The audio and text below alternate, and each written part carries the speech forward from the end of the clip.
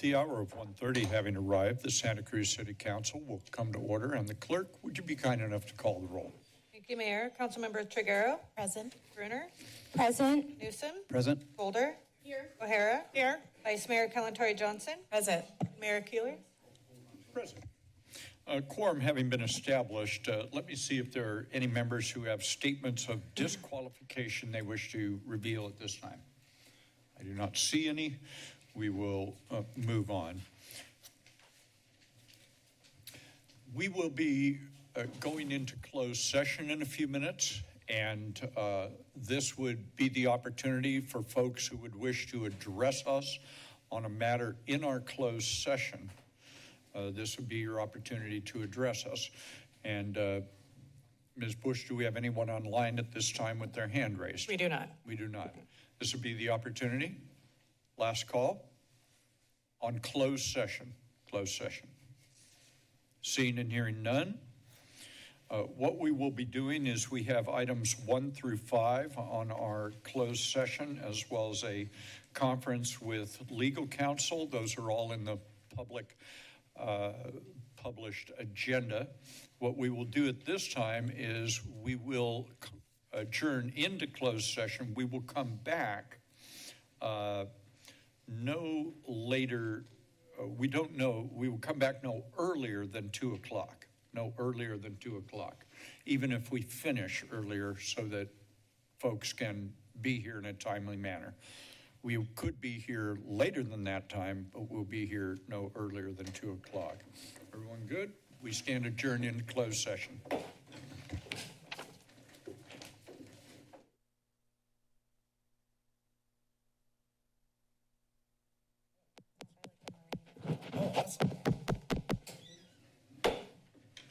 The hour of 2 o'clock having arrived, the clerk will call the roll to establish a quorum. Thank you, Mayor. Councilmember Triguero. Present. Bruner. Present. Newsom. Present. Boulder. Present. O'Hara. Here. Vice Mayor Kalantari Johnson. Present. And Mayor Keeler. Present. Quorum having been established, we're on oral communication. This would be an opportunity for anyone to address the council on a matter under our jurisdiction, but not on today's agenda. In the event that there are folks who are calling in under oral communication, we will toggle back and forth. We'll start with someone here present, then we'll go online back and forth until we complete our work in oral communication. So at this time, let me acknowledge the first person in line. Welcome. Good afternoon. With our delightful weather, wouldn't it be nice to go for a swim in a city pool? Sadly, we cannot. Harvey West Pool has not been open since 3 years now. We were told it was going to open on Memorial Day. It's already July 4th, almost. No pool. Children, especially in a coastal community, should have opportunity to learn to swim in a pool. Doesn't this fit in with health and all policies? The city will be spending a lot of money on pickleball courts. Nobody's going to die because they can't play pickleball. They might if they don't learn to swim. There's a 2-year waiting list for a senior water exercise class at the Elks Club Beautiful Pool, so the demand for a pool is there. Here's a wild idea. Maybe the Warriors should include a pool as part of their plans for a sports complex. It would be a great benefit to future residents of the south of Laurel area and the rest of the city. Thank you. Thank you. Do we have someone online, Ms. Bush? Not with their hand raised. Next person in line. Good afternoon. Welcome to the council meeting, sir. Good afternoon.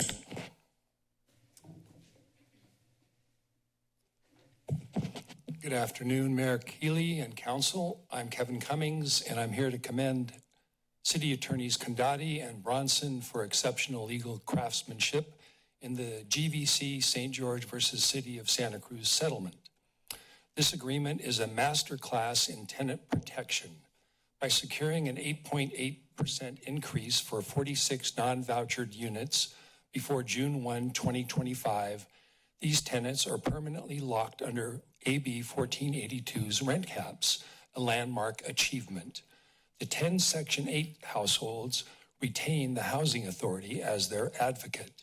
But the agreement's validity is fragile. It requires specific letters from Housing Authority and HCD. If these aren't provided exactly as stipulated, the settlement becomes void. Crucially, if the agreement collapses, the 46 units keep AB 1482 protections. GVC remains bound by Civil Code 1947.2 rent limits. One nuanced detail, Martin C. Meny signed in dual roles as VP of both GVC St. George and its sole member, Barron Ranches, Inc. While efficient, this could create future conflicts for Mr. Meny if obligations between these entities diverge. Thank you for prioritizing tenant security in this legally sophisticated outcome. Enjoy your break.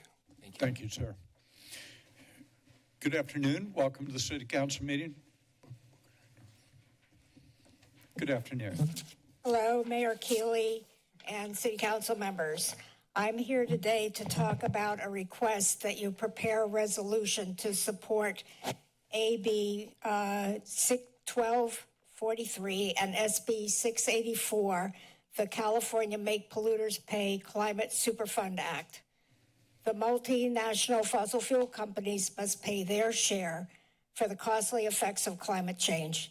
These costs are increasing as the climate crisis affecting the state increases. The taxpayers cannot pay the cost on our own, and the fossil fuel companies have known about the impact of their product on the climate since the 1950s, and they have tremendous resources. As you know, wildfires are predicted to be more severe in 2025, and this January, LA County experienced $250 billion in damage from frightening wind-driven wildfires, which we all watched in terror. I have a copy of a resolution signed by the San Francisco Board of Supervisors, which I can give you, and also the Santa Cruz County Board of Supervisors had this on their issue on their consent agenda this morning. Please draft a resolution supporting California Make Polluters Pay, SB 684 and AB 1243. Thank you.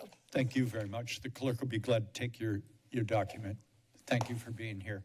We have a person online. Is that correct? We'll be right with you, sir. We'll take the person online. Good afternoon. Welcome to the City Council meeting. Hello, council members. I'm Kevin Norton, a citizen who lives on the west side of Santa Cruz. What is social trust? Social trust is whether or not people in a community feel that others are honest, reliable, and can be trusted. According to research, it occurs when people from different backgrounds interact with each other. And this used to happen in neighborhoods, but not as much anymore.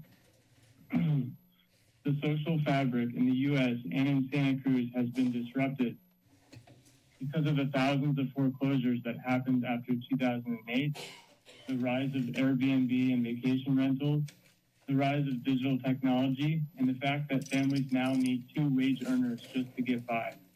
Thanks to the internet, people can choose to spend time only with people just like themselves and distrust everyone else, which is exactly what is happening, and it's dangerous. Studies show that we are spending less time interacting with our neighbors than we did decades ago. Furthermore, only 1/4 of Americans say they know most of their neighbors. 1/4. Can you believe that? Only 25% of Americans report knowing most of their neighbors. When people feel anonymous in a city where they live and they don't feel they can trust others, it lessens quality of life for everyone, and it creates more opportunities for crime to happen, according to research. Undoubtedly, if the sociologist Robert Putnam was here, he would say, let's bring people from different backgrounds together once again at the neighborhood level. The YIMBYs and the NIMBYs, the rich and the poor, the religious and the non-religious, the young and the old. Thanks for listening. Have a great meeting. Thank you. Mr. Phillip, good afternoon, sir. Hi, everybody.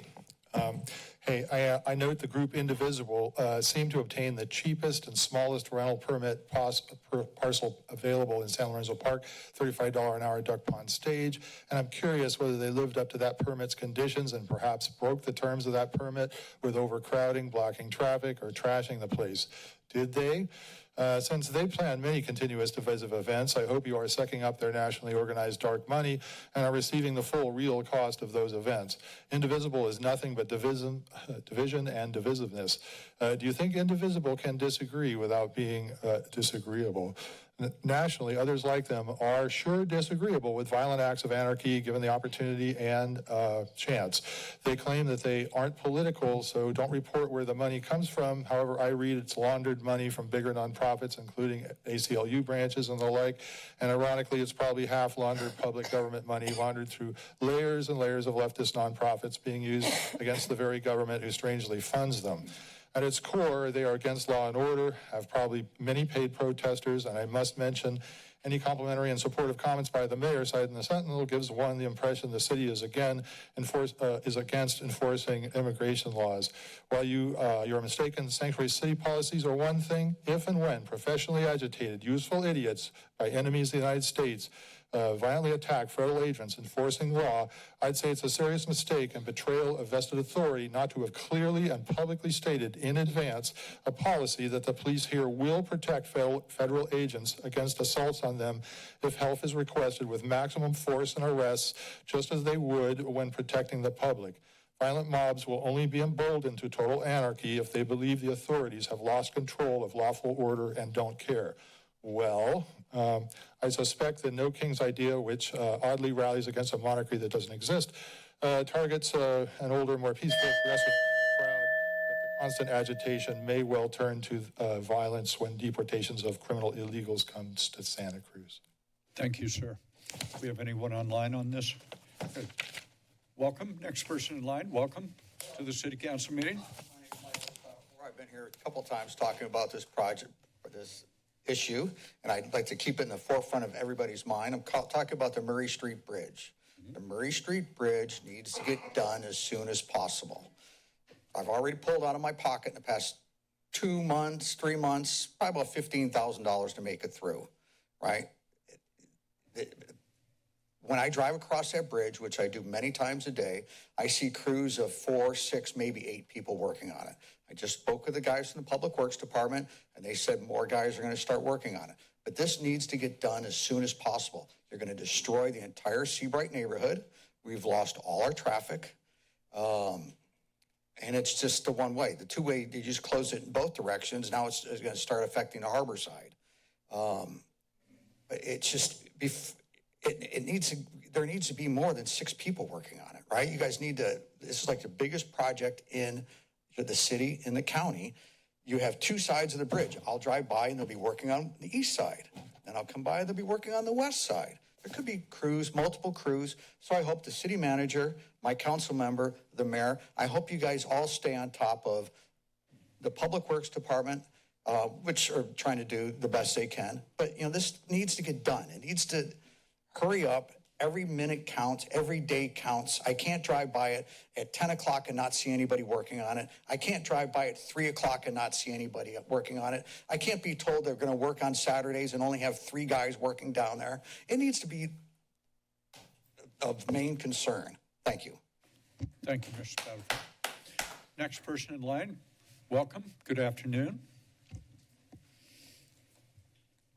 Thank you for the opportunity to speak.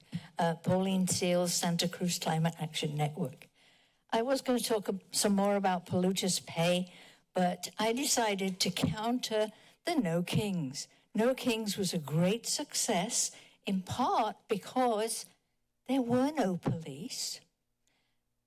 There was no violence. Everybody was very well behaved. People weren't paid. They had their own signs, handmade, and huge variety. It was a wonderful, active democracy demonstration. And I am very happy that we can do that in this city, and I thank you. Good afternoon, sir. Welcome.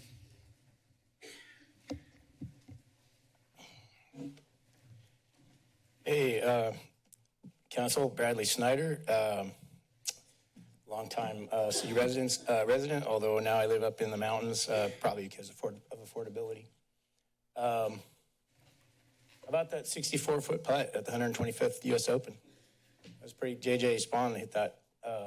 He was three strokes down, and then he made it in one putt. He only needed to make it in two. It's pretty amazing.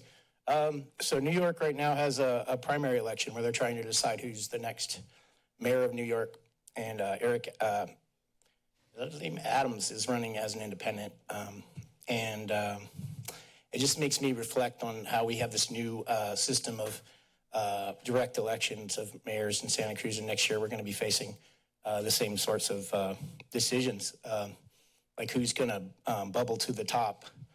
As someone who wants to be the mayor, the center of everything. I'm sure you enjoyed the last 3 years, Fred. One of the things I want to put out there is, there are a lot of issues that kind of don't matter to people who've lived here a long time, like cigarette butts are great, and the kind of hyper-intensive development that's going on is, it serves certain interests, certainly. And the 2 cent per ounce, fluid ounce of, chemically, yeah, carbon dioxide, it's different than oxygen or sodium chloride, but like charging by the ounce. I was at Zoccoli's, and they didn't charge the 24 cents they should have on the soda, but it's considerably more expensive now. My point is that I would like to see someone like someone comes to this body who's deaf. I can't be from Santa Cruz running for mayor. Ken Collins, the surfer, he's got a little bit of fame from being in certain surf movies. That'd be my nomination. Thank you. Mr. Van Hove, how are you? Good afternoon, sir. Doing great, Mr. Keeley. I'm here today to talk to you about some communications that was sent to you, and hopefully you guys had some times to review it. I want to discuss a contractor who recently... Casey, can I ask you a question real quickly here? Just to engage me with this. You are, am I correct, you're going to be speaking to an issue that is embedded in one of our agenda items today, is that correct? I wouldn't say it's necessarily embedded into that item. It more maybe goes over into a larger consent about it. But, if that consent item would like to be pulled, then we could discuss it further. I think it is highly likely that will happen. Okay. So I'll speak to it then. Would you mind? Absolutely. We'll go to that. Thank you, sir. Thank you. Good afternoon. Welcome.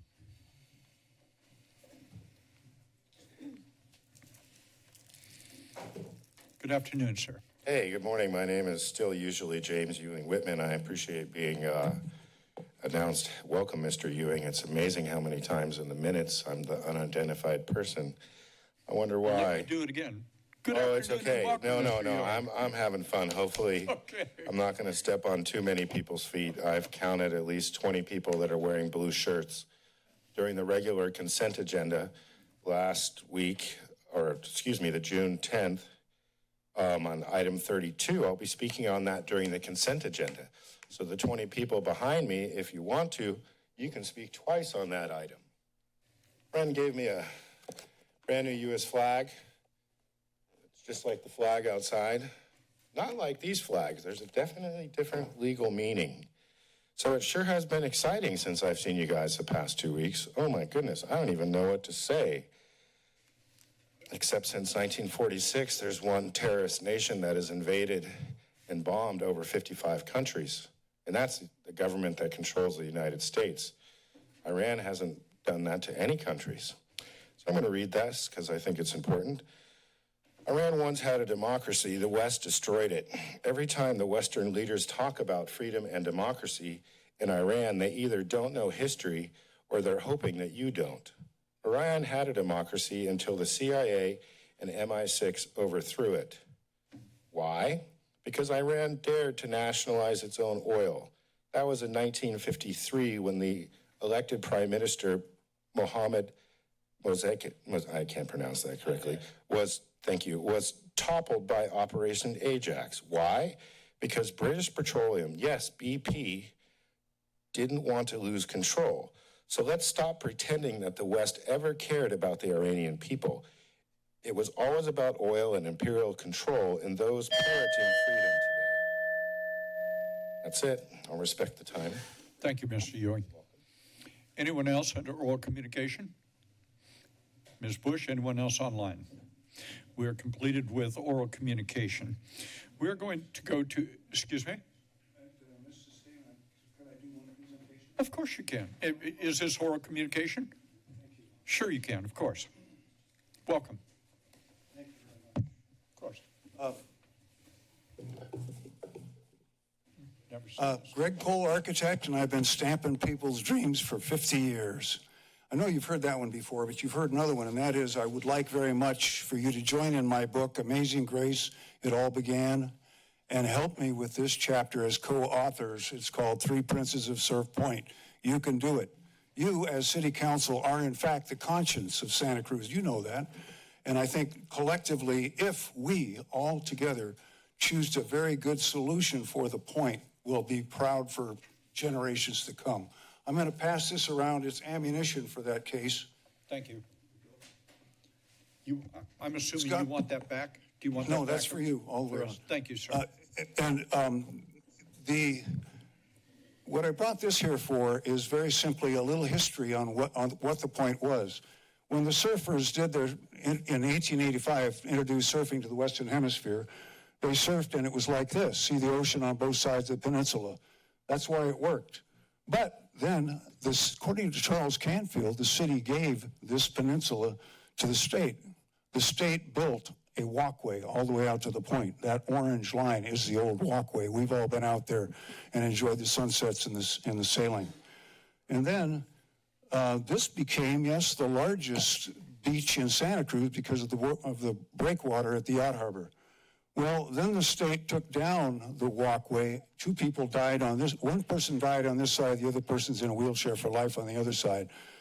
What I'm encouraging you to do here is ask the question and maybe check on the documents of when the city gave the property to the state. Did they give it to them conditional, which required access to the point? I think that's a good possibility. I would have if I was mayor at the time. So that's number one. But I think number one, most important, is the city itself, you, the conscience of the city, has to take a hold of the goal that you have. They didn't get to the moon without deciding to go first and then figuring out how to do it. Let's figure out how to do it. Thank you very much. Thank you, Mr. Cole. Anyone else? Oral communication. All right. We are on to item number 3. This is a mayoral proclamation declaring June 2025 as Elder Abuse Awareness Month. I am asking Councilmember Triguero if she would be kind enough to make the presentation on this item. Thank you, Mayor. Whereas the County of Santa Cruz is home to more than 72,000 residents aged 60 years or older, representing 27% of the population, who enrich and strengthen our community, serving as leaders, mentors, volunteers, and vital members of our community, and who deserve to be treated with respect and dignity. Whereas over 3,000 reports of abuse against our elderly residents are received every year by the County of Santa Cruz Human Services Department, Adult Protective Services. And whereas elder abuse remains one of the most unrecognized and underreported issues affecting older adults, recent studies estimate that approximately 1 in 10 people in the United States aged 60 or older have experienced some form of elder abuse. And whereas the lifespan of our aging population, increasingly local and nationwide, we have the opportunity to consider how we best meet collective needs and develop services so as to provide the best care and protection for those older adults vulnerable to elder abuse.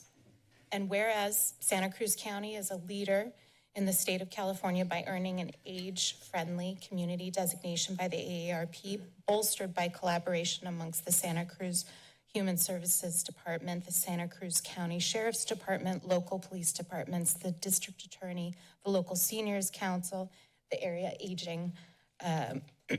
agency on aging. the long-term care ombudsman program, the public guardian program, and many community service partners that prevent abuse, protect victims, and prosecute offenders who abuse our elderly. And whereas when we worked collectively to ensure proper social structures exist to help people retain community and social connections as they age, we in turn reduce the likelihood of abuse and increase the social, cultural, and political actions where real and sustainable change is possible, so that all older adults may live free of abuse, neglect, and exploitation. Now, therefore, I, Gabriela Triguero, along with Mayor Fred Keeley and members of council, do hereby proclaim June 15th, 2025 as the World Elder Abuse Awareness Day and the month of June as Elder Abuse Awareness Month in the city of Santa Cruz. And I encourage all citizens to join me in observance in helping to prevent elder abuse and supporting the well-being of all older Americans in our city. Thank you, Councilmember. Good afternoon.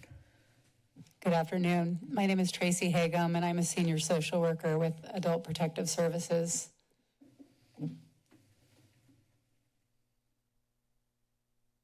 On behalf of the Adult Protective Services team at the County of Santa Cruz Human Services Department, I would like to thank the City Council for this proclamation proclaiming June as Elder Abuse Awareness Month. Our team investigates allegations of abuse, neglect, and self-neglect and exploitation among older and dependent adults throughout our county. We strive to reduce the risk of abuse and neglect and enhance safety among older and dependent adults in Santa Cruz County. The issue of elder abuse is significant both in impact and scale. According to the National Council on Aging, roughly 10% of Americans over the age of 60 have experienced some form of elder abuse. Various studies estimate that issues of self-neglect adversely affect somewhere between 10 and 21% of American older adults. Upwards of 1 or 2 out of every 10 older adults in our lives may be suffering from some form of abuse, neglect, financial exploitation, or inability to meet their own daily needs. To put the scale of this in perspective locally, the population of older adults in Santa Cruz County, age 60 and over, is estimated to reach 30% of our county's total population by the year 2030.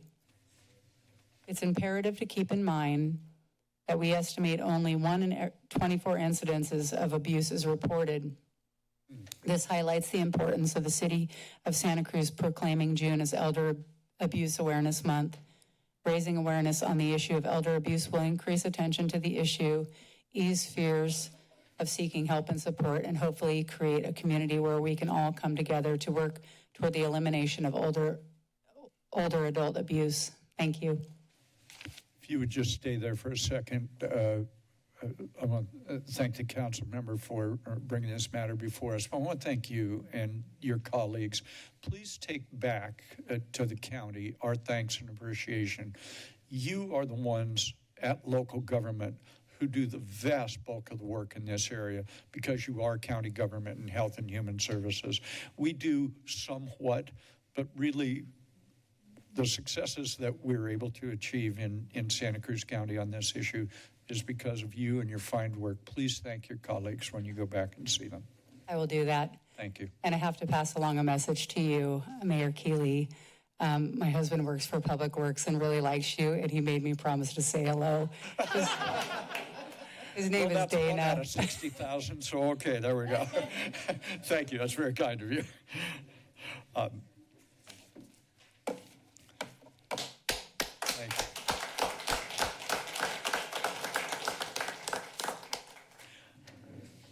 Item 4 is a mayoral proclamation declaring July 2025 as Parks and Recreation Month.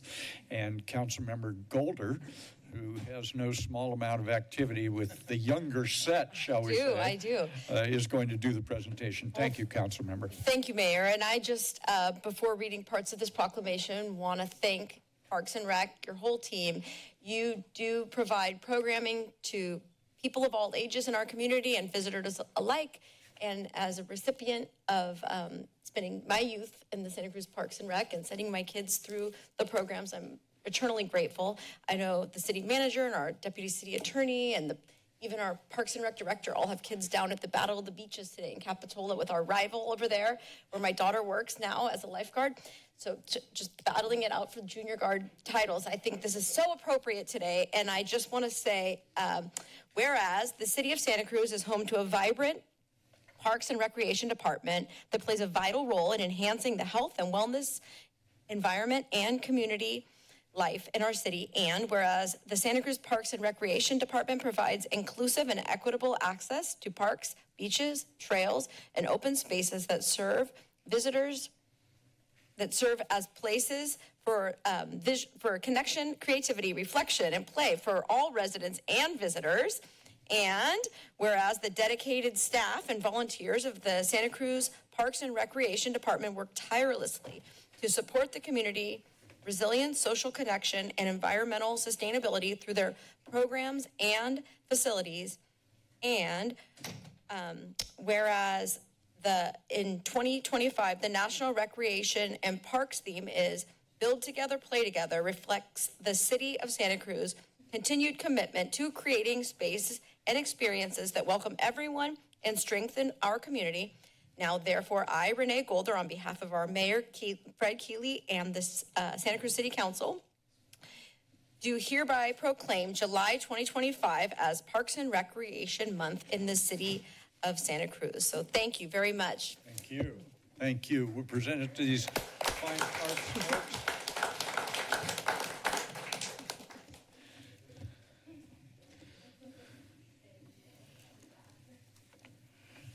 Good afternoon. Good afternoon. My name is Annalise Bryant, and I am the Recreation Supervisor for classes, special events, and promotions. And I just want to thank you all for allowing us to be here, as well as presenting this proclamation. If you guys could all humor me for a moment, I'd like to start with Councilmember Golder and work our way over. If you guys would mind sharing either your favorite park to visit in the city of Santa Cruz or the last recreation event you went to, please share with us. There's so many. Okay. Last favorite park, I would say probably Cowles Beach. Grant Street Park for sure. It was our neighborhood park when my girls were little, and so definitely. That's so hard. Garfield Park because of the memories with my kids, and It's Beach because I get to take my dog there. So I cheated. Woody's on the Wharf on Saturday morning. That was so much fun. A great annual event. So wonderful to see people from all over the state and other states who come here, and the joy and happiness that it brings to everybody is wonderful. So thank you for that. Westlake Park, and my kids just finished Camp Cruise, which was a wonderful program, and Super Camp as well. So. Very nice. My recent event, I guess most recently, the ribbon cutting at the Museum of Natural History with the mama whale and the new baby whale. I hope everyone visits them. It was very sweet. All the parks are my favorite. Thank you.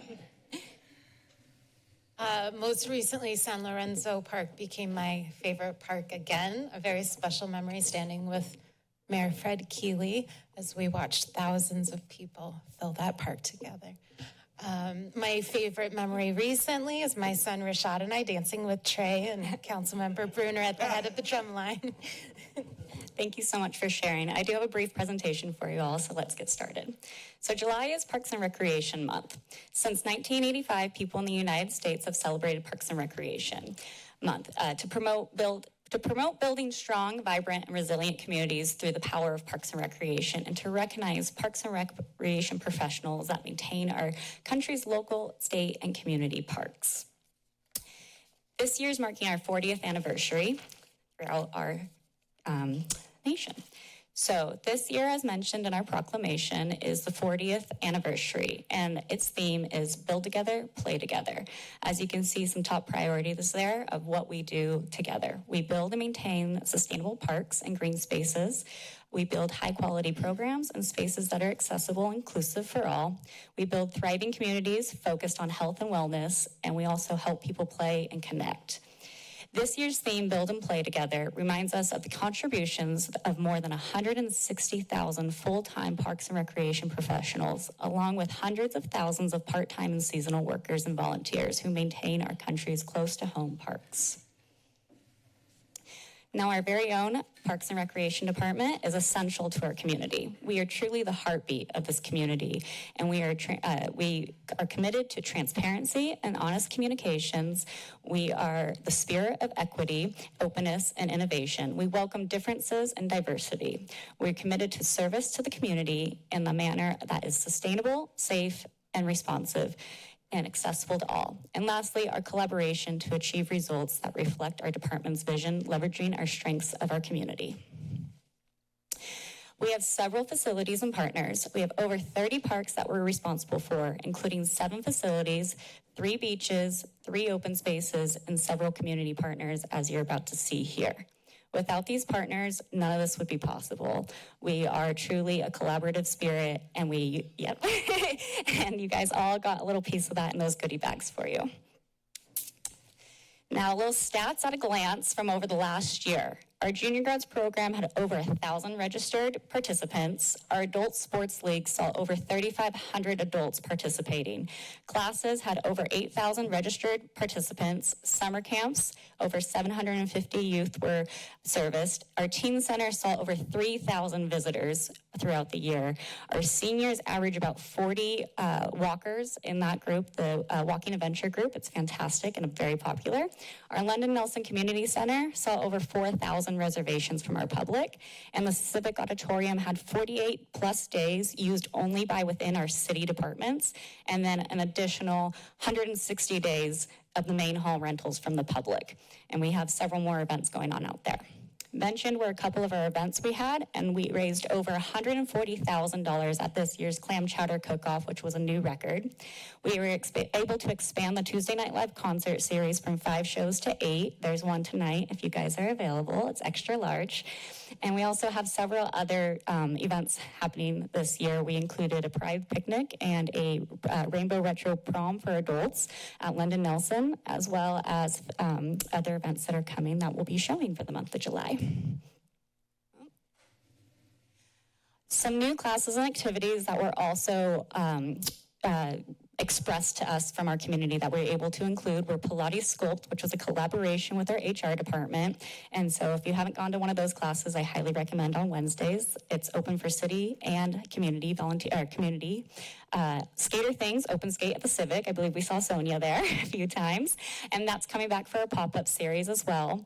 Dancing for Everybody is brand new at London Nelson, which is an all-inclusive dance class. Bird watching, which was highly sought after for our Parks Commission, and that was at Westlake and Erie Lagoon. And then one of our newest takeoffs is Little Chef's Big Flavors, so a youth cooking class at London Nelson. And then also, Harvey West Pool is opening this summer. So for the month of July, we have fun, free activities, and we hope to see you guys there at those. You'll be able to find them all online, but some highlighted events would be our backstage tour at the Civic, our TNL concert, and we have one tonight, as well as 2 more in July. James Durbin is fantastic, as you guys all know. Santa Cruz Archers Day, go up there for a free demo day. And then Day on the Beach with Shared Adventures, which is an all-inclusive day at the beach. They are looking for volunteers, and if you haven't done it, I highly recommend it. You'll not get any more great joy than helping out at that day. More highlighted events would be swing dancing by the sea. It's free swing dancing out the wharf. Can't think of a better place to have free swing dancing. Lessons are there. 2 opportunities for our Coastal Watershed River Walk. Family Fun Day is one of our biggest events during July. It's a collaboration citywide with County of Parks and Rec, City of Santa Cruz, Capitola, Watsonville, and Scotts Valley. It's hosted a fun family-free day at Sky Park this year on July 19th, so you won't want to miss that one. Downtown Tree Walk with our very own urban forester, Leslie Keaty. You get to learn about all the historic trees downtown. Few more events for you is London Nelson's Open House, a week long of learning behind-the-scenes tours, drop-in classes, and Q&A with instructors, and, of course, a ping pong tournament, singles and doubles available. Another TNL concert. Hope to see you at Fishhook. It's their first time rocking the stage, so they'd love to see your support. And then lawn bowling at San Lorenzo Park. There's free lawn bowling lessons on the 27th of July. And with that, I just want to say thank you. Well, thank you very much. We really appreciate all the fine work that the department does and the way you engage our community in that. Thank you very, very much. Appreciate it.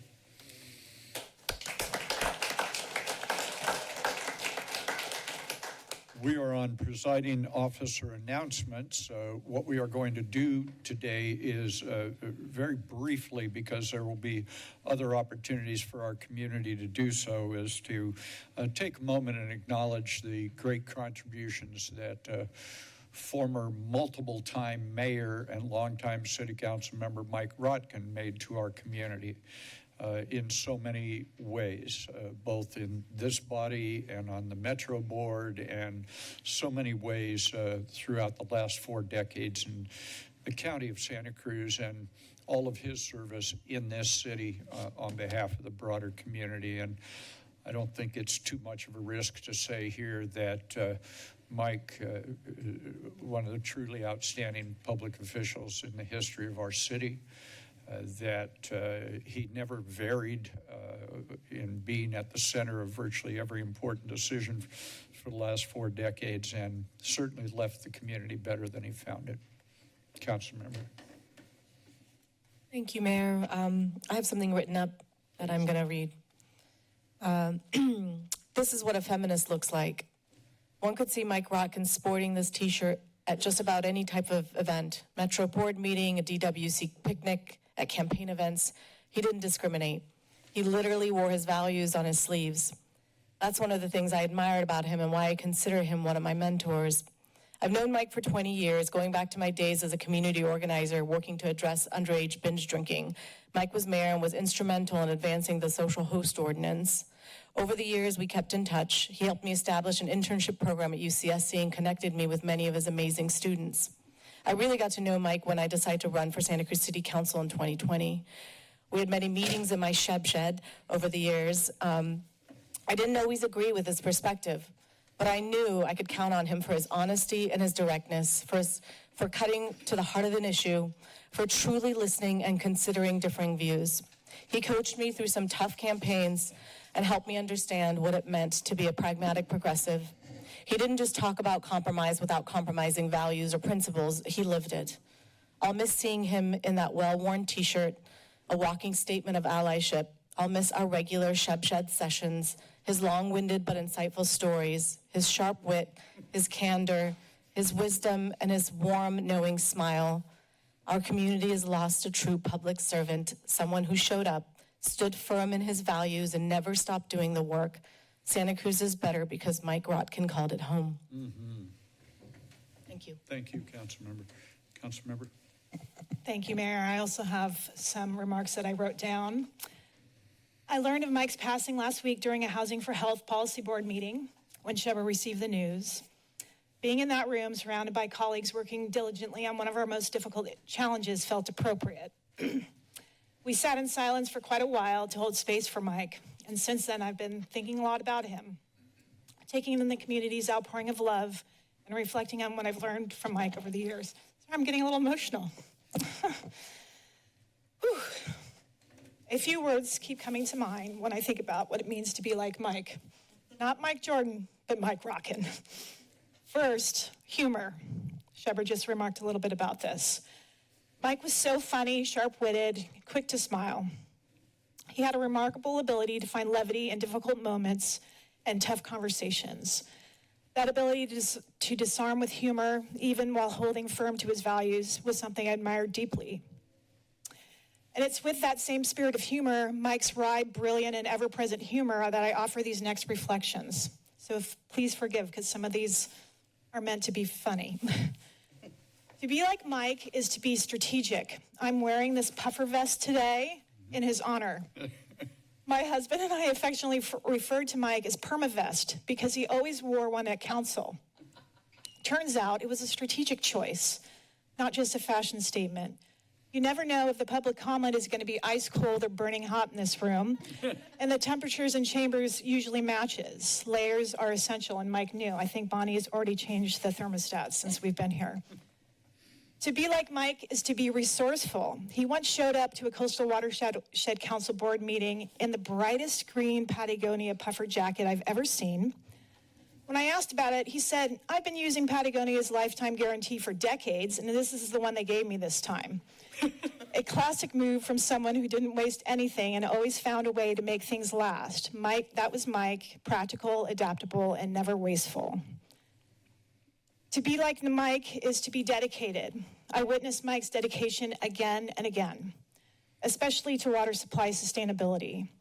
From the Desalination Task Force to the Sustainable Water Coalition to the Water Supply Advisory Committee, he showed up, did the work, and never wavered in his commitment to long-term health of this community.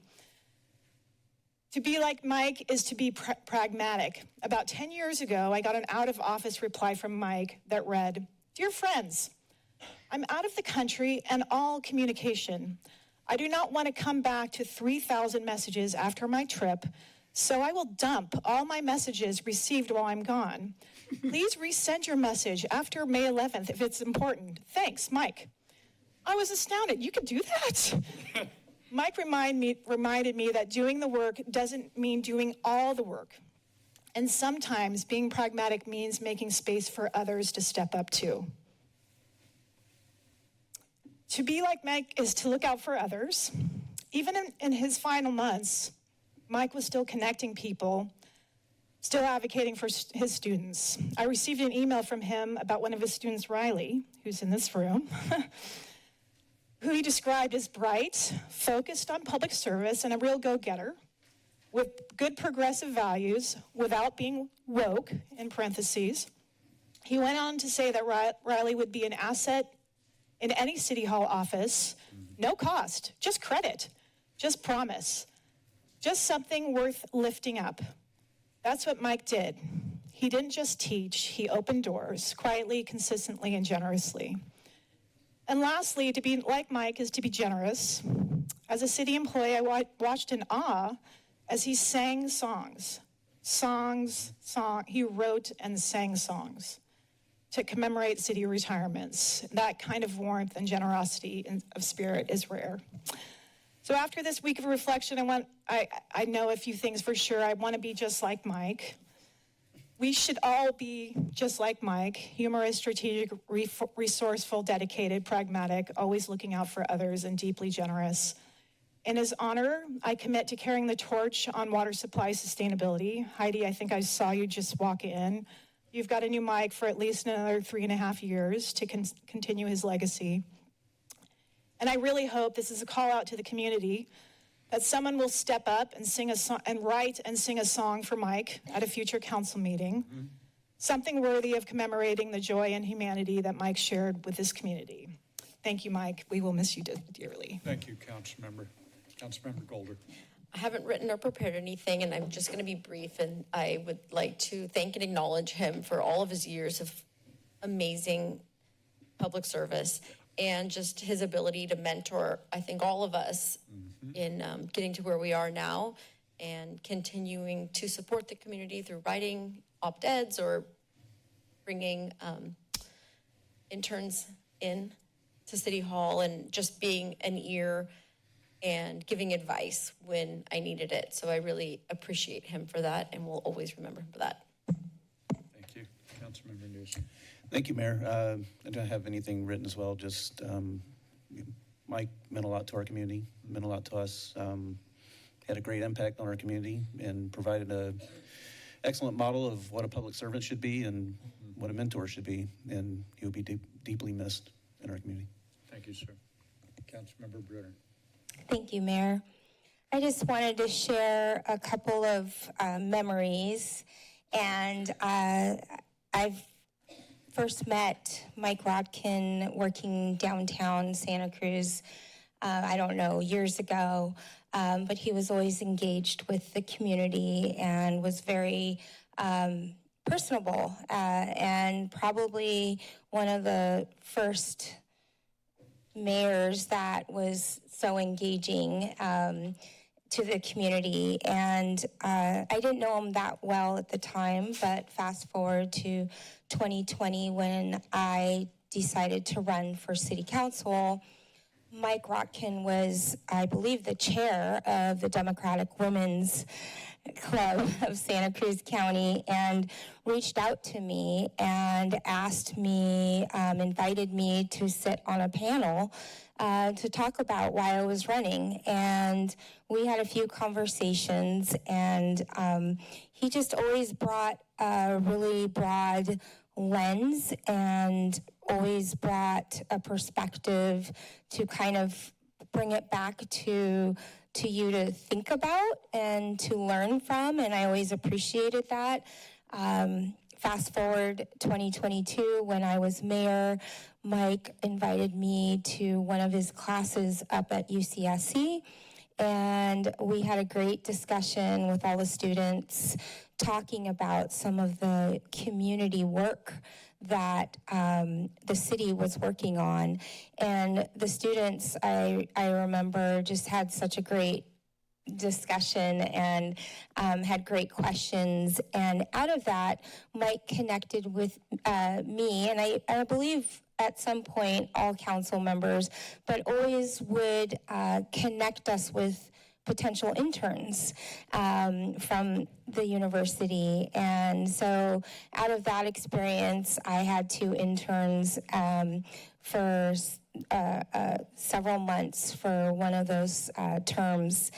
And, you know, he was always just so present in reaching out and staying in touch with the work that's being done at this council level and out in the community, and always calling for public comment.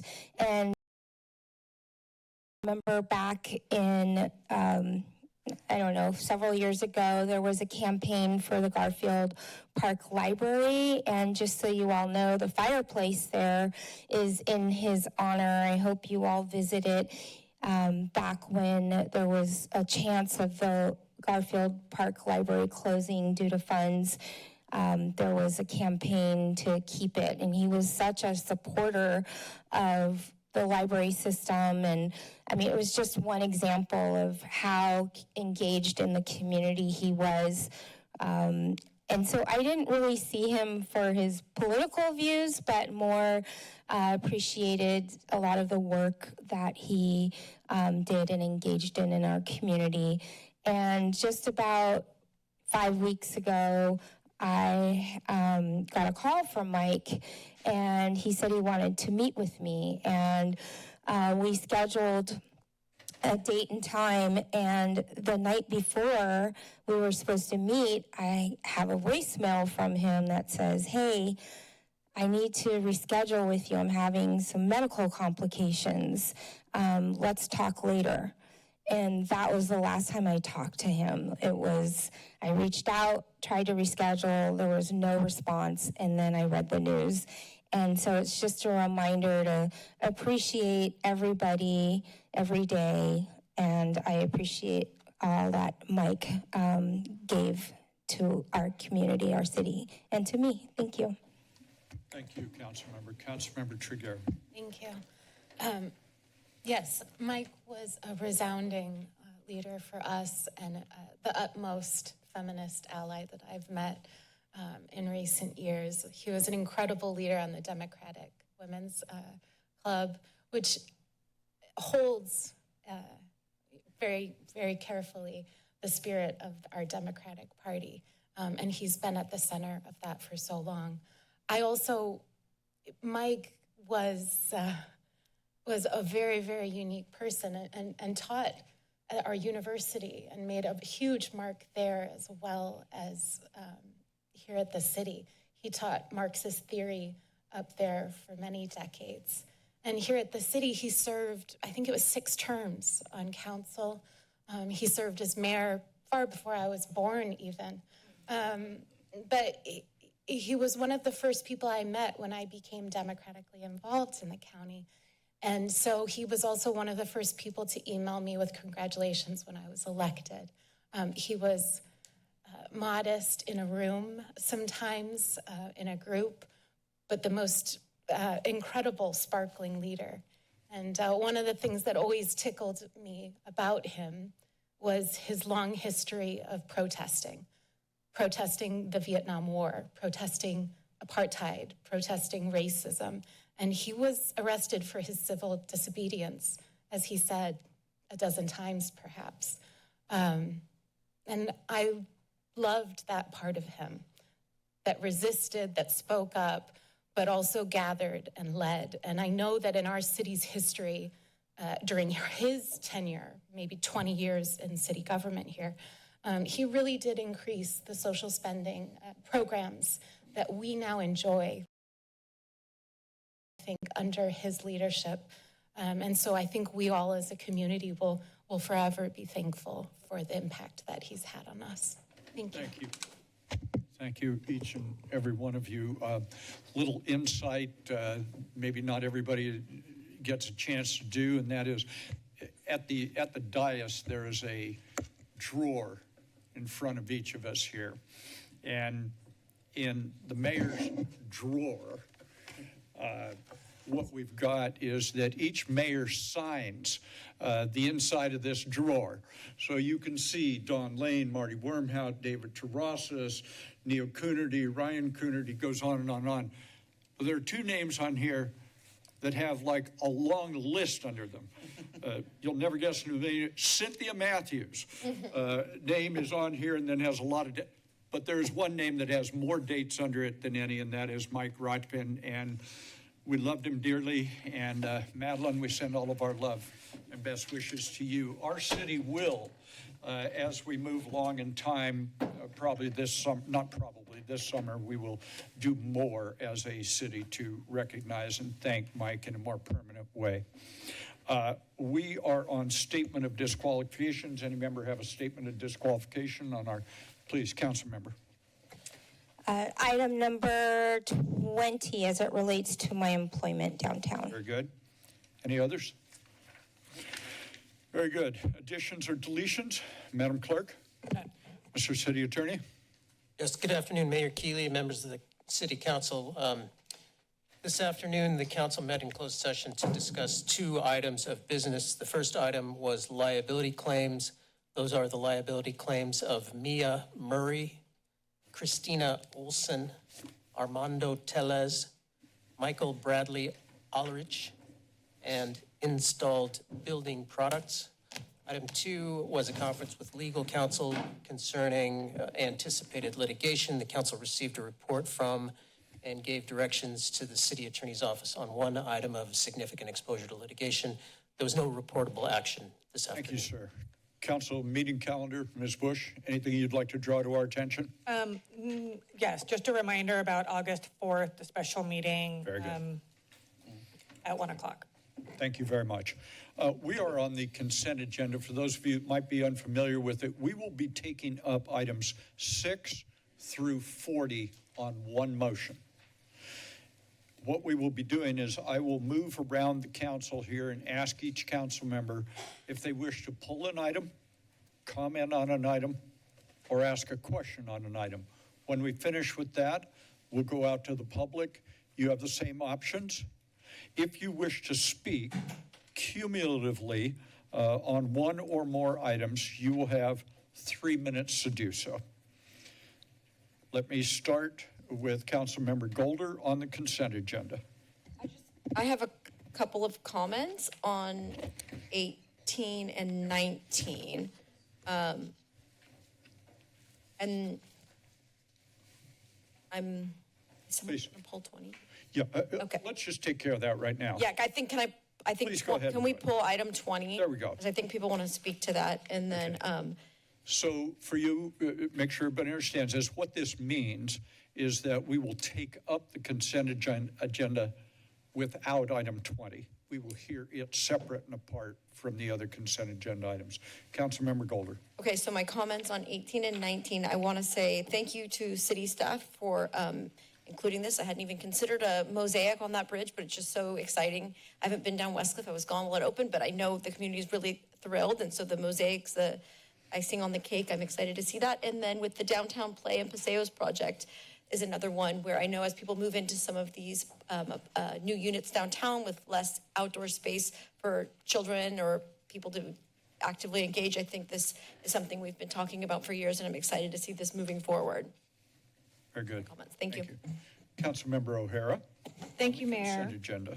Thank you, Mayor. Nothing to pull. I do just want to express my appreciation for items 9, 10, and 11. Those were also on the last council agenda, and we delayed them to have a little bit more of a conversation about those contracts. These are the homeless service contracts up at the Armory and Overlook, the transportation associated with that, and the safe parking program, Tier 3. I'm happy that we are moving towards contracts that are really housing focused with a level of accountability and really focused on performance metrics that we're looking for. And I hope to work with my colleague who's also on Vice Mayor Kalantari Johnson, who's also on the Housing for Health Board, to work with staff over this next year to continue to move those particular contracts, and in particular our sheltering programs, to the level of best practice that we are really made huge strides, and I think we can continue to make improvements. So I just wanted to provide my appreciation to staff for bringing those back again. Thank you, Councilmember. Madam Vice Mayor, on the consent agenda. Thank you. Items, comments on 12, 16, 17, and 19. Item 12 is the award contract for California Youth Service Corps grant. Just wanted to bring this forward because this is really aligned with our Children and Youth Bill of Rights and the commitment that we've made to create opportunities for young people to gain skills and gain leadership capacity, increase their leadership capacity. So really, really excited to have this in our community and have the city of Santa Cruz be the lead for the region. And then items 16 and 17, 16, a resolution condemning the use of military force in civilian communities, recognizing the contributions of immigrants locally and nationally, and affirming Santa Cruz's commitment to the constitutional rights of all people. I'm going to put this with 17, a resolution affirming the city of Santa Cruz's commitment to abide by the California State of Refuge Act and support for transgender, gender, queer, non-binary, gender fluid, gender non-conforming, and intersex community. Want to appreciate my colleagues who have worked on this and brought this forward, Councilmember Triguero and Bruner, Mayor Keeley. I think it's so important that we really confirm who we are as a community and what our values are. So thank you for bringing these items. And then number 19, the Downtown Play and Paseo project, a huge component of the vibrancy framework that Councilmember Newsom and Councilmember Golder and I have worked on, and just really, really excited to see this come forward and come to fruition after years in the making. That's it. Thank you. Councilmember Newsom on the consent agenda, sir. Thank you, Mayor. So I just want to associate myself with the comments of Vice Mayor Kalantari Johnson on item 16 and 17 and thank my colleagues for bringing this forward. I think it's very important that we affirm our community's values and uplift these communities. On item 19, just very quickly, really happy to see this on our agenda. As stated, it's a great project that will turn several downtown service lanes and alleys into a network of public spaces with multiple amenities. So really happy to see this on our agenda and happy to support it. And then on item 34, just want to quickly thank Director Nguyen for the work and he and his staff did in repairing the San Lorenzo River Lagoon culvert and having that in place before the winter. Thank you. Thank you, sir. Councilmember Bruner on the consent agenda. I won't duplicate, but I had similar comments for 12, 16, 17, 34, and 35. So thank you to my colleagues and thank you to city staff for the work on those items. Thank you, Councilmember. Councilmember Triguero on the consent agenda. I also have a couple of comments and then a question for staff. On 16, the resolution condemning the use of military force in civilian communities. I want to especially thank my colleague, Councilmember Bruner, of course, for stepping on with me. And I uniquely want to thank two gentlemen for helping me with this resolution, and that is Mayor Fred Keeley and community member Hector Marine. And these two gentlemen may disagree on development things. We've seen them spar in public.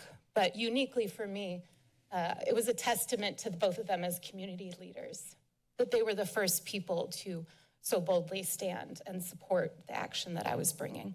So thank you. Thank you so much. For item 17, the resolution affirming Santa Cruz's commitment. This is focused on our transgender, genderqueer, non-binary, gender fluid, and gender non-conforming and intersex community members. I want to thank first our city attorney's office and Cassie Bronson for her work on this. This did take some time to come forward to agenda, and I really appreciate her thoughtfulness on this work. That was important to me. I also want to especially thank Adam Spickler, who is a county employee, but also a community leader. Adam provided both language at the county level, which we leveraged for our city, but also uniquely brought forward additional points that we were able to incorporate in this this resolution that furthered what the county had done with new steps about new signage, about identification. And Adam's input, for me personally, was just an incredible value. And as such, I really want to thank Adam for that contribution to all of us. On item 26, which is the funds for replacing the Ford Explorer police vehicles, I want to just make a comment here since I'm a new member of the HIAP committee group. And I'm also really mindful of our climate action plan and our city finalizing its EV policy, which I think is going to be the first one that'll be coming forward later this year.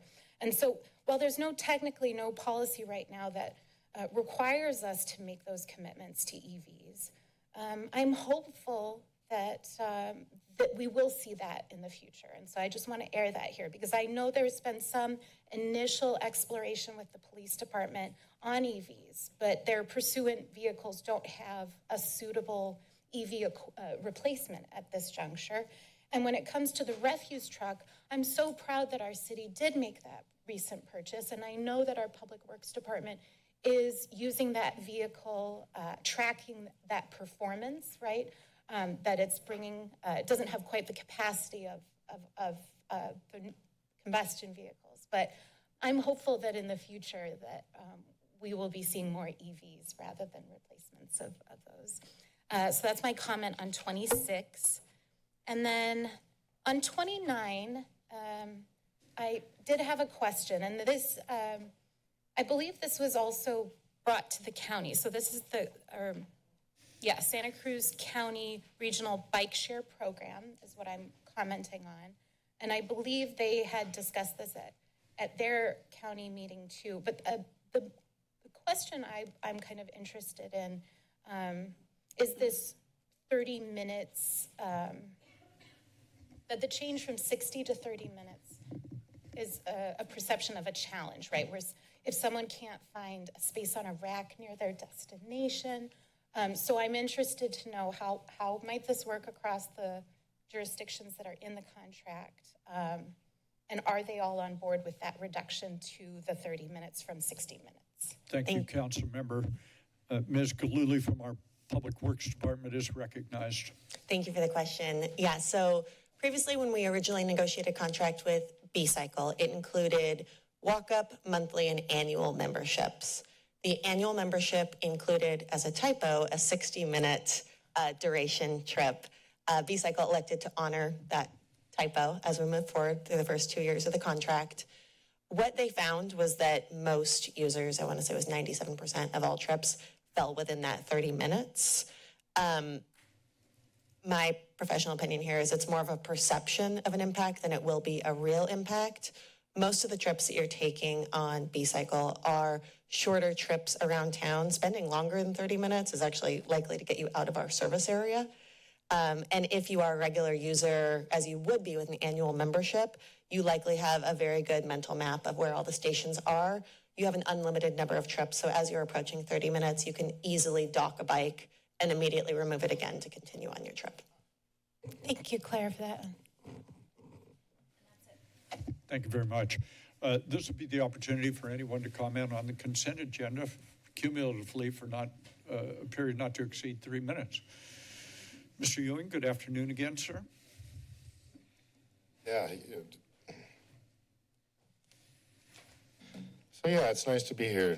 We used to get 3 minutes on the consent agenda items. I'd like to talk on 3 items on the consent agenda. Number 8, which has to do with the minutes, and that's 2 parts. Number 32 about the tobacco, and then number 33 about the fire safety. Then on the regular consent, the number 16, the military force, and number 17, the gender mental illness. I guess I'll start with number 17. It's kind of wild that the latest Supreme Court justice can't define a woman. I'll leave it at that for now. Number 16, the military force, although I now have a 15th reason to suggest class action lawsuits against the city of Santa Cruz for $250 million. The first one has to do with the military weapons that are everywhere in this county as far as the cellular stuff. Those are all military weapons. So there's a lot of things to be worried about. Now going back to the minutes, minute and a half. Number 32 about the tobacco. I had the really fun opportunity to speak to a community member who owns a couple small stores. And this community member said that the cigarettes are not just 35% of their business, but the people that come in there to buy cigarettes are buying other things. It's really 60% of their business. And then I learned that if more than 2 cities adopt this, that it's going to be countywide. So it is the 15th reason to sue the city of Santa Cruz for $250 million. Not the most important one, but it is just one of 15. Now, moving on to the number 8, the June 10th meeting, number 32, about the fires. About 2 weeks ago, I saw my first full electric 18-wheeler. The batteries on that thing were immense. They were at least 30 inches by 30 inches by 7 feet. We had a recent fire where my understanding was only 1/12 of that battery backup power plant burned. To my knowledge, there's not a way to put out those fires. To my knowledge, a lot of apartment complexes and condominium complexes do not allow electric vehicles because of the runaway fires. So there's just a lot of issues going on. And I suppose as a reminder, if the people who are here physically to talk about item 40, which is on the second consent agenda, they can bring up item number 8, the minutes of this consent agenda, and you can speak for 3 minutes twice. Thank you. Thank you, sir. Anyone else on the consent agenda?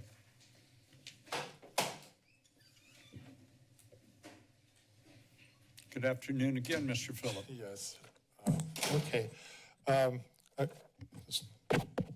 Item 18 is a big no. Misappropriating $201,000 of water fund money, treating it as a slush fund, screams zero fiscal discipline, is unprincipled, and erodes public fiscal trust in the city. Municipal water is funded by water ratepayers to the monopoly water utility to deliver water and for water infrastructure, nothing else. And the culvert you're going to put art on is not a water department asset or a watershed. To misappropriate this money is the same as raising taxes or borrowing money without public consent. Since the water department is to be debt interest obligated to the tune of hundreds of millions of dollars, unprincipled siphoning off of some of that money actually costs more than the par value, and our water is expensive already.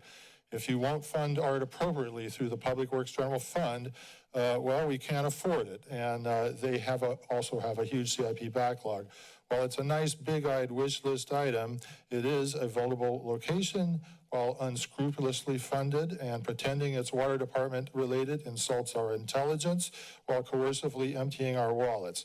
For your information, as I like to do, the other Surf City, Huntington Beach, Wallet Hub's #1 best rated best run big city in the country, doesn't do this and funds with a partnership of its city community services department and its partner Huntington Beach Arts Center Foundation, a nonprofit that raises funds via events like Surf City Arts Fest and memberships.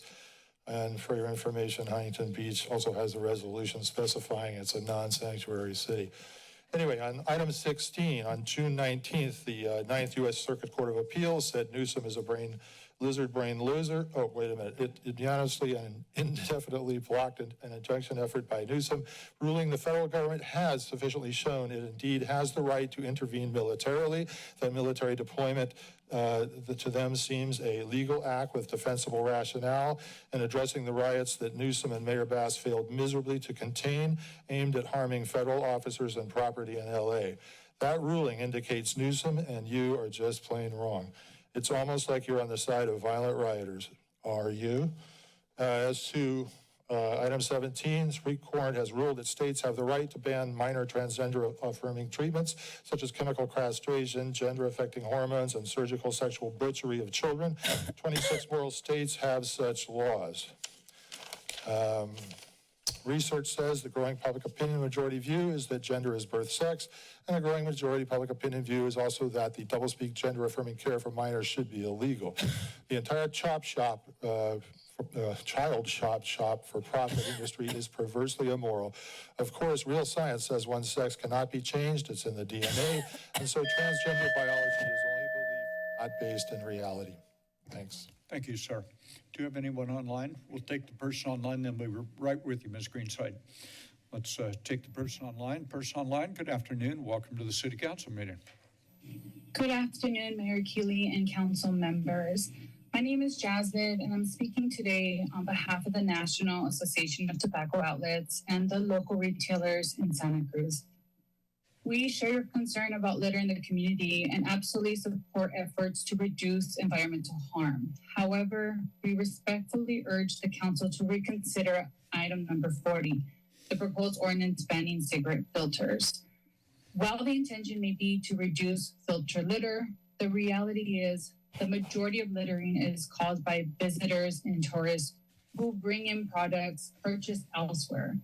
A local ban won't stop that flow. It will only penalize the small businesses, owners, and employees who live and work in Santa Cruz and who already comply with local laws. If the goal is truly to address litter, we believe resources would be better spent on education, public waste infrastructure, and enforcement of existing littering laws, strategies that target the behavior, not the product. We welcome the opportunity to collaborate on more effective, inclusive solutions that protect the environment without putting the undue burden on Santa Cruz retailers and their employees.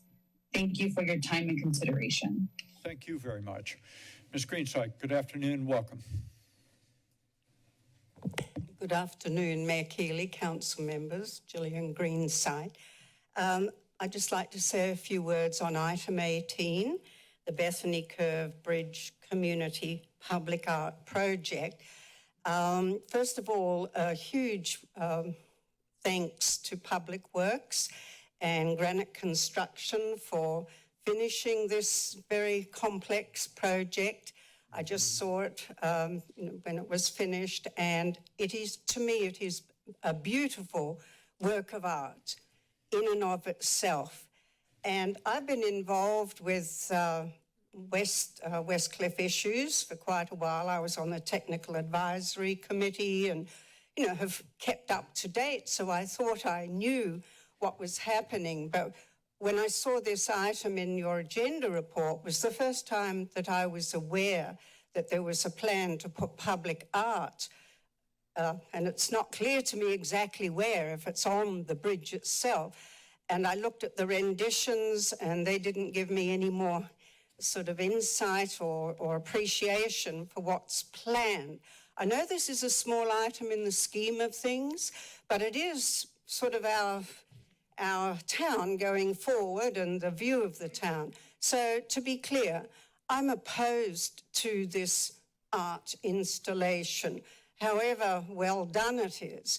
To me, it is not just gilding the lily, it is destroying the lily, because I think that the clean lines of the bridge, which was very carefully done to look very much like the one that had to be destroyed, that is the work of art. And I'd be just, to me, it's clutter. It sort of gets in the way of that cleanliness and beauty of the monochrome color of the concrete and the nature behind it. So because I didn't have an opportunity, I don't mean you didn't give it, I just didn't know it was there. I just thought I'd come and express my opinion. I don't know how widely shared it is, that I think it's a real shame to adorn this lovely structure with anything else. Thank you. Thank you. Anyone else online? Next person in line, welcome. Greetings again, Council, Mayor Keeley. Mike Rotkin was a real interesting character. He'd come at you with stuff. He'd talk your ear off. No, I'm kidding. He would be real concise. He knew what he believed, and he had a pretty sharp wit. My condolences to his family and to all those people he mentored. Apparently, Council. On 26, the interceptors, those had the thing about electric vehicles is they operate differently than the gas-powered vehicles in terms of their initial power, profile. So they'll just they'll just confuse somebody that's being chased by them. Like somebody that I don't know. In some ways, the best of both worlds is like a Corvette E-Ray, where you've got an electric motor incorporated in a gas-powered vehicle. They don't make that. I think in the Ford Explorer. Let's see. On the garage elevator repair improvements, I think that's absolutely critical from the standpoint of handicapped access.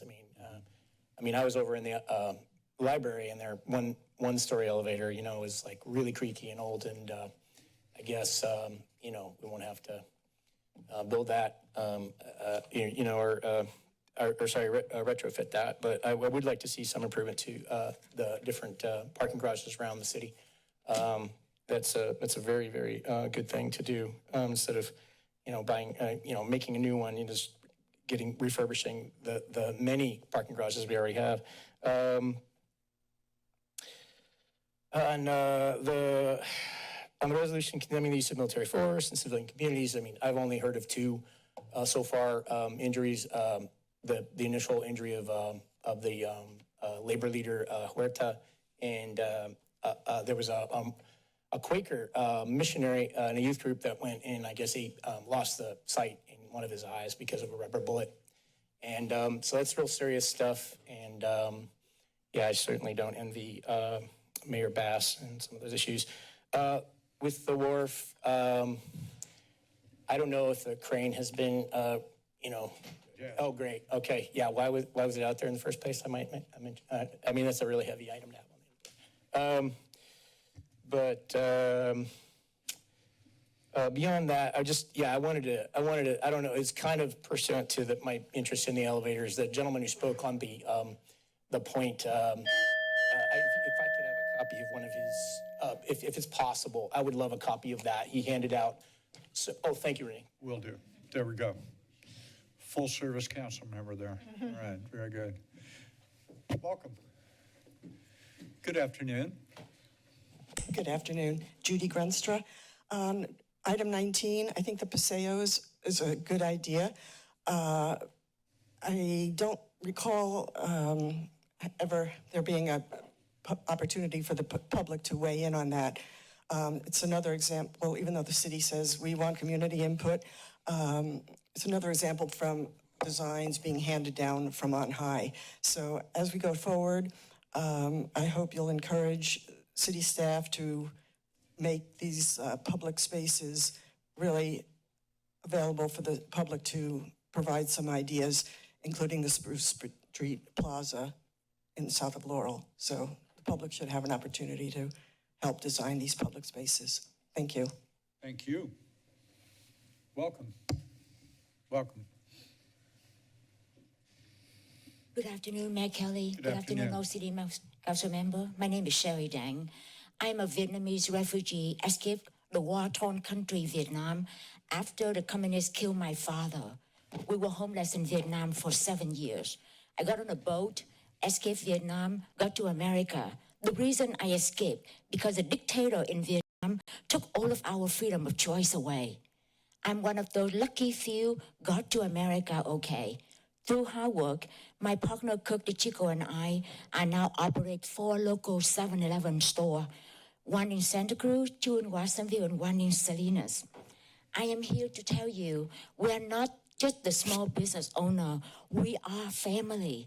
We employ over 50 employees, and half of our employees stay with us over 2 decades. Now, we have been giving back to the community who are so generous to us over the last 30 years. You're talking about Thanksgiving, you're talking about homeless, you're talking about food given away in any given holiday. If the goal is truly to eliminate litter, why not ban candy wrapper, cheap bags, fast food container, and towel and umbrella that tourists threw across the street our beaches? Why single out filter cigarette? The truth is not about the trash. It's about growing trend of politicians targeting adult smokers and the small businesses that serve them simply because they make a winning political. Let this clear, this ban won't stop people litter our beaches. Ladies and gentlemen, it won't even stop the cigarette butt because most of them come from the tourists outside of the county. They don't buy cigarette from us. They bring it with them to our beach. If Santa Cruz County and your city really want to clean out the beaches, give us a chance. Give us some time to sit down with you. Propose, let's say $1 a pack of cigarette to clean the beach. Give us some time. Give me a year, and I will volunteer you. I will be right out there and control everybody to clean the beaches. And you will gain that dollar for your city budget crunches. Please, if you ban this cigarette today, that will be, I'm 65 years old. If you ban this, that is the definition of elder abuse. Thank you very much. Thank you.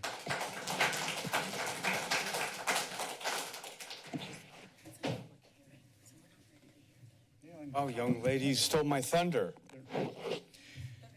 Let me just pause on something here for a second, make sure that everybody understands what we're doing here. So we're on the consent agenda. There are 2 kinds of consent agendas, a consent agenda public hearing. So on item 40, it is on consent agenda public hearing. So really, if you would like to comment on item 40, I will call that in a few minutes after the consent agenda. The person who just spoke has now provided her testimony on item 40, and that was her one opportunity to do it. So if you'll let us get through the consent agenda, we'll be right to the consent agenda. And I completely understand that. My day starts at midnight. We're done at 9, my wife and I both. So that's why we're trying to get our words in, but I respect the council. We'll be there in a very few minutes. We'll be right there. Thank you. Thank you, sir. Anyone else on the consent agenda? Anyone else on the consent agenda? The matters back before the body. Mayor, I do have someone online. Someone online. We'll take the person online. Good afternoon. Thank you so much for the time, and I really appreciate the opportunity before the council here. I would like to speak on behalf of myself and others as transgender residents of the city of Santa Cruz. I thank you to the council and to the staff and to the city attorney for your hard work on item 17. I think in the wake of the continued federal attacks on trans rights and specifically on access to healthcare, it is really helpful to have people willing to stand up and take a positive stand for trans people, especially as the wider national politics continues to abandon us. So I want to thank the people here who took the time and effort to put forward that council motion, and we really appreciate it. And I'm sure the youth of Santa Cruz who are affected really appreciate that they know that there are people on their city council fighting specifically for them. Thank you very much. Thank you very much. Anyone else online, Ms. Bush? Matters back before the body with respect to the consent agenda minus item 20. Pleasure of the body. I'd like to move the consent agenda minus. Motion, is there a second? 20. Second by Councilmember O'Hara. Debate or discussion? Seeing, hearing none, the clerk will call the roll. Thank you. Councilmember Triguero? Aye, and I'll abstain from number 8, the minutes. Brunner? Aye. Newsom? Aye. Boulder? Aye. O'Hara? Aye. Vice Mayor Kalantari Johnson? Aye. And Mayor Cooley? Aye. Motion carries and so ordered. We're on item 20, which is the item that was continued from our consent agenda. Anyone wish to testify on item 20? This will be your opportunity to do so. Mr. Hall, in a timely manner, requested additional time, and that time has been granted. So Mr. Hall will have 4 minutes on item 20. Mr. Hall, good afternoon. Nice to see you again, sir. Good afternoon. Good to see you all. Thank you very much. Item 20 is about the mixed-use library housing garage project. And I just want to say I appreciate the complexity of it. It's an incredibly complex, lots of moving parts in terms of the logistics and the construction and all the planning, all the rest of it. I want to thank the city staff for all the work that they've done on the project, and especially to Bonnie Lipscomb for addressing a series of questions that I raised on Sunday. I think this is probably the largest, most expensive project that's ever been undertaken on Santa Cruz City property, if I'm not mistaken. It's also one that's being undertaken at present with unknown costs in the millions of dollars and without millions of dollars committed in funding necessary to complete phase 2 of the downtown library so that it can be used by the public. It would be good if the city staff could provide at least a ballpark estimate of how much funding shortage there is for the completion of phase 2. That's something that we don't know. It's something that you don't know. It would be something for all of us that would be good to know moving forward as to what to expect and what possible sources of their funding that there might be. It's also the case, as the agenda report says, that you're being asked to undertake this agenda item as, quote unquote, the final action needed to mobilize and commence construction of the first phase of the project. So this is really it. This is, you're agreeing to move forward with the construction of the project with this agenda item. Yet you're being asked to do that with only a draft of the, what are called the city components and funding agreement. And that draft does not include exhibits detailing sources of funds and the construction budget for the project or project plans and specifications, even though there is set within the document the place where they would be inserted. Why? Well, as Bonnie Lipscomb has told me, we are, quoting, "We are seeking additional authorization from council as our legal structure is being updated in order to meet recent lender and financing requirements on the affordable housing component of the project." That is, funding entities are requiring action by a deadline that prevents the city council from having final versions of the documents it's being asked to approve. This seems like a difficult situation. In particular, not only are city components exhibits unavailable, the reciprocal easements agreement covenants, conditions, and restrictions document is also not available for council review. In a less complex project, council review of the REA, the reciprocal easement agreements, might be superfluous, unnecessary.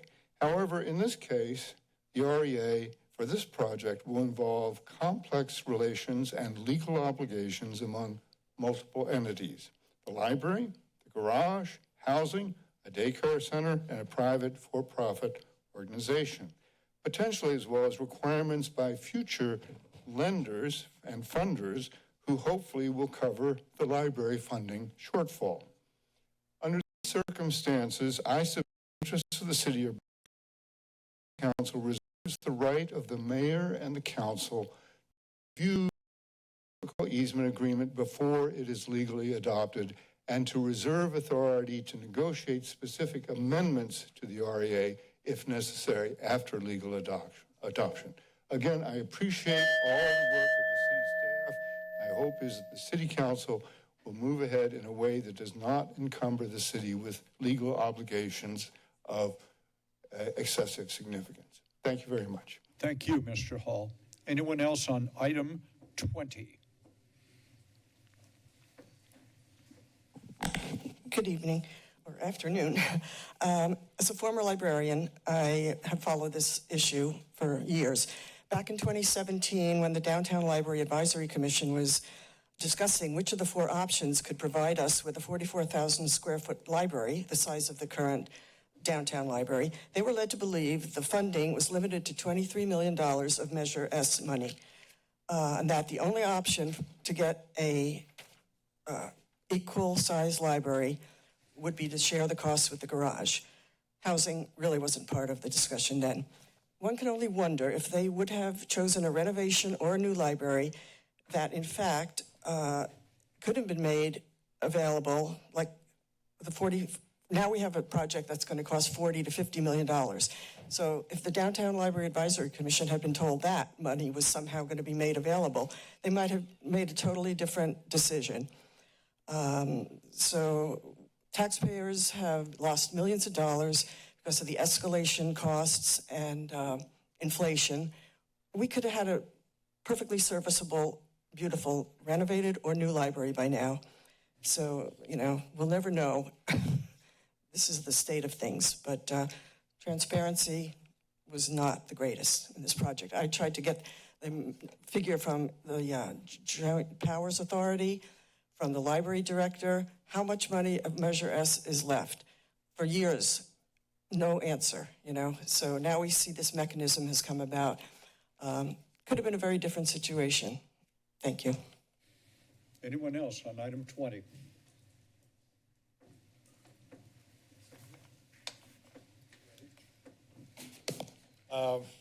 Actually, you've heard all this from me before, but actually kind of surprising in all this time, I haven't really totally made a fool of myself, but this is a very complex item that I may not know what I'm talking about, but it just seems logical to me that, and I'll just read this, you have not answered my assertion that Article 34 of the state constitution demands a public referendum vote on the library low-rent housing project, or you will violate our citizens' state constitutional voting rights. I'm not going to go through it all again that I went through before, but basically you have two partners, one that will construct the library and parking garage, and one that will construct the low-rent housing portion of the 5 stories stacked on top of the parking garage. While this device of separating the developers seems to those who haven't thought about it that the development of the garage then doesn't come under Article 34, but you know darn well the parking garage is the foundation of the 5 low-rent stories of a unified 8-story building, and you are developing the foundation with $26 million of parking bond monies, which to me seems to fit Article 34's condition that any portion of the city development of a low-rent housing structure requires a public referendum vote unless it meets one of many, this is where it gets complicated, meets one of many, many exemptions, or the low-rent housing itself is exempt by various definitions. Which, you know, that's the complex stuff. I've looked into it, and I don't see any case law similar to these projects that supports exemption for what you're doing, or any exclusion that applies, or any definition, or heard any excuse that cuts cheese. And it's obvious you have tried very, very hard to sidestep voter approval.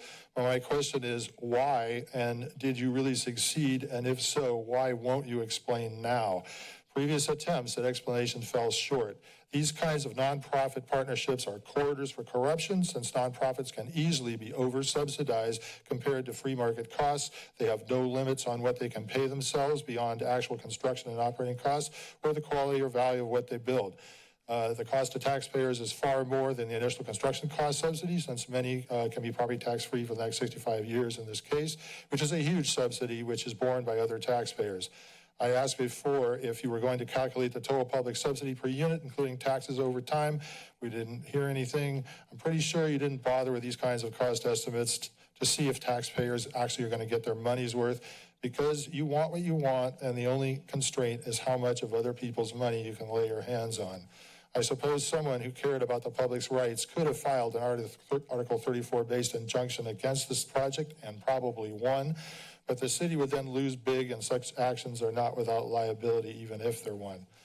Do you really always need to be forced to explain things to a judge? Anyone else on item 20? Mr. Vanden Heuvel, good afternoon again, sir. Good afternoon, Mayor, and good afternoon, Council. Good afternoon. I just want to say I do support this project.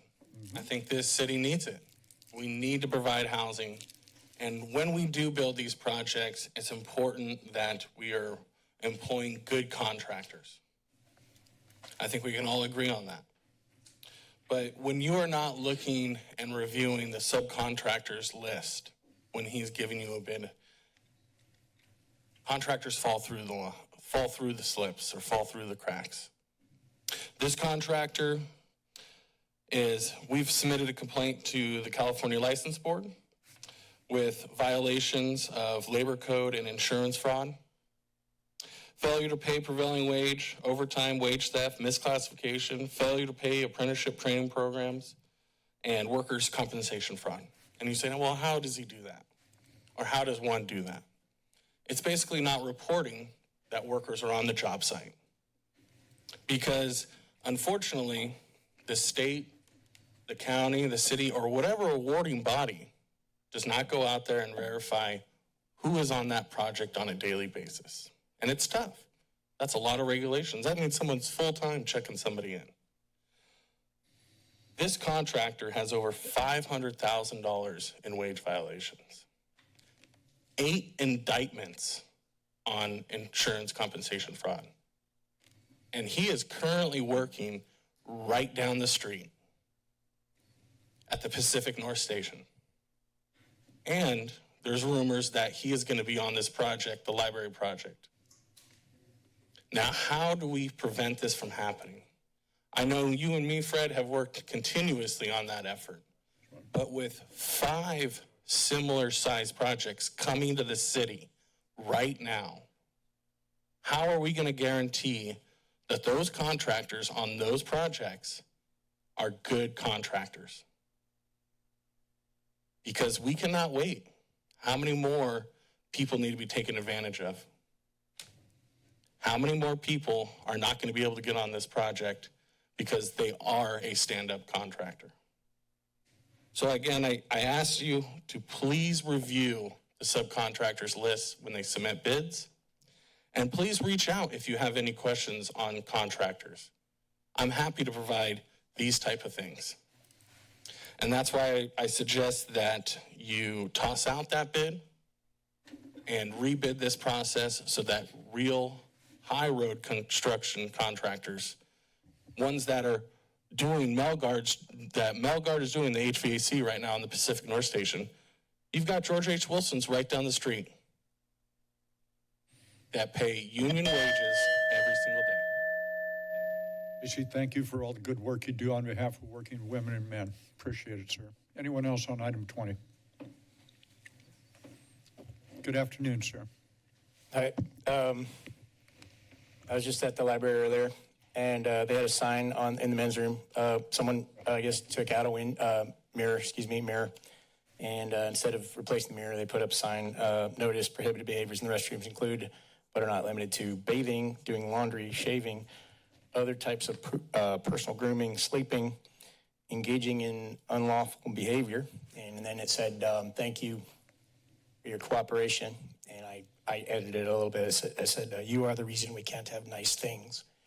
I do feel like the new library, which, and I've called that building a chimera, which is kind of an insult, but I know from like architecture, just from what I know about, the way buildings are built, that, the constraints on, what you include, the more things you include, you're shrinking, each thing. And this project, from when it was first mentioned, has gone from parking and a library to parking, low-income housing, retail, a library.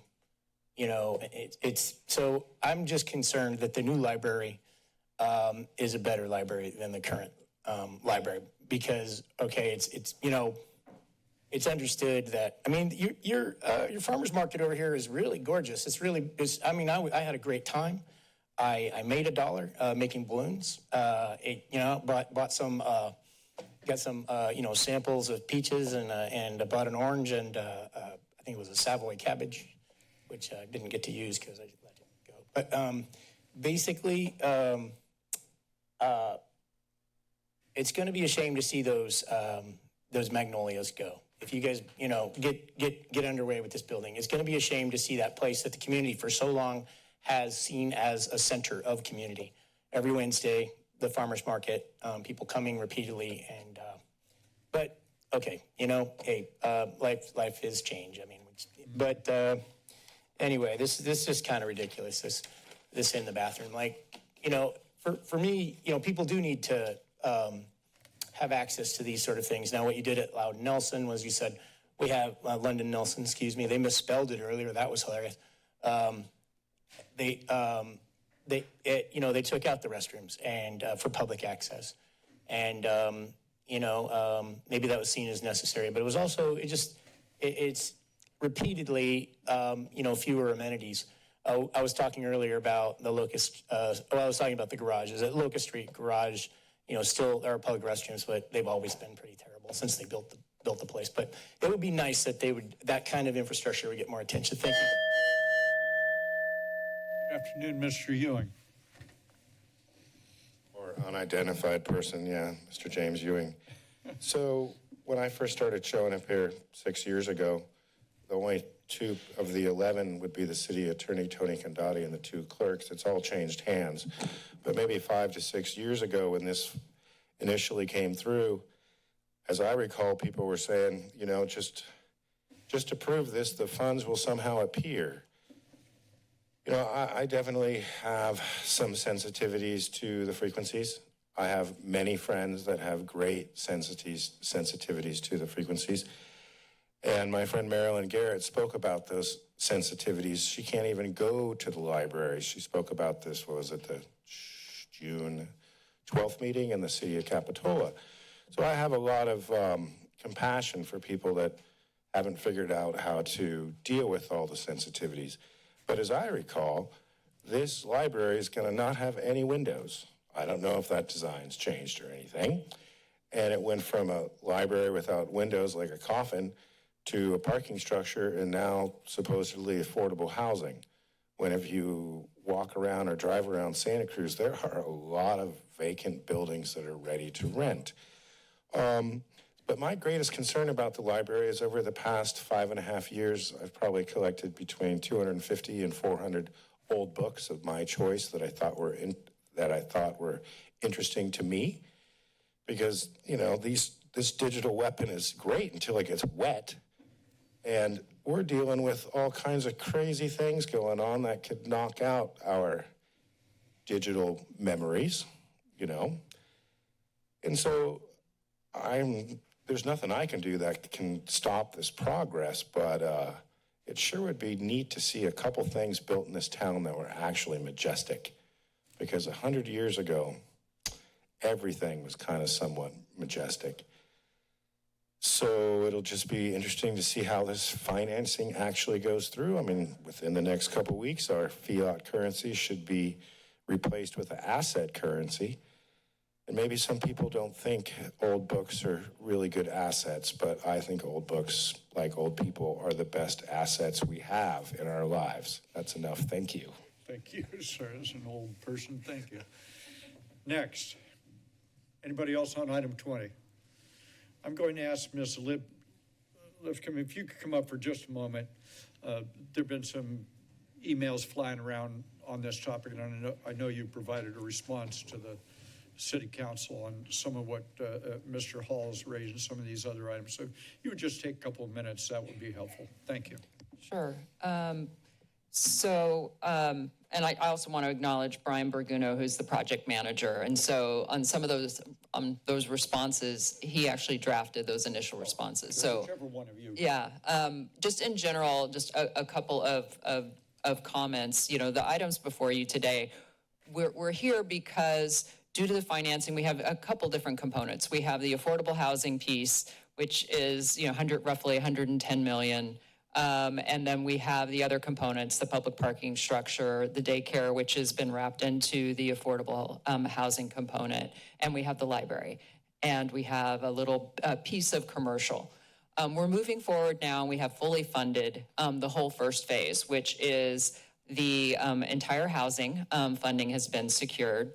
It includes the parking garage with the 2 stories, roughly 235 to 240 spaces, all of the bike parking, and the shell and core for the library. Of that amount, we have approximately 20 million of Measure S funds going towards the shell and core, including a $2 million earmark from Congressman Panetta going towards the shell and core.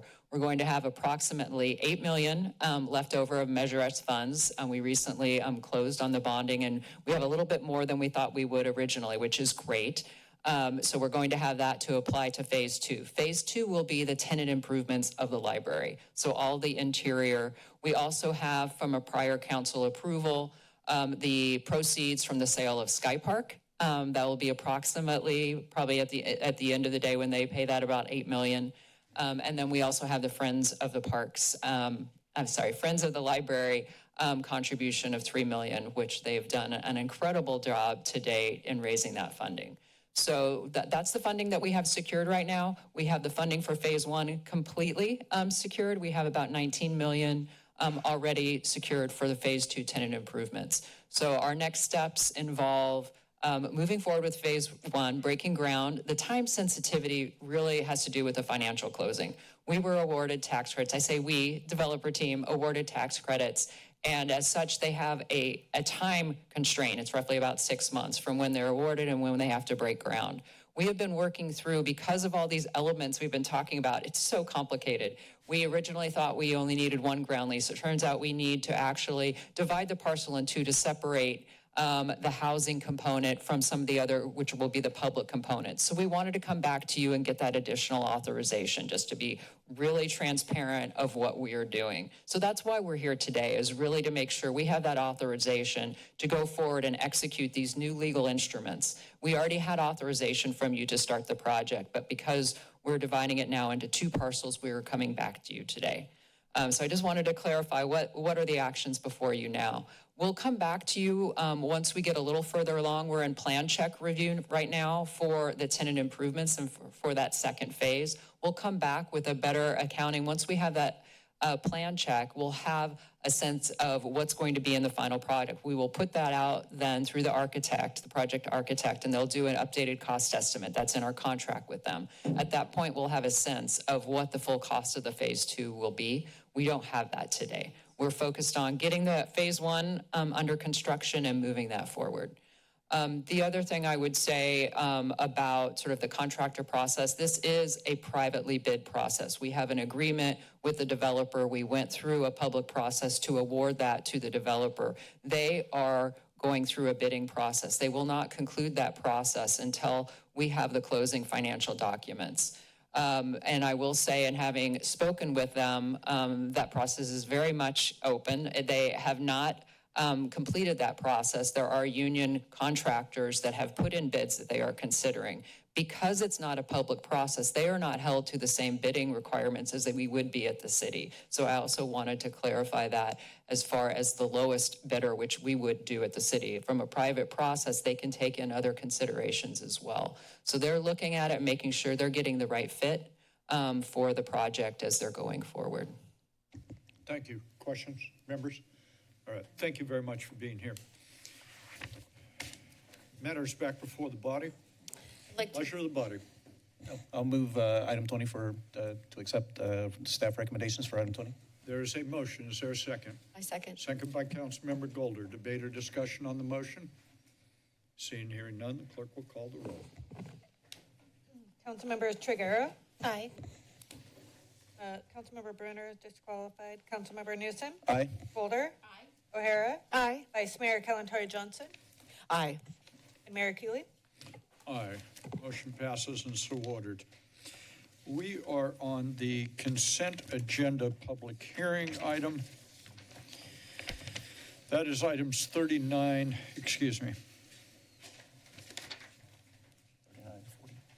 and 40. That is items 39 and 40 on our agenda today. Item 39 is a second reading and final adoption of an ordinance designating fire hazard severity zones. Item 40 is second reading and final adoption of an ordinance amending the code to prohibit the sale of filtered tobacco products. Let me see if there are comments by members before I open this hearing. We'll now open the public hearing on both 39 and 40. Feel free to begin your testimony. Either one is good. Council Member Keeley, members of the Santa Cruz City Council, friends, guests. My name is Kirk DeChico, and I'm here to represent the 4 businesses that my wife and I own that Sherry alluded to earlier. I'm here to oppose the filtered cigarette ban, period. End of story. Understand it's already been decided, and so even though we should be sleeping now, we thought we would come out anyway just to let you know that the cigarettes are still going to show up on our beaches. I work at the local Ocean and Broadway store. Starting in about April through the end of October, the people that come over to go to the beach, a good part of them purchase their cigarettes at our place. Banning them from all retails will not, and I will repeat, will not lower the litter that is found on the beaches. Let the lower cigarette usage continue its path, and we all know it has over the last several decades. The county will lose roughly $500,000. Maybe that's peanuts to your budget, but it's still $500,000, and it's not going to change what happens on the beaches. For heaven's sake, I came here, got in line at 1 o'clock, tried to wash my hands in the restroom. There's no soap. Is that budget cuts? Or we don't have employees here at the city council? 2 dispensers and there's no soap. We are investigated weekly by the 7-Eleven Corporation, and that's one of their items. There's about 200 items they go through so we can keep our stores clean for the general public. I'm not sure if it's this city council that will be responsible, but God forbid, let's get some soap in the bathroom. Thank you for your time. Thank you. Anyone else on the item? No. Next person in line. Good afternoon. Welcome. I'm Dan. I manage a local gas station. Just expressing my opposition to the tobacco ban for reasons already stated. They're easily accessible. It's not difficult or super inconvenient to just go out of the county and get them and then come here. Same problems. Except that way, revenue is lost. Jobs are lost in a place that is very difficult to afford cost of living. No reason to make it more difficult. I agree with the waste problem. That being said, I think there are better ways to go about addressing the waste as opposed to just blanket banning something. That's all. Thank you for being here.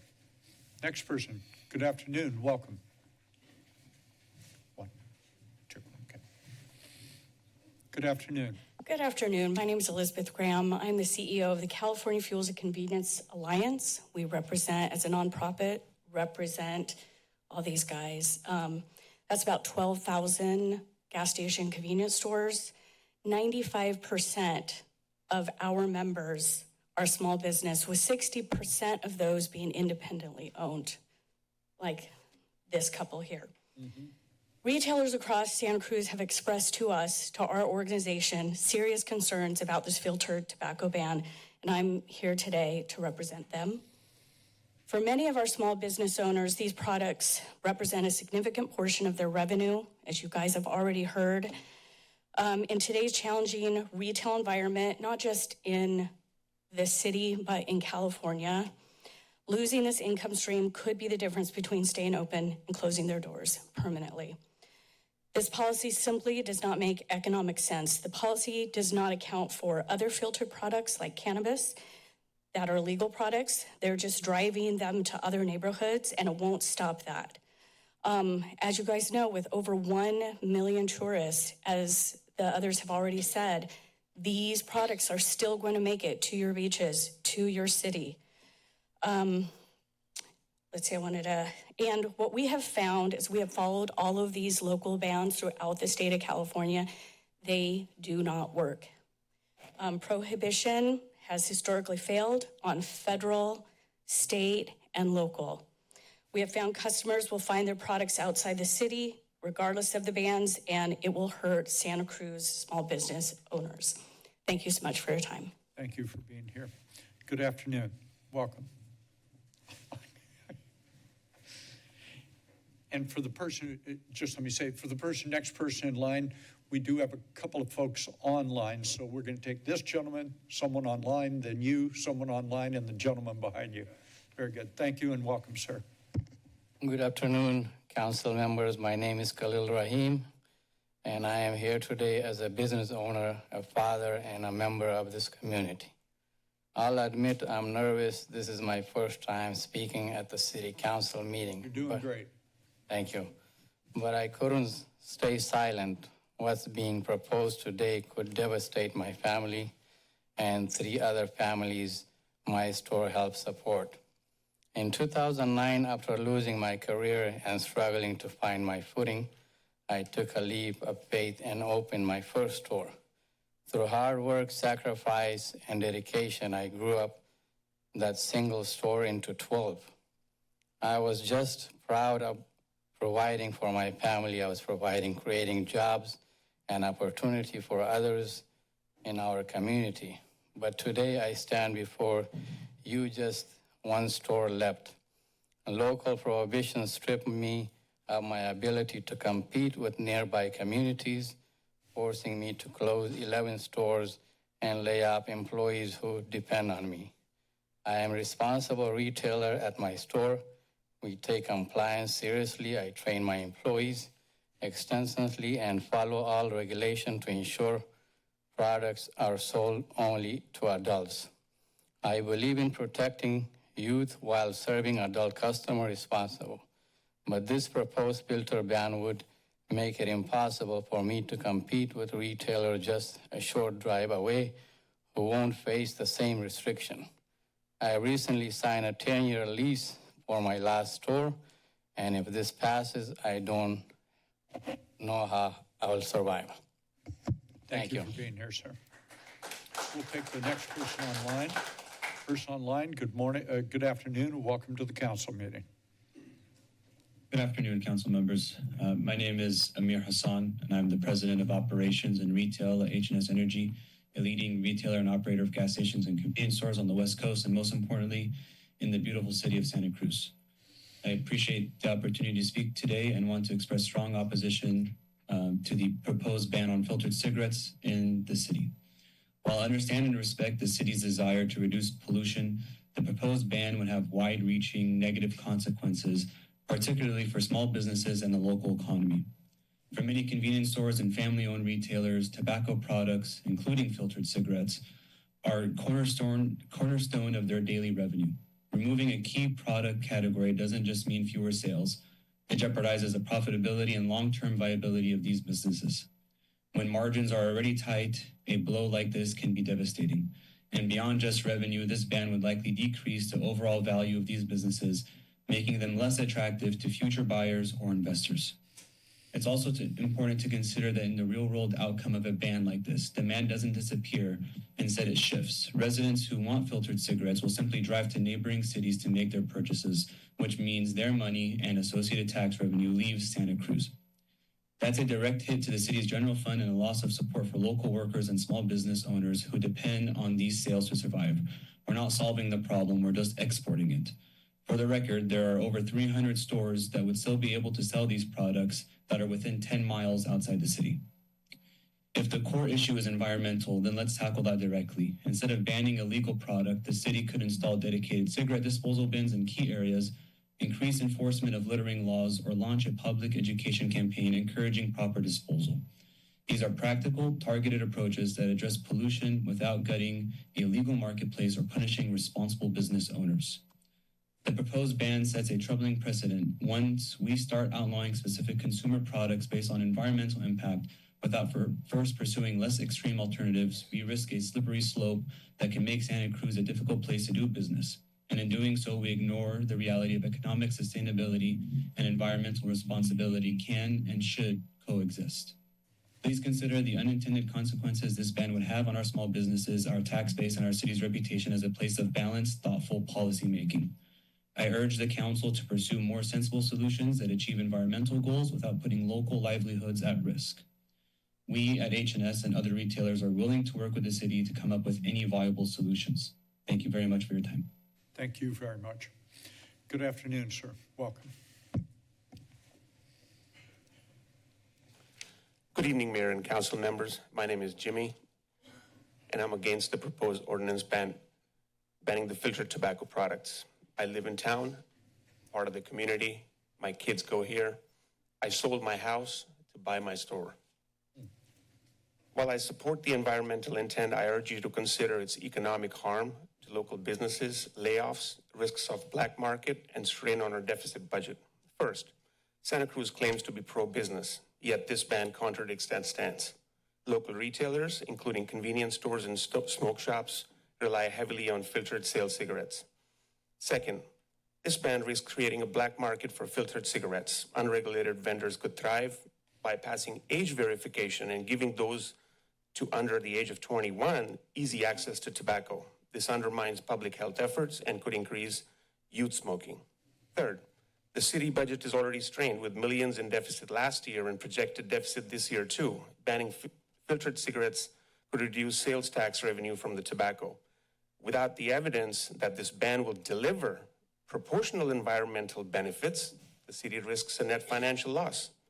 Fourth, the ordinance relies on a 2017 NOAA report claiming 23% of the debris in Monterey Bay National Marine Sanctuary is tobacco-related. That's nearly a decade-old data that does not reflect the current conditions. Ocean pollution is complex, get it. Cigarette butts are one of the many pollutants alongside plastics and fishing gear. Focusing solely on filter ignores broader issues that may not achieve intended impact with updated data. Finally, can anyone tell me how many tickets were issued at the county beaches while enforcing smoking bans and how many tickets were given for littering?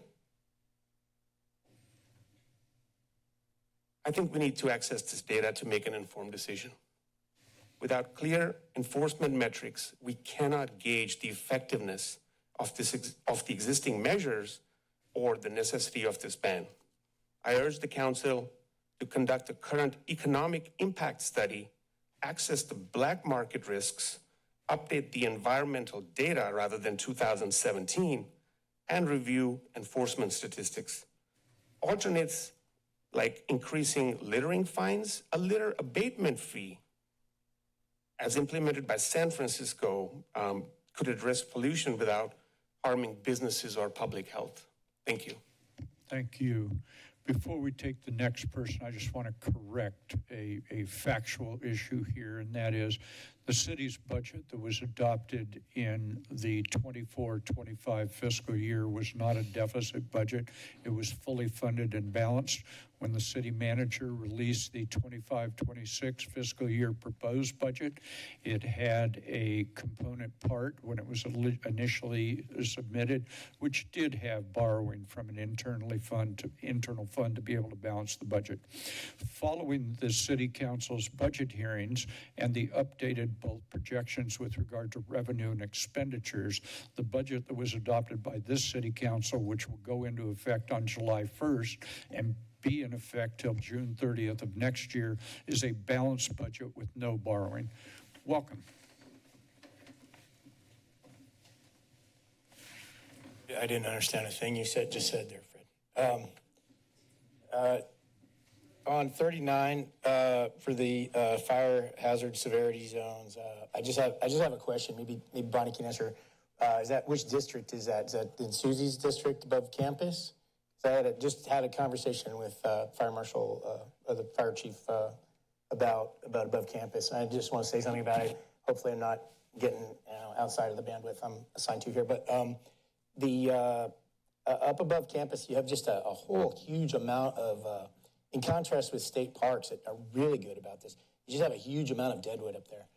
And what they do in the state parks is they do what, Native Americans did, which is they make a kind of a teepee fire, very large one, lots of limbs, and then under safe conditions. The first day of spring was like that. I hiked through the woods from Felton to upper campus, and birds were warbling, and it was misty, and it would have been a great day to get rid of some of that debris up there. It's fine. It's awkward, but it's fine that it's it's overlapping with the other issue about the cigarette filters. Science has yet to design a biodegradable cigarette filter that doesn't, basically immediately hotbox and, I don't know what that, you even know what that means. But, in some ways, science is capable of making a better filter for cigarettes that doesn't harm wildlife, if that's the intent of 40. It's just kind of like the soda tax. To me, well, first of all, the soda tax is, they apply it at Costco, but not at Zoccolis. They apply it, maybe at the 7-Elevens, I don't know. Maybe at the Boardwalk, per fluid ounce of these gigantic sodas people are, drinking, right? Out of big pails of, I have cleaned up a tremendous number of cigarette butts, so I'm kind of, mixed emotions about the banning of the, I think you're taking on an awfully big interest, which is, there are people who are going to take up smoking unfiltered cigarettes, and that's, not exactly good for them. That is one aspect of deciding for the banning of it. It does affect the city's revenue. It does, and the county's, because the city's the largest economic interest in the county.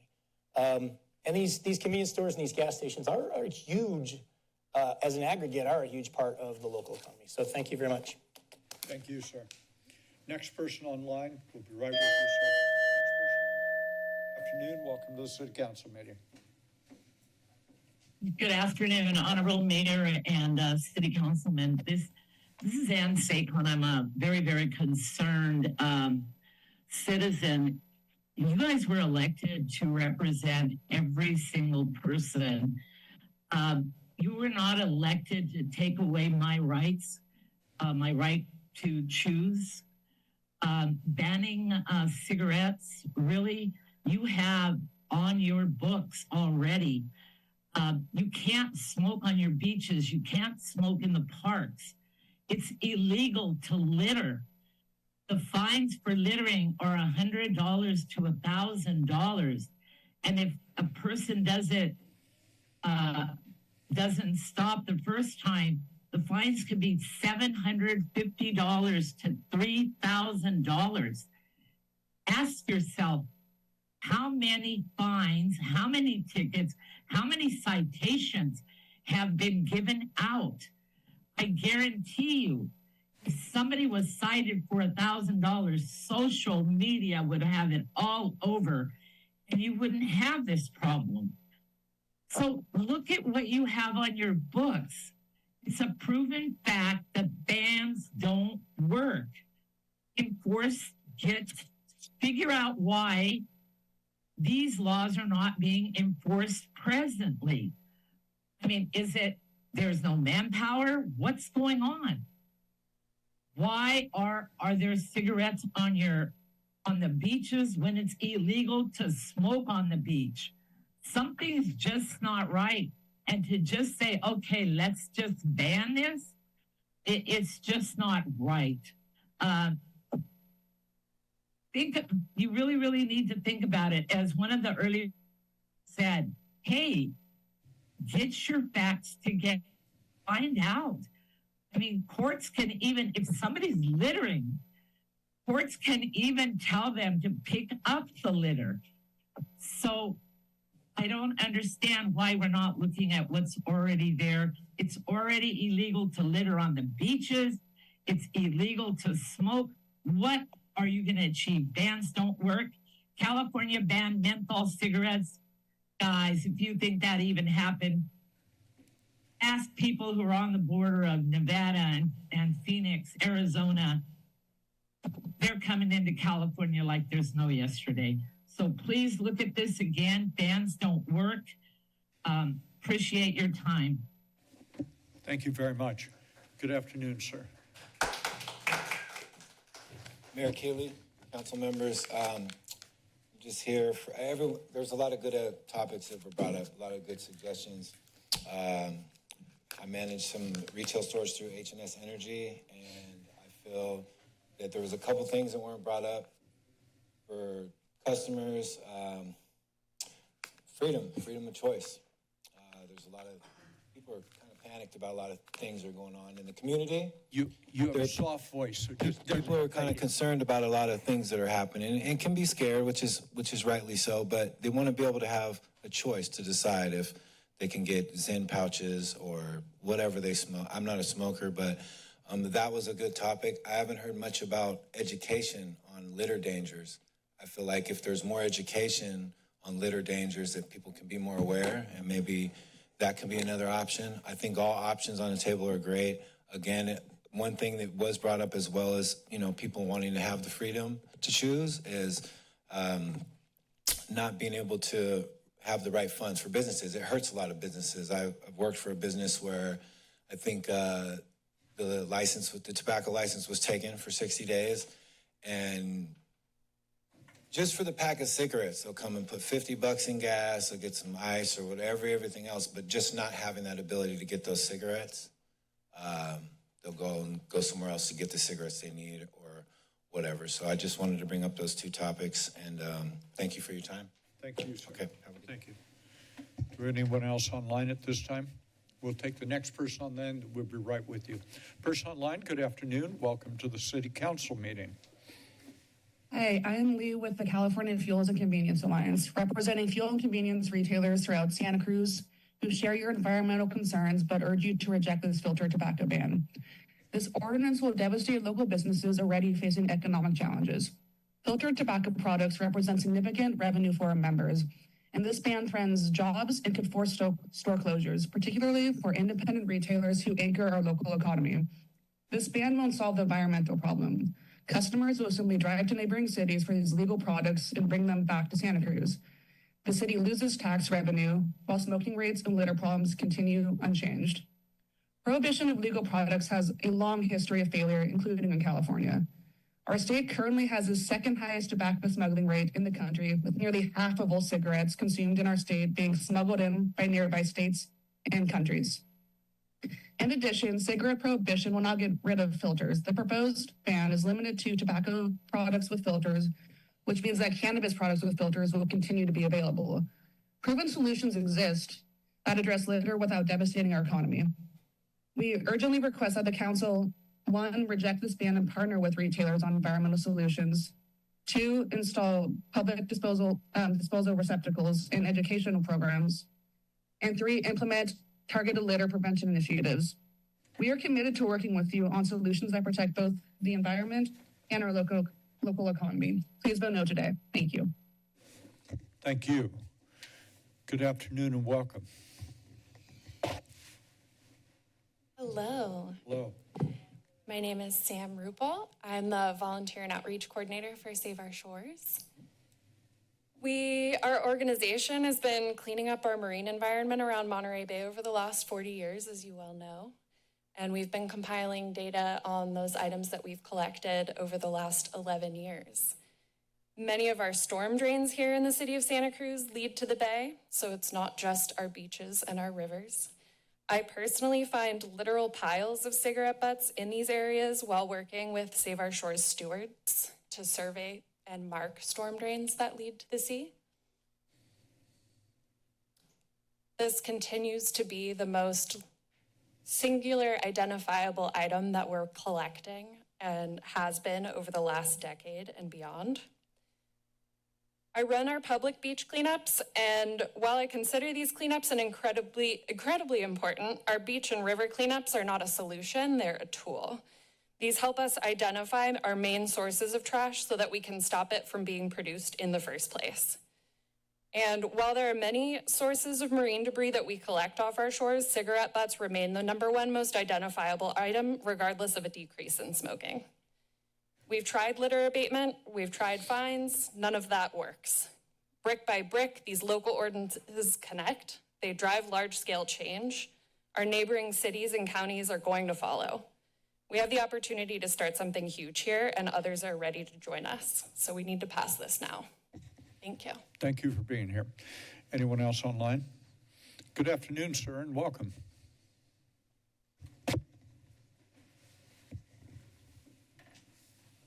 Hi, my name is Riley Dalton. I'm a current student at UCSC. I've been here for over 4 years, graduating at the end of August. Tobacco has been around in America since its very founding in 1606 with the Virginia Company establishing itself in Virginia as a tobacco plantation colony, selling cash crops around the world to give people a quick addictive high that hurts their health. It helped justify slavery for the first century of America's existence before cotton really took off, and has generally hurt or killed millions of people across American history, maybe even. Anyway, convenience matters. The cost of, like, people in this room say, rightfully, that if you ban tobacco in the city, they will just go outside the county.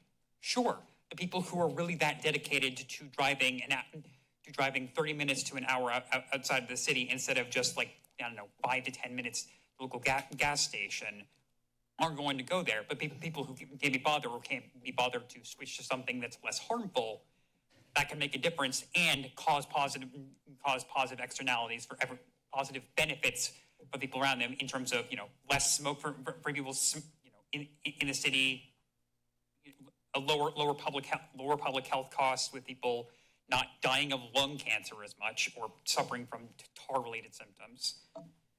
And the city would benefit so much from just not having to smell smoke, even latent in various parts of the city at night. And this is going to probably get me more buzz than anything else. But frankly, if certain businesses can't operate in the city without selling their customers harmful addictive chemicals to customers, I'm sorry, maybe you might need to rethink to find a way to sustain yourself instead of justifying a proverbial orphan crushing machine by pointing to the job numbers it provides. We could all use a bit less cigarette smoking when walking through the city. Let's make the city a better place to live in for everyone. Thank you. Thank you. Anyone else online? Good afternoon, sir, please. Welcome.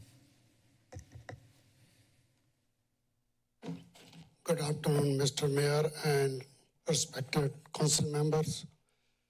I'm here from San Francisco Monterey Bay Association that's having 170 stores, 7-Eleven's members. And I represent this area also. And also we part of American Petroleum Convenience Store Association, have 1,800 members in California. We did not see this ban works.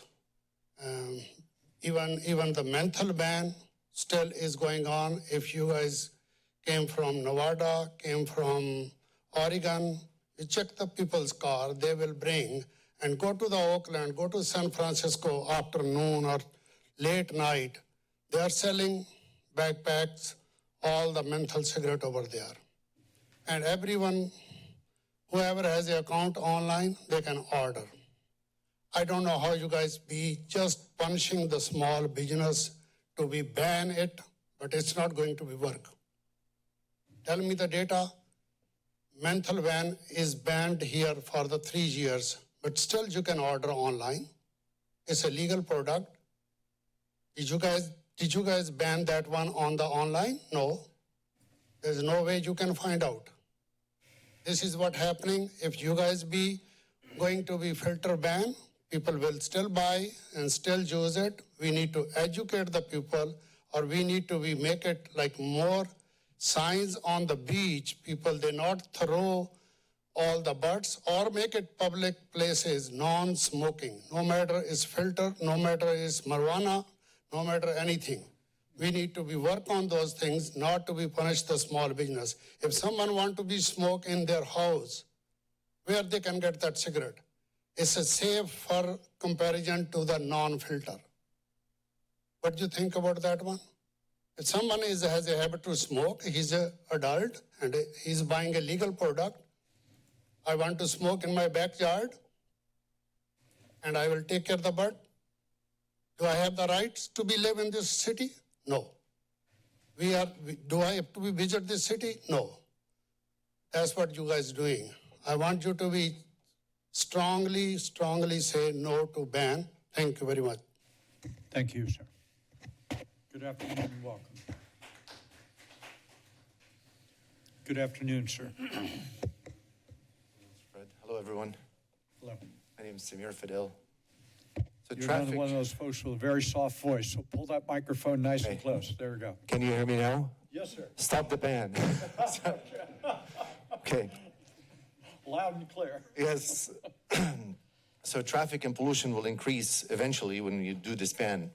People will have to drive to get their cigarette or tobacco in a different county, which increase the smoke and more affecting the traffic in the county. We are doing very well in the city and the county of Santa Cruz. Less people are adopting the smoking habits as time goes on. And the ones are smoking are trying, sorry, my vision is not, I have to wear my glasses to read better, but.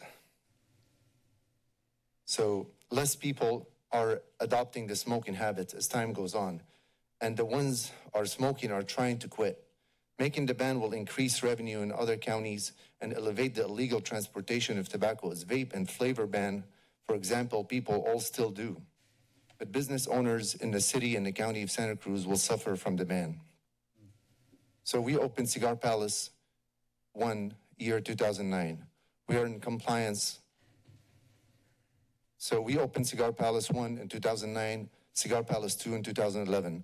We are in compliance with all the city, county, and state and federal law to help youth stay away from tobacco use. This ban will not put my family as well, the people that works with us and the people that we help in danger. 90% of our business revenue is tobacco and cigarette sales. As I mentioned, our business is called Cigar Palace, so that's what we survive on. We built a life based on these businesses. In my business, if my business shuts down, which I believe it will, with this ban, it will put a lot of people in jeopardy. Please don't pass it. It will do no good except take sales of illegal. It will take the legal sales that could be very dangerous, not being FDA approved, and the revenue outside the county. I believe enforcing a penalty to littering is the solution for for our beautiful beach, which I enjoy with my kids. And I personally want to keep it clean. Thank you very much. Thank you, sir. Thank you. Anyone online? Good afternoon and welcome. Good afternoon. Thank you for letting me speak in with you. It's my first time. I'm a little bit worried, but I'm here to support small business like retailers. I know cigarettes is bad, but I'm like support like my husband who building his business for so many years in Santa Cruz. And we just get married like 3 months ago. And I know it's his work, his everything. So if you guys gonna ban, we don't know what we're gonna do here, how we're gonna building our life. So, and we saw responsibility for that because I'm reproduced business owner who working in chew tobacco and sold only for adults, customer 21 and plus. And retail is the first when it commence we take this very responsibility. And also the cigarette smoking, the lowers in general 1.9%, 1.2. And California already raised the age to buy tobacco product not under 21 years. Thank you very much for speaking. You did a very nice job. Thank you. Yeah, you ought to do this more. Good job. Good afternoon and welcome. Good afternoon, Mayor and council members.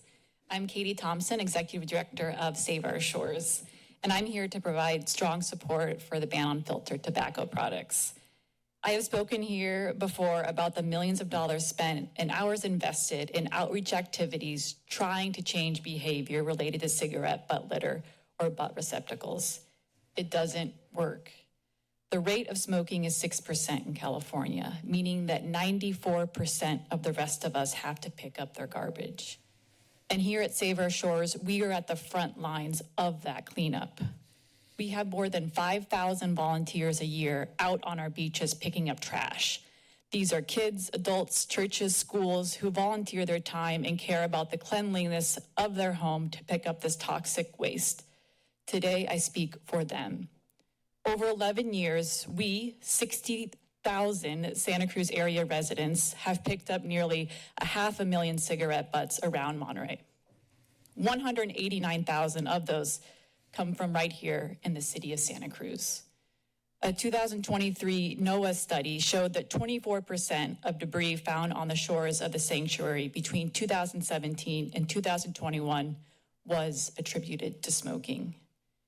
Cigarette butts consistently show up time and time again as the #1 identifiable item on our cleanups, even on cleanups that are in sites that prohibit smoking, meaning that if we are concerned about litter in our city, the most direct and quickest way to reduce litter is to focus on filtered tobacco products. I'll also note that this data is consistent over the year beyond the tourist season. These cleanups also cost money. Santa Cruz City has spent over $1 million on cleanups with Save Our Shores alone, not to mention other city departments or nonprofits working on this issue. When we talk about costs, let's talk about this cost to taxpayers paying for these cleanups. Here we have the opportunity to set an example for our region, state, and country and try something new and bold with this ordinance to ban the sale of filtered tobacco. We don't know the ban won't work because no one has ever tried it. Let's be the first. Thank you. Thank you. Good afternoon. Welcome. Good afternoon, City Council and Mayor Keeley. My name is Danny Maydon. I am a resident of the City of Santa Cruz, as well as a health educator with the County of Santa Cruz's Department of Public Health. There are just a few points that I want to address here today that folks have brought up, and I would just love to clarify. The woman from the National Association of Tobacco Outlets, which is an organization that actively attempts to block life-saving tobacco-related public health policy, she spoke at the beginning of public comment. She claimed that most of the tobacco litter in Santa Cruz is a result of tourists, that local residents all comply with tobacco litter laws, and there's no evidence to support this claim, so I just wanted to state that from a standpoint of public health, and as Katie mentioned that we still see these same rates during non-tourist season. We see a high rate of tobacco litter. According to the National Institute for Health, there is evidence to support the fact that on average, 75% of smokers litter, and this includes Santa Cruz residents, unfortunately. Additionally, somebody mentioned that if one more jurisdiction passes a cigarette filter-related policy, it'll go into effect countywide. This is actually a misunderstanding of the ordinance brought up. I just wanted to clarify that if 3 jurisdictions pass a filter ban policy, then it'll only go into effect in the jurisdictions that pass that policy, and it wouldn't be until January 2027. So it wouldn't be countywide, it's only where the jurisdictions who choose to pass it, pass it. I also wanted to address Assembly Bill 3218, which states that any provisions in local tobacco retail licensing ordinance will automatically apply with equal force to online and delivery sales. Somebody mentioned getting these products online. If the law applies to local retailers, it also applies to online distributors. Lastly, I mentioned this last time I spoke, but I heard somebody bring it up again, the right to choose to smoke. First of all, smoking is not a constitutional right. But even if it were, is cigarette addiction a choice? I don't think so. So, thank you. Thank you. Good afternoon. Welcome. Hello, Mayor and council members. I am a local business owner in Santa Cruz County, and I stand against the banning of filtered tobacco. And the reason why I stand against it is a lot of our residents here in Santa Cruz City and Santa Cruz County, majority of them don't work here. Most of them commute over 17 into San Jose. And, you know, we were talking about how there's a lot of stores that border Santa Cruz City along with the county, and majority of our residents here in this county and in this city are elsewhere. So what's the difference between them? And I should add this note that when people buy cigarettes as well, they also buy sodas, they also buy grocery items, they also buy chips, and you know, all those reasons. And that was also one of the reasons why 2 of the council members of the county added the additional portion saying that we need more jurisdictions to ban it, because otherwise this would just create a monopoly of certain cities being able to take all the consumers. And so that was the reason why they did that. And it's a big discussion that you guys should have with neighboring cities and counties as well, because if you guys only do it to us, all of our residents that are already traveling across the mountain to San Jose, Milpitas, Cupertino, or even a Watsonville and Salinas and Gilroy, they're already able to purchase those things because they're not going out of their way. They're already there. So instead of shopping here, they'll just shop there, which will not only affect convenience stores, but it would affect everything as a whole: fuel rate or fuel purchases, grocery purchases, and add-on products, as we like to say. So this is the reason why we stand against this ban, because it's not just the banning of filtered cigarettes that we would lose out on, it's everything else that we'd lose out on. And thank you guys for your time. Thank you, sir. Good afternoon. Welcome. Good afternoon, Mayor. Good afternoon, Council Member. My name is Mandeep Singh Mohar, and I am from San Jose. I don't live in Santa Cruz, but I'm here to support people here.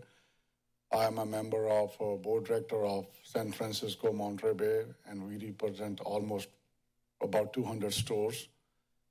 All I want to say is that this ban is not going to help anyone in any way, but it's mostly going to affect all the retailers, all the people who are in small businesses, who are making their families, they are running their houses with their small businesses which they have built. It's very hard for them. Like I started many years back, but now I own 4 7-Elevens in San Jose, and I've seen so many changes in these last 10, 15 years. But I directly have not seen that any of these amendments have made and brought any good change in the society. It's only affecting the retailers in negative way. And especially the towns like small towns like Santa Cruz, as I'm not here, but it won't help Santa Cruz anyways. All our small towns, they thrive, communities, small businesses, and seasonal work. It's a backbone of the economy. the flavored ban tobacco would hit our local retailers hard, threatening their jobs and livelihoods. And I think everybody will agree on that. We all care about public health, but there are better ways to address it without hurting families and businesses. Please explore balanced solutions that protect health while preserving our community's economic stability. Thank you for considering our voices. Thank you. Thank you, sir. Thank you for being here. Good afternoon and welcome.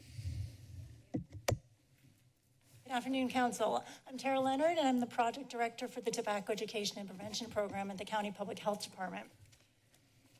For years, my department and this council have heard from numerous residents and environmental organizations that they want something done about the toxic butts littering our streets, parks, and beaches. Dozens of these individuals and representatives from those organizations attended the June 10th meeting, and dozens more sent you letters in support. You've heard from a number of people today that there are easier options to this problem. I wish that were the case. But our data has shown during cleanup events, volunteers find numerous butts still within 10 feet of a garbage can and with 10 feet of a no smoking sign. We've also heard a lot about the San Francisco filter mitigation fee. This is just another way for the big tobacco industry to pass the buck onto local organizations, local policymakers to continue to clean up big tobacco's waste. Big tobacco loves these solutions because they blame the individual, not the industry. It is likely true that local retailers will face a temporary drop in sales. As Kirk DeChico himself noted, however, sales of cigarettes have dropped significantly in the last several decades. Indeed, they have dropped 60% in the state of California in the last 40 years. Retailers will still be allowed to sell the widely available unfiltered cigarettes, as well as other nicotine products, electronic smoking devices, oral pouches, heat-not-burn products, dip, snuff, chew. These products have changed the commercial tobacco landscape.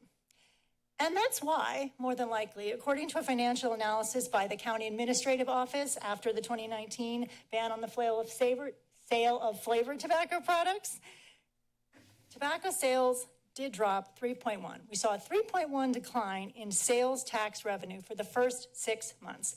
That was followed by a double-digit increase as consumers adjusted their behavior.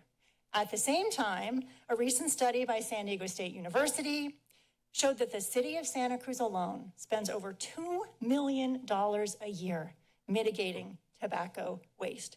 Cost savings in mitigation will more than offset any loss in sales tax revenue. From a public health perspective, filters have always just been a trick by the tobacco industry to fool people into thinking there is a safe way to smoke. There is not. Let's stop the filter fraud. Let's hold this industry responsible for the harms that it has posed on our public and environmental health.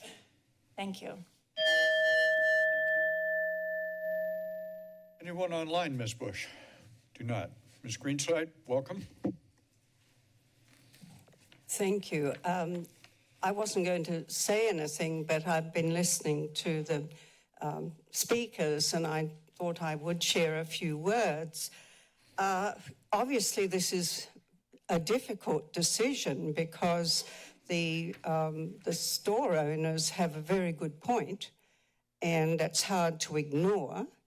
And the folks who do the cleanups on our beaches have a very good point, and that's hard to ignore.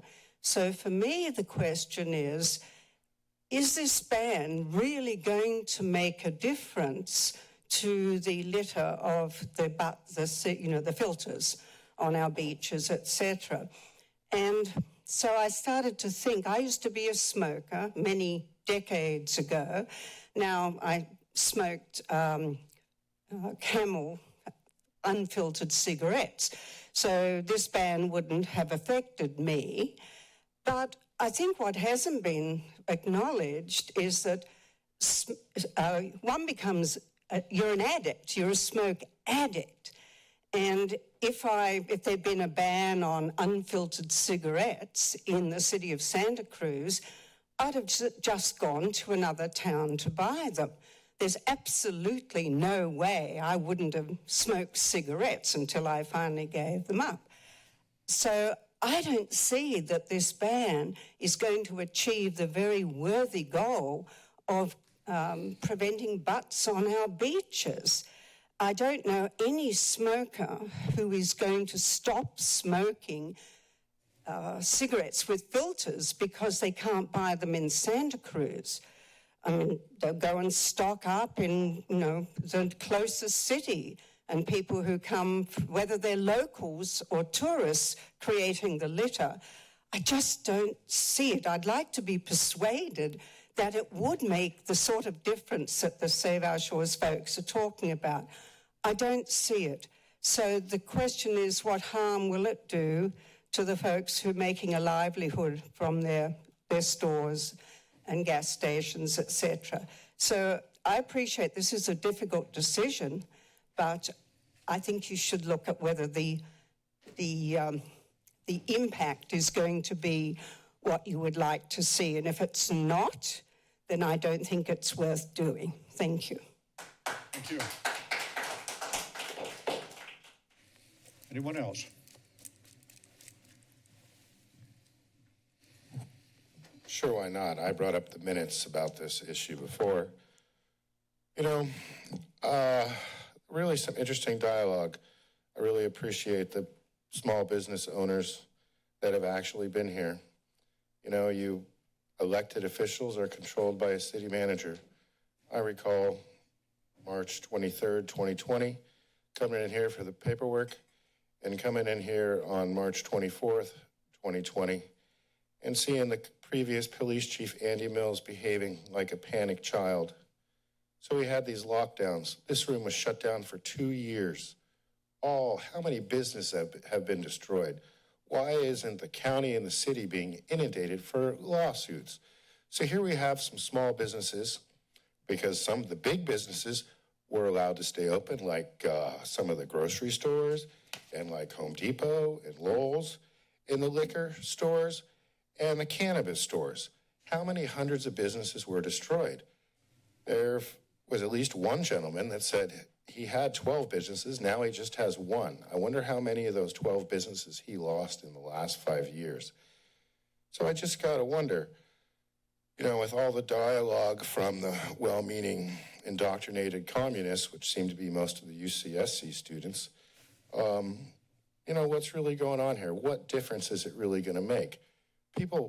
A lot of people commute over the hill. They can get cigarettes wherever they want. So all this is going to do is to actually harm the few businesses that are still around. Besides that, I don't know how well bans work. I could try to be funny. What did W.C. Fields say about quitting smoking? Quitting smoking is easy. I've done it 1,000 times. So as far as Bill Gates' favorite book, I don't even remember what the punchline is for that, but, How to Lie with Integrity, or Lying with Statistics. This is just one other area where it's my understanding that if 2 cities adopt this, that it's going to be adopted throughout the county. And how many other businesses are going to be destroyed? It's awful. I did take the time to look at the County of Santa Cruz's liability insurance, and I took pictures of the first 27 pages. Not once was the County of Santa Cruz mentioned as who was actually being insured. I have yet to make an appointment to see what the City of Santa Cruz's umbrella policy is, but it's really just kind of interesting. I mean, are you guys actually representing the public? And yeah, littering's terrible, but it's not going to change the littering. It's enough for now. Thank you. Thank you. Good afternoon, sir. Welcome. As the gentleman is approaching, it appears to me the gentleman is the last speaker. If anyone else wishes to speak, please queue up immediately. Good afternoon and welcome, sir. Good afternoon, Mayor. Can you hear me now? Is that good? Yes, sir. And council members, thank you for your attention to this matter. I know it's a bit of an emotional issue, and you've got both sides here, which is good. That's how you make decisions.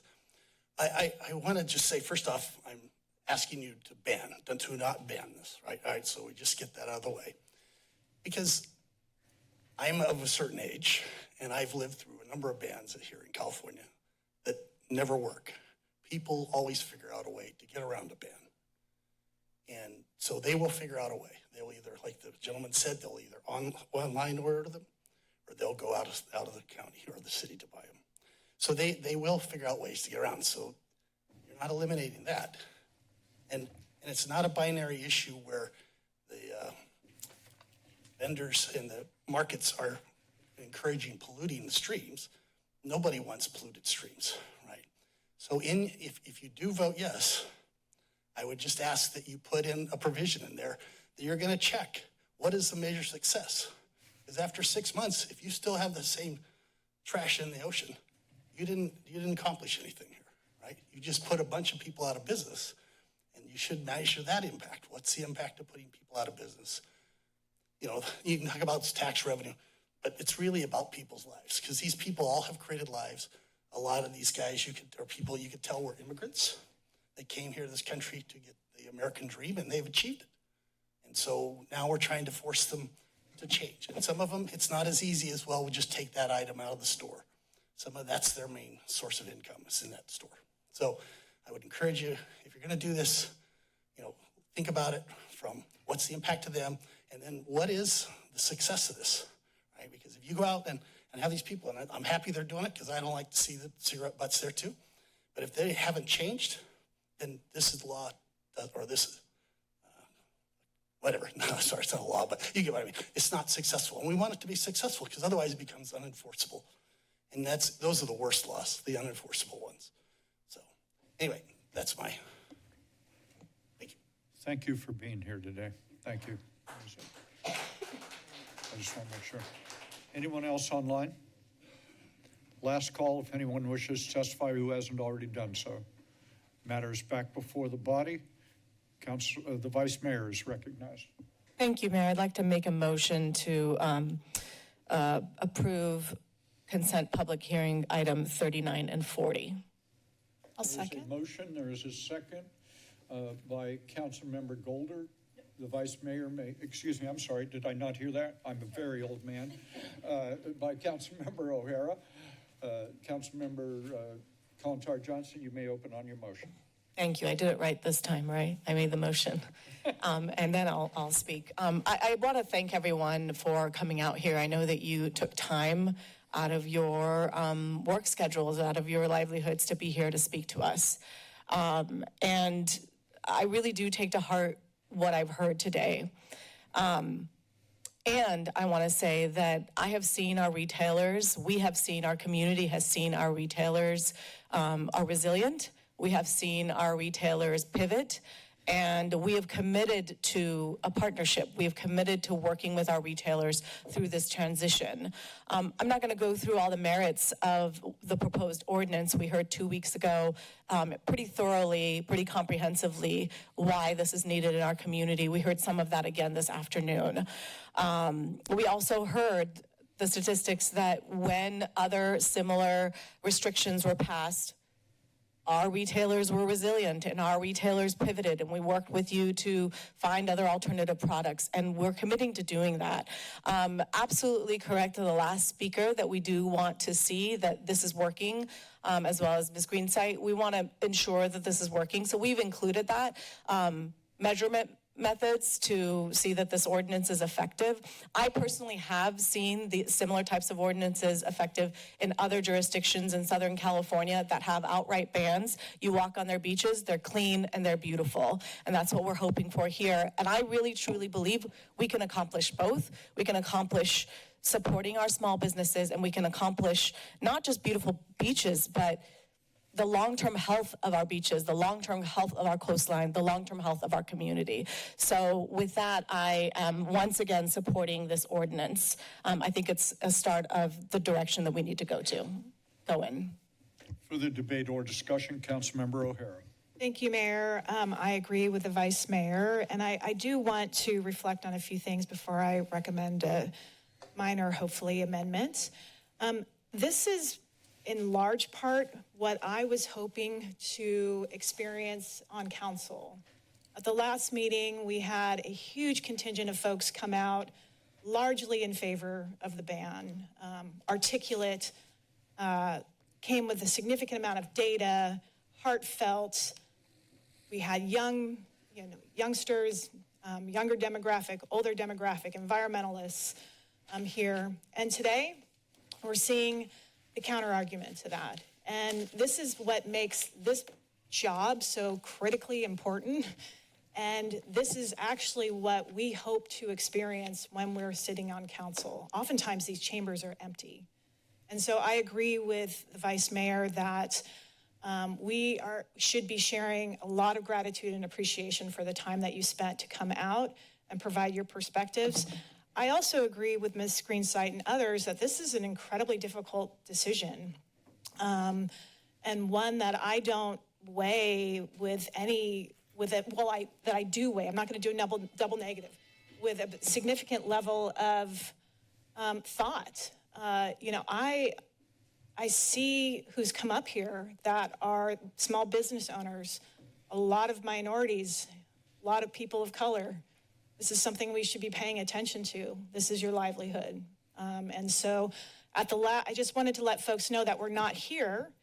At the last meeting, when we approved the first reading, I added a few friendly amendments to, as the Vice Mayor mentioned, to direct staff to develop and publish an annual performance review that does include those KPIs, the key performance indicators, including impacts to local retailers. And I also want to mention for the retailers that are out here that maybe are not aware of what we passed at the last meeting, it was also direction to staff to collaborate with the County of Santa Cruz and local stakeholders to develop and implement educational outreach for affected retailers, assisting them in the transition away from selling filtered tobacco products. So while it's a very difficult decision, I do believe we need to move forward with this, but I do want Bonnie to bring up an amendment for the motion maker to consider. I will continue the item for another 2 weeks, for a month. It doesn't impact the ordinance, Mayor. We'll still be able to move. It has. Okay. All right, so direct staff to return to council on or before the enforcement initiation date of the proposed ordinance, January 1st, 2027, with a summary briefing to include the outcome of the city-county local stakeholder collaborative effort to implement educational outreach for affected retailers, assisting them in the transition away from selling filtered tobacco products, and the recommended reporting template for the annual performance review of the filtered tobacco ordinance once implemented. I'm going to turn to the city attorney. Mayor, do you consider that a friendly amendment? I'm going to turn to the city attorney to make sure that that does not make us go to a first reading. I do not believe it would. Okay, as long as that we can have our second reading and take that vote, then I'll accept that friendly amendment. Is it agreeable to the second? You were the second. There we go. I would have retracted it had it been. So thank you for making that question. I did engage with the city manager on this. For me, the motion from last meeting, which directed staff to engage in that educational effort, there was no accountability coming back to the council about the effectiveness of that. So I really wanted to make sure that we understood what that process included and what the outcomes were in time for us to take in that information. So that's my friendly amendment. I appreciate Vice Mayor for acknowledging that. No, nothing further from me. Further debate or discussion? Councilmember Brunner. Just a quick comment. Thank you for bringing up the discussion from last meeting. Being that this is a second reading, I think there's a lot of data that was not present and that we have learned in this. So the metrics for measuring, thank you to all the businesses, thank you to all the volunteers and County Public Health and Save Our Shores. This is something that our community has been working on for decades. And we know that the toxicity of a cigarette butt, that's the item we are discussing. And this is, it's not an attack on small businesses, and the data that has shown from previous bans, and the flavored tobacco menthol was brought up as an example, has shown a return. So the product that the businesses carry and the tobacco products in general have shifted over the last however many years. And so there's always going to be an evolution of products that a business carries. And so I really urge the business community, as we keep metrics and sales tax revenue metrics, there's also our local Small Business Development Center and other organizations where different support and resources are available. But this is a stand for clean water and public health and our environment that is extremely overdue. And the county has already, the unincorporated area, passed this. The businesses have until January 2027. And Capitola, the city of Capitola, is looking at this as well. So it would be the city of Santa Cruz, city of Capitola, and the county of Santa Cruz if all passes. That's all I wanted to say. Thank you for including that amendment. Thank you. Thank you. Further debate or discussion? Madam Vice Mayor? Oh. I was just ready to vote. I see you were eagerly ready to vote. A couple of thoughts. One is maybe like a lot of people my age, I'm 75. My father was in the Second World War. He went away to the Second World War, not a smoker, came back with free packs of cigarettes and became an addict and died of lung cancer. My mother, the same thing. A lot of people around here share that with the generation older than us. And the industry certainly did everything it possibly could to get people addicted to their product. I think over time, it's been the public health community and others have been very wise about how they teach about that, how they advise people. And we've seen it go from, I'm going to guess, 80% of adults were smoking at one point to, what is the story now, 8, 9, 10%? Is that roughly what it is? Something on that order. So an enormous reduction. I'm going to guess that people who still smoke, it's not a lack of understanding about what the health consequences are, not a lack of understanding about what throwing a butt on the beach is or in the street or anything else. They don't care. If they cared, they wouldn't do it. My enemy is not a small business person. My enemy is your customer who throws it on the beach. And we have to have a solution to that as far as I'm concerned. One thing I like about this, there's several things I like about this. One of the things I like about it is it doesn't go into effect right away. It doesn't go into effect until January 1st, 2027. And I think that there is time now, because we will pass this. And when I call for the vote, it's going to pass. I imagine it passes unanimously. But then you've got 18 months to figure out what to do about it, how to deal with it. And I think that the gentlelady's amendment that creates some working activity between the city and the county and the other jurisdictions creates that venue for doing that. And I would encourage those who are here on the retailer side to be engaged in that. Because I've got to tell you, I'm going to brag a little bit.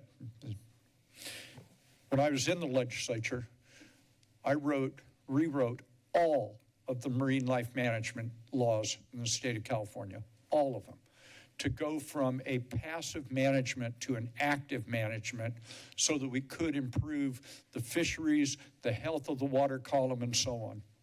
A very big part of that is what is the pollution that goes into the nearshore coastal waters. And it is undeniable that one of the major, it doesn't matter that that cigarette filter is this big and that something else is this big, that filter we know is much more damaging to the marine environment and what is in that marine environment. So I'm not going to debate whether or not this is a good idea to reduce the number of cigarette butts that get into the marine sanctuary. That is, I think the debate is about what is the most effective way to do that. And there is clearly a difference of opinion here every time we hear this. There's a very clear belief system. My desire, I am going to imagine that this is a very difficult metric to put in place and then to actually track it with any reliability. That's my guess. I think that's going to be very, very hard to do. So if our goal here is to reduce this very carcinogenic, toxic material getting into our National Marine Sanctuary and our creeks and streams and rivers which feed that National Marine Sanctuary, I think we've got to do it right. Make sure that what we are putting in place actually solves the problem we're trying to solve. Color me skeptical about whether this ordinance structured this way will do that. That does not mean I won't vote for it. I'll absolutely vote for it. But I want to engage with the council and with the community as we move towards implementation to make sure that what we are doing is going to have the desired effect, and the clerk will call the roll. Councilmember Triguero. Aye. Bruner. Aye. Newsom. Aye. Boulder. Aye. O'Hara. Aye. Vice Mayor Kalantari Johnson. Aye. And Mayor Cooley. Aye. Motion passes and so ordered. Thank you all very much for being here. Let me make sure that we've dispensed properly with item 39 on here.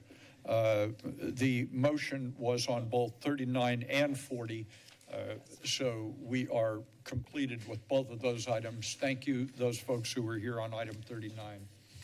We are on, I'll tell you what time we are. We are going to take a darn break, and we will be back here at 20 minutes after 5. We stand in recess until that time. Good work. Good work. You hear where I'm going with this.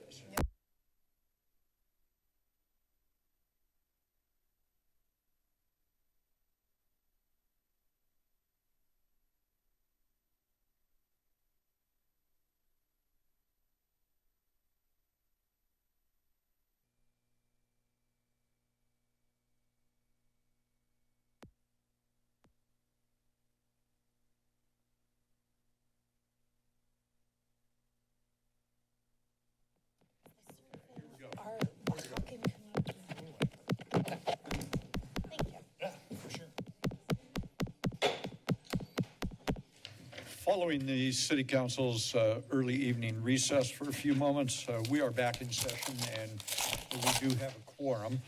So we will commence the remainder of our work.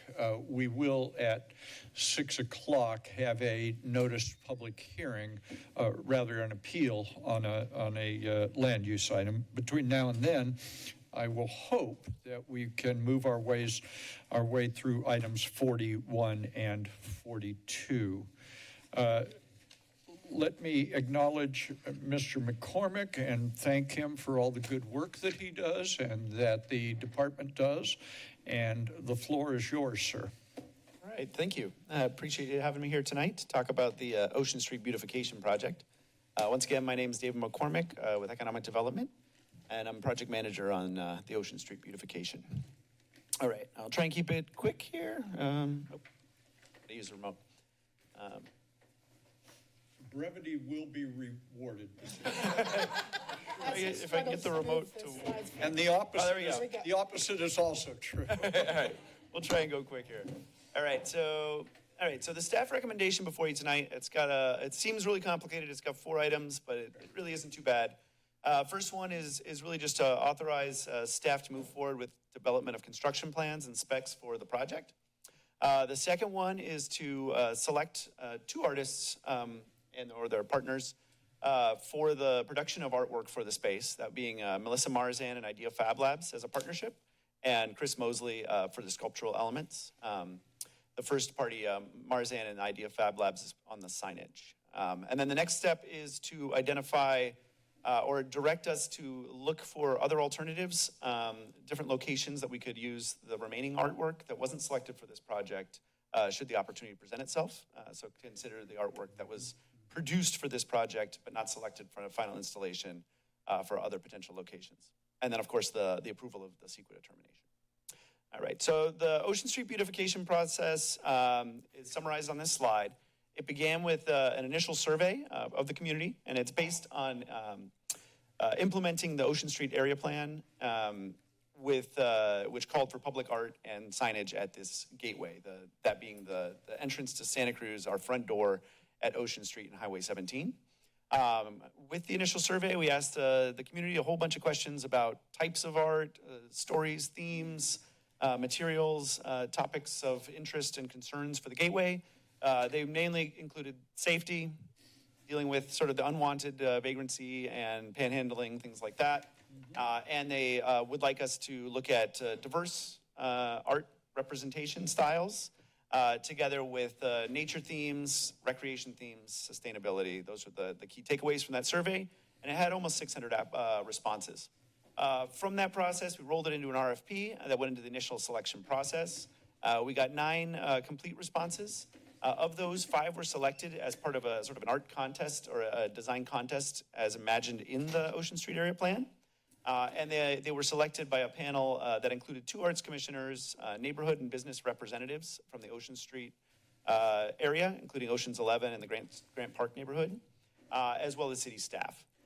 From that process, we took the artists and our in-house, our on-call landscape architecture firm, RHAA, and they worked together on collaborative art landscape designs and put together a suite of options for the community engagement that later occurred through the Padlet platform, the project website, and the community meeting.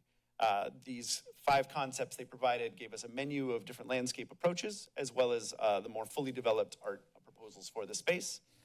Then we conducted an internal review between members of multiple departments, looking at the feasibility and operational considerations, as well as any regulatory concerns and in some cases required site design or revisions to the proposals to make them work. That led us to evaluation of the public outreach that was conducted with the community meeting on June 10th at Grant Park, together with the online platform Padlet, which is sort of a visual comment board that allowed people to review, learn about the different proposals, rank them up and down, and make comments for each other. And with that platform, we received over 751 unique visitors on the public art. And on the landscape board, which is a little separate, a smaller number of responses, but still a constructive amount. That led to a good amount of contributors. Those are people that ranked or commented on the spaces. So from that process and the public art meeting and then the Arts Commission recommendation based on the staff evaluation, 2 artists were selected, those being, skipped ahead here. Key considerations in the selection process included the cost, so we had to stay within the budget, managing the landscape improvements, the design work that's still needed, and the cost of the art itself and fabrication, as well as the timeline for fabrication, the maintenance, how the art would and the space could be maintained, as well as sort of anti-graffiti and just durability of materials. And we wanted to be very careful at determining that we're balancing the idea of an attraction versus an attractive nuisance. So those were key considerations, and ultimately the ability for the art and the landscape to work together to deter unwanted activity. And then, of course, the public art itself was evaluated on aesthetics, community appreciation, and feedback we received, and then the approach to installation. All right. Of that, the Arts Commission came back with, after evaluating 2 distinct approaches, one being a very simple signage forward approach or a single piece approach, to one being very art heavy, where we have multiple artists, 3 or more, in the space, and they came up sort of down the middle with a scaled back, with the sort of the main focal signage and a scaled back installation of sculptural elements behind it. That would include Melissa Marzan and Chris Mosley. So staff supports that proposal and is bringing that recommendation forward to council tonight. And you can kind of see some of the different art renderings produced by this doesn't have, these are the renderings produced by the artists. It doesn't have the landscape in it. That was sort of the combined image here. All right, and there's the Arts Commission recommendation, and returning back to staff recommendation for your consideration. A brief? Question, yes, that is brief. Questions by council members. I'd like to move staff recommendation. Go ahead, please. So I got it, okay? Thanks. Comments? Is that what you're doing? I'm trying to elicit comments. Sure. Anyone want to make comments? I'd love to make comment on this. This is my district. Then please proceed. I'd like to start by thanking Dave McCormick, both for your work on this project, facilitating with community members and artists and commission, also meeting with me with all my questions about safety and the commission's process. So thank you for all your work on this. I noted in the commission meeting a lot of discussions around safety, deterrence, and measures. I also really saw a true intention from each of the artists to really be thoughtful about creating something new in our space, but also keeping in mind how our public does interact with medians and public space, especially around heavy traffic. At the top, the safety was something that was really concerning to me. And I do think that with the different measures that have been discussed thoroughly and the thoughtfulness brought forward, that has been mitigated. I want to highlight that the artists that weren't selected in the top two right here also had incredible popular designs. And I really am happy that number 3 is included in this motion, because I'm hopeful that we will find places for those, some of them adapted designs, to be in our city elsewhere. And then I was interested to hear more about the different opportunities for landscaping and hardscaping that came out of this discussion. As a new council member, I see us trying to meet safety and aesthetics in so many places around the city. And the Padlet that we had online, as you said, we had incredible responses. And I was so happy that so many of my constituents, both the Grant Street Park neighbors and Central Park neighbors, got involved in this process. So I just want to end my comments by saying thank you to those neighbors for their really thoughtful commentary online. I could see that the commissioners had read and incorporated that. So I really felt like this is a community-led, which is exactly the spirit that the Ocean Street design had come forward with. Thank you. Thank you. Further questions or comments? Anyone with us wish to comment on the item? Is that the artist by any chance? Sonia and Fred probably remember early in Fred's term, me talking a lot about how Ocean Street needed some love. They had the Starbucks, was a sit-down Starbucks, and they had public restrooms, and it was kind of a utopia for everybody except for the people who worked there, who had problems kind of guarding the restrooms from people who would abuse the privilege of using them. Ocean Street, in a weird way, is kind of the underside of Santa Cruz. So it's, people come in, it's the first thing they see, it's the last thing they see. And it's remarkably kind of embarrassing how Jack in the Box and Denny's and McDonald's have to, have a keyed entry to their restrooms and, weird systems all buzz you in. Well, I tried the door, it didn't work, and then came in. So it's kind of embarrassing. But, in some ways, you have to sort of accept the... they turned the Starbucks into grab and go, and I talked to the regional manager of all the Starbucks, and tried to Moses with Escalante. No, can't be the same name as the police chief, but anyway, Yeah, it kind of betrays a certain interest in them just like serving the people that are just using it as a highway. And I live in Boulder Creek where people come through and they flip their Lamborghinis. I hope you heard about that fun thing we had happen up in the mountains, and they just kind of institutionally kind of endanger the pedestrians up there. The worst accident we had was like last fall. Might have been the year before, but severe injuries to the individual involved. And that's within the city limits of well, no, there are no city limits of Boulder Creek, but within Boulder Creek. And Ocean Street, should be safer. It should be nicer. There shouldn't be a fence around the Welcome to Santa Cruz sign or adjacent to it, or is it that they showed the Welcome to Santa Cruz. It doesn't look like that right now in front of Denny's and the Fairfield, I believe is the name of the hotel there. It's a place where people can throw their garbage over. I'm sorry. Thank you.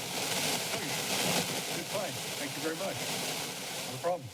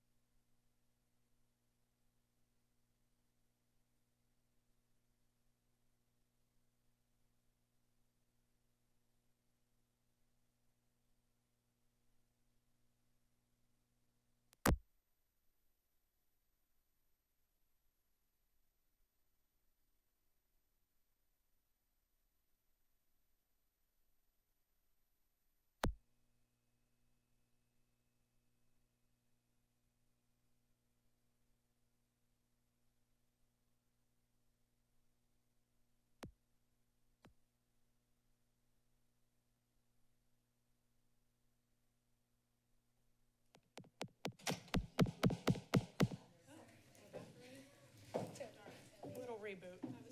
Okay. Every time. Let's go. We're good. Again? Oh, great.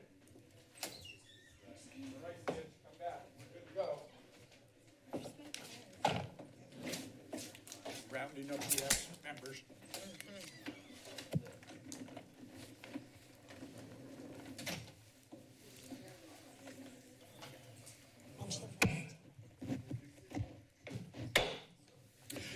The City Council is back in session following a brief recess for technical issues around our microphones. So these are now corrected.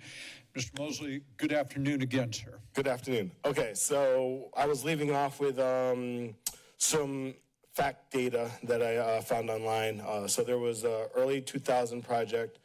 It ran for like over a decade in Philadelphia called the Greening of Philadelphia, where they took over 100 different vacant lots and they did the exact same thing that we're trying to do, which was a beautification project where they brought art, landscaping, they brought in the community to help plant the greenery and things like that. And the data shows that it actually reduced crime in the area. So you figured in, we're talking Philly. I don't know if y'all have ever been to Philly, but Philly's these are like the hood, right? Like where people actually got murdered. I haven't been in Santa Cruz long, but from what I've seen, no one's getting murdered at the Denny's. But this stopped a lot of the crime in the area. Violence went down, vandalization went down. And then they ran a survey. So they also talked to all the neighbors in the surrounding area. and people's mental health increased because they were around beauty. So it was like, oh, this is beautiful. I don't feel like being a criminal. And then they ran this study over the last 10 years. So I know that the project that me and Melissa are going to be working on and some others would definitely increase the beauty of Santa Cruz. And we hope to also, me and David had also talked about bringing in the community to help like plant things. I know my initial proposal was to actually bring the homeless in and actually use recycled glass. And so they felt like they were actually a part of the project. And I just wanted to give you guys some of that information to let you know that like I think this is going to be a really good project that's actually going to help the community instead of, do the opposite. Thank you. Thank you. Wish to make comment? Well, welcome. Thank you for giving us a platform to speak about our projects. My name is Melissa Marzian. I'm also known as the Letter Mermaid around town. As a local artist, I've lived here for almost 8 years now, and it has been a wonderful time to be able to connect with the community and for this project.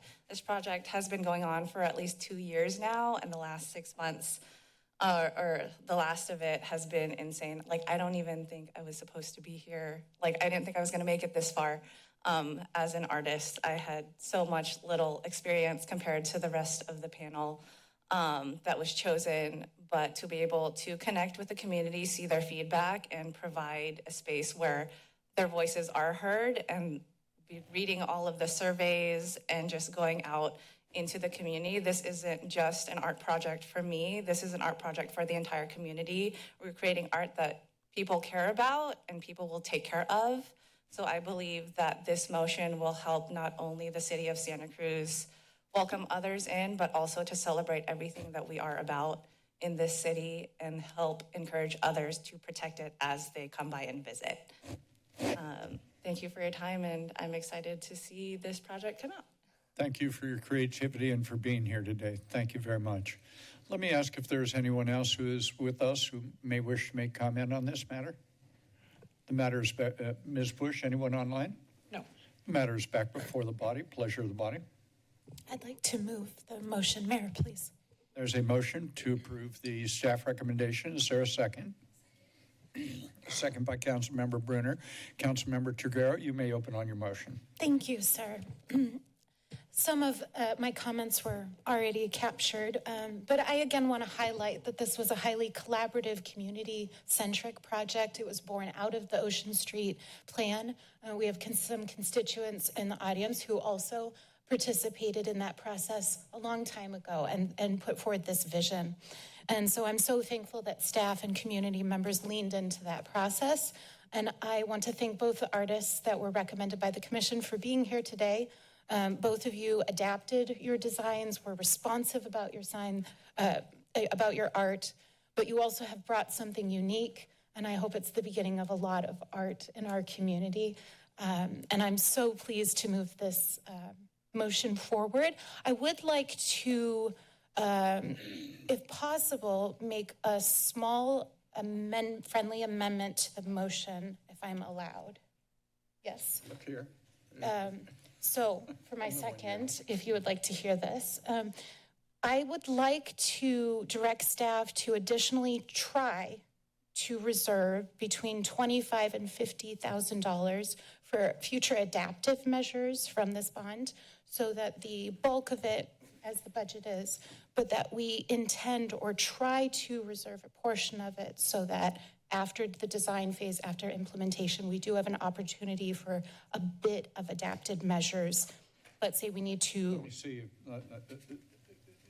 State your motion. State your motion before you make your argument. So let me just hear what you're. The whole motion? Well, let me know.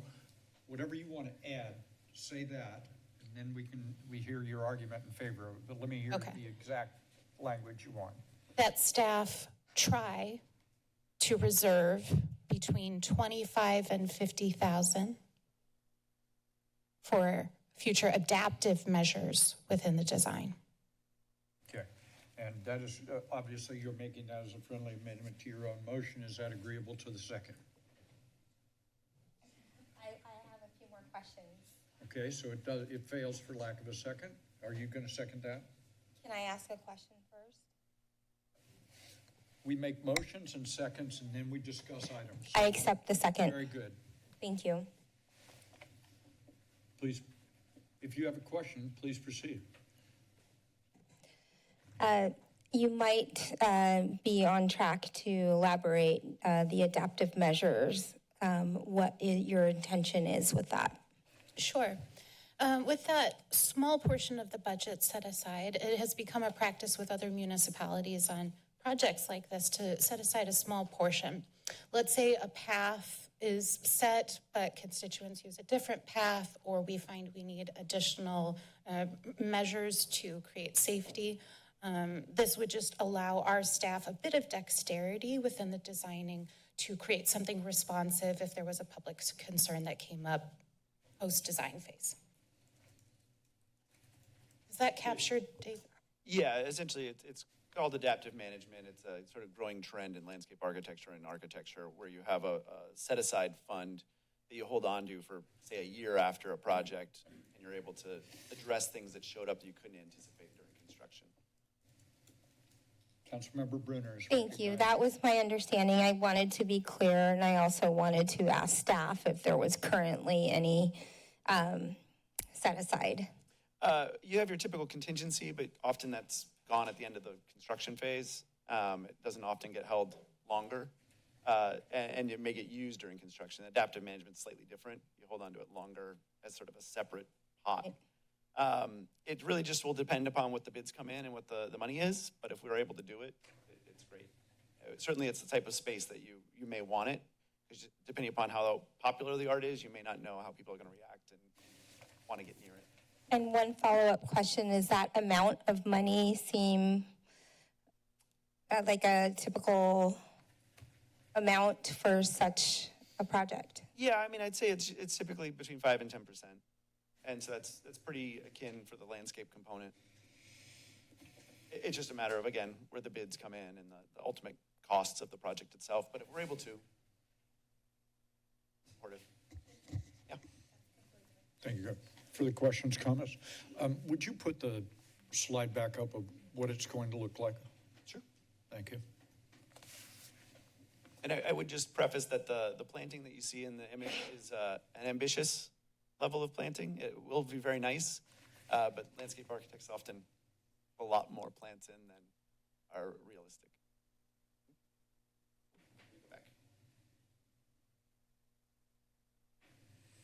So that is, am I right? So as you're driving in on Highway 17 and get to Ocean Street, that is the space on the right, is what we're looking at here. Correct. What does the space on the left look like? I don't know if we have renderings of them. Maybe I do, actually. Let me see. As I said, with the Arts Commission recommendation and the budget, we've reduced, or Moses revised his proposal down to about 5 sculptures. So we'll want to pick and choose the balance between what ultimately goes in. Let's see, I think I've got...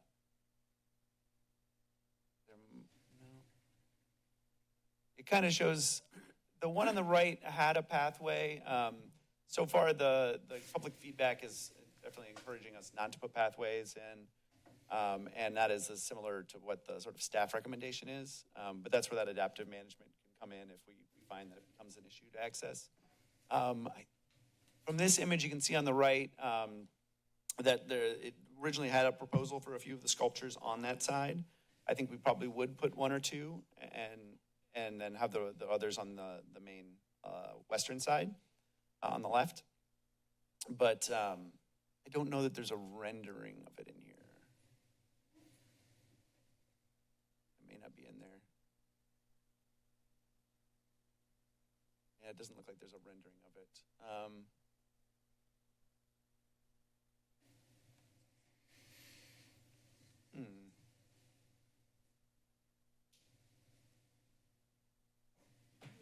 There is one. Yeah. Oh, yeah, that's probably good. Okay. Yeah, you can Excuse me. see it here. The deer on the left there. So that would probably be more internal to the site in the final placement, closer to the trees, I think. Just to not block the signage and protect it a bit. But you can kind of see the deer on that side. So this would be, as you're coming into town, this would be that space that is on your left. Is that what you're saying? This is if you're leaving town going past Mary Ann's. No, image no, in the middle. let me try it again. Sure. You're coming into town. Yeah. This is on your left. Yes. Yes. The other one that you showed us is on your right. Yes. Yeah, that's the triangular island, but it's on the far one end. that you showed us that was on the right that you said is more heavily landscaped than will happen. And this one you're saying is less landscaped than will happen. Do you have one that shows us what the landscaping will look like on both sides? That's what I was trying to think if there was one. I don't recall if there is an image of that side.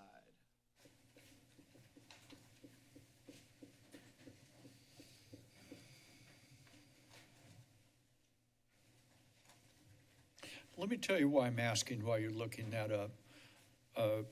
I've said this before since I've been here, and I'll sadly say it again. Right now, when you come into town, it looks like you're entering a medium security facility. You've got chain link fences and to keep people out of those areas, because when we didn't have those there, people were in those areas all the time. So are you now saying we're going to do this and there's no fencing around it of any kind? I think that's the question. So with the landscape approaches we'll be working on, there is a number of fencing options that we'll put out there. So far, the community's desire has been not to have fencing and Who's to rely the more. community in this regard? Just so I The understand. online feedback and the feedback from the community meeting. So the, over 400 people that commented on the project had generally not recommended fencing. Staff has thought that we would like some level of fencing. What that looks like, whether it's the sort of lower split rail kind of style or, a more robust, taller fence to restrict that is better looking at least than the chain link, remains to be seen as part of the landscape improvements. Well, I don't think it's hard to predict what's going to happen without a fence.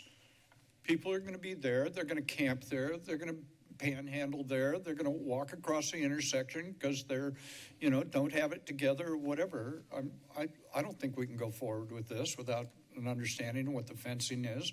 This isn't to create a park. This is to create an entrance to our city. I love, let me be clear, I love your artwork. This isn't about your artwork. This is about what the heck we're doing there. Yeah. And the only way we solved that problem before was to put fencing up, and it looked like hell, and it still looks like hell. Now we're going to take down the fencing, put up something beautiful. Our experience in Santa Cruz has not been that if you put up something beautiful like that, it's going to stay beautiful. That's not our experience. So yeah. I don't get why we would do this without fencing. Yeah, and this image does have the lower rail fence. Again, the perspective is, what's that? That'll do nothing. Yeah. So would you like to see the more robust fencing in there? Otherwise I think it's totally predictable what we're going to get. We're going to spend a lot of money. It'll be really pretty, and it'll be taken over by people who don't care about pretty and nice. And that's something we can consider. If that's council's direction, we can certainly do that. I believe. I'd like to ask the maker of the motion if you would consider it a friendly amendment before this goes out to contract to get various fencing options presented and adopted. Okay, well, I was going to say I can just show the. Excuse me, I'm asking the council member. Can I ask another clarifying question, or you can? Okay. And yes, I observed fencing was a large discussion point. What other deterrent methods, whether landscaping, hardscaping, have come out in this process that you could speak to? Perhaps, I think the mayor points out very clearly the past use and how fences are a deterrent. I'm hearing from you that community members didn't support fencing, and our very astute and knowledgeable mayor says something very, very important here. Is there other options other than fencing that would provide the deterrent that he's speaking of, so that we could prevent falls, folks trying to camp there, things that would make the space unsafe, rocks, hard landscaping. Is there other? Yeah, a certain amount of stonework is anticipated in there, like inlaid stonework to make uneven ground and disrupt spaces that are level and flat where one might camp or bring in large amounts of personal belongings and things like that. Okay. Those are particularly targeted toward areas where the sort of the panhandling and the vagrancy is most popular, you know, where those sort of pinch points where it's most significant. But also in the sort of interiors of the site where you do see a lot of the sort of hoarding of equipment and, you know, the recesses that are easy to hide. That possessions could accumulate there? Yeah, so those areas are sort of anticipated for the stonework. Once again, there were several fencing approaches also provided. There's this one with the sort of iron slat or steel slats. And then there was the more, this one here, which was more like a welded wire mesh fence. So a more refined version of the fencing that's out there. Either of those would have to be very carefully placed to allow the art to stand out from them because they are much taller than the other artwork, and you couldn't sort of put the art into the interior of the site. They would have to be closer to the traffic. But it certainly, those options were put out there, and the fencing is something that we're still considering with the landscape.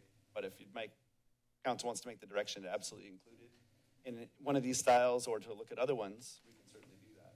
Mayor, could you please repeat your offer of it? Yeah, the language would be something in this order that if the motion is approved, there would be language included in the motion to direct staff to include a fencing option in the design of this, which would have the effect of keeping people off of that area. Would that be agreeable to you? And it would be an option within the design phase is what you're putting There forward? would be fencing, that we are directing that there be fencing. There would be fencing. The option would be the style of fencing, but you're... Sure. Yes.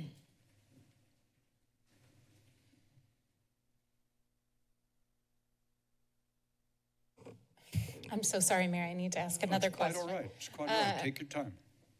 Fencing had come as a subject amongst community members. Can you give me some insight into how the artists or the commissioners responded to various fencing impacting the art installation itself? I think generally it's a concern just about the visibility of the art and making sure that it has, the fencing doesn't preclude it. It's more of a backdrop. And I think if we're mainly focused on sort of fencing the interior of the site and keeping it out from that more vulnerable, hardest to police areas, I think we can still accommodate that to some extent. There is the challenge of the sort of the redwood root balls and things like that being impacted by posts and whatnot, but it's all workable solutions, I think. So, but again, it's more the concern of it does have the potential to impact visibility across the site for police. So if someone's on the back side of the fence by the hotel, there will be lighting there proposed, which should make it more visible, but the fence can block sight lines through the site as well. And various opinions. Yeah, I think I should be a little more transparent because I definitely feel the mayor's comments here very strongly. I'm also mindful of the conversations that I observed amongst the commissioners and that I saw online, where folks are worried about creating infrastructure in which tents can be pitched, where sight lines are broken, where safety concerns end up going. So I think I appreciate your response so I could understand a little bit about the artist sight lines. Now, do you think you could speak to me a little bit about whether fences at this height, because I've seen fences that were shorter and around the perimeter, and now I'm seeing this one that's interior and above. Is there a heightened concern of vagrancy, of accumulation of belongings with a higher interior fence? With the steel one, there was just a concern about access for cleaning and maintenance, just because it isn't a traditional fence with you'd have to design a gate-type structure for it. That was one of the comments that came up in the internal review. This one, there was a feeling that it felt, among some of the public comments, that it felt more like a prison fence. It is better than the chain link that's there, for sure. And it could be, vinyl coated or made to be more or less. Councilmember, let me say this. I'm not advocating a particular fence. I'm believe that artists and people of goodwill can figure out a way to put a fence that it integrates into the otherwise beautiful suggestions that are being made here. My issue is, without that fence, this is going to last about 2 weeks of being pretty, and then it ain't going to be pretty. But you do what you want. Want to take an amendment on fencing? I'm not trying to get them to do a particular fence. Mayor and Councilmember, if I may just chime in real quickly. You may. We don't have significant concerns with bringing back options, if I understand the mayor's friendly amendment request. We're going to have to bring back final construction drawings and design for council approval anyways. And at that point in time, we're happy to bring options forward that would allow the council to consider whether or not that's something that you all want to move forward with at that time. Okay. But no significant concerns with doing so. Thank you for that, for the process of this. So I will accept your friendly amendment, and I appreciate, once again, your thoughtfulness in bringing it forward. Was that agreeable to the second? Yes, it is. Can I make a quick comment? Certainly. I just understand the intent of a fence, but I know the goal is this entryway and having a welcoming presence in our main gateway, so to speak, to Santa Cruz. And this project of having art there was the goal of being a welcoming presence. And art can also deter a lot of vandalism and unwanted behaviors. And, I think about, for example, off the top of my head, all the seawall murals. And those walls still stand today with no graffiti on them, right? We didn't need fences around those seawall murals to deter graffiti. So, I understand the goal of preserving and protecting the art that is placed in these areas, and there might be several other options. So I just wanted to state it'll be interesting to see what comes out of that. Yeah, I think with that license, we'll explore Great. Good options. Thank you so much. Thank you. Further debate or discussion, Councilmember O'Hara. I really appreciate this conversation, and I will say that I appreciate the city manager's suggestion. That would have been my suggestion, is for us to ensure that there was a phase where we were looking at the design. I spent a decade working on homeless response infrastructure, and fencing doesn't always work. In fact, oftentimes creates more problems than you would expect. People hang their stuff on fences. It's really challenging for a public safety response. So I appreciate the direction that we're going and the robust conversation about that. And I really appreciate the direction that Matt provided. Thank you. Thank you, Councilmember. Further debate or discussion? Clerk will call the roll. Councilmember Triguero? Aye. Bruder? Aye. Newsom? Aye. Boulder? Aye. O'Hara? Aye. Vice Mayor Kalantari Johnson? Aye. And Mayor Keeley? Aye. Motion passes and so ordered. Thank you for your good work. Thank you, Mr. McCormick. And the artists, congratulations. Good work. Excellent work. We, at the recommendation of the city manager, we are going to continue item 42, the heritage tree mitigation, replanting in lieu fee and tree bond update item, until our first meeting in August. We will at this time take a 5-minute break so that we can return and hear the appeal.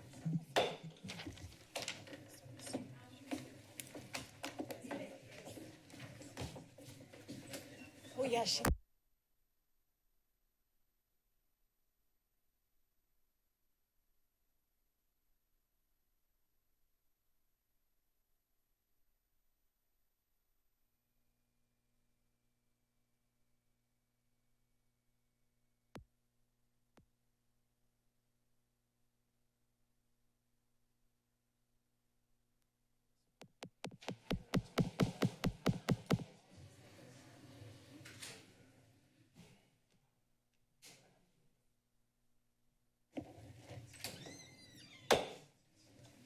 The Santa Cruz City Council is back in session following a brief early evening recess. The hour of 6 o'clock having arrived, we are going to take up an appeal. This is on a project located at 530, 542, and 548 Ocean Street. We have lengthy documentation in our packets, several hundred pages, and we have a staff report and we have an oral report from our staff. Before we hear that oral report, I'd like to advise folks how we proceed on matters of appeal, because they're a little bit different than how we normally hear things. I think a way to think about it is in today's agenda, we took up an ordinance, in which case we were acting essentially in our legislative capacity. We took some actions with regard to other items, which were largely, if you will, in our executive capacity. And tonight we are hearing an appeal, which is more like a judicial hearing. So what we will be doing is we will get a staff report first. Then we will hear from the appellant. The appellant will have up to 20 minutes to make their presentation. At that point, we will then defer to the applicant whose project is being appealed. That entity will have 15 minutes total to make their presentation. Following that, the appellant will have 5 minutes of rebuttal. Following that, the matter will be before the body and the body will make a decision. Staff, welcome, and we would love to hear your staff report. Thank you, Mayor Healy. Good evening, Mayor Healy and council members. My name is Rena Zoe, and I'm the project planner for the project at 530, 542, and 548 Ocean Street. The item for your consideration is an appeal of the Planning Commission's approval of the non-residential demolition authorization permit, lot line adjustment, watercourse development permits, design permit, heritage tree permits, density bonus request, and sign permit to demolish 4 commercial buildings, combine 3 lots into one, remove 4 heritage-sized trees and prune more than 25% of the canopy of 1 heritage-sized tree, and construct a 6-story mixed-use building with 225 residential units located at the southeast corner of Branson 40 Creek and Ocean Street. Regarding the public outreach that's been done for this project, a community meeting has been held, as well as 2 public hearings, with this being the 3rd public hearing. In addition, the applicant has also met with neighbors individually, and they've also attended neighborhood meetings as well. And as mentioned in the agenda report, public comments that we've received so far are concerns related to the soil contamination, setbacks, massing of the building, height of the building, and parking, with also comments in support of needing more housing. I provide a pretty in-depth analysis of each point made in the appeal letter, and so in this presentation, I'm just going to focus on a couple of key points and clarify some questions as well. The first is regarding the soil contamination. I just want to reiterate that the city is aware of the soil contamination. We saw that they have submitted something that was posted to the State Department of Toxic Substances Control, so DTSC's webpage, and then we had subsequently followed up with the County Environmental Health, who is our standard reviewer for these types of documents. They had indicated that they didn't need to review this since the applicant has submitted directly to DTSC for a voluntary agreement, and DTSC confirmed this information as well. So that's what we knew at the zoning administrator public hearing. Between the zoning administrator and planning commission public hearings, we had found out that the applicant had withdrew their application from DTSC on the advice of their consultant. And so then we had added in conditions of approval requiring that they have to work with DTSC regarding the soil cleanup. They have subsequently reapplied for their voluntary cleanup agreement with DTSC. So all in all, DTSC, which is a state agency, will oversee the soil cleanup on site. I do also want to emphasize as well that the soil contamination is not unique or unusual on these properties. Most sites that are eligible for an infill exemption were previously developed with urban uses during a period of time before any modern environmental controls were adopted. And so it's not unusual for them to have some soil contamination when they're investigated for redevelopment. DTSE is going to require methods in the cleanup process that are consistent with their standard requirements, ensuring that the creek and adjacent properties are not going to be adversely impacted by the soil cleanup.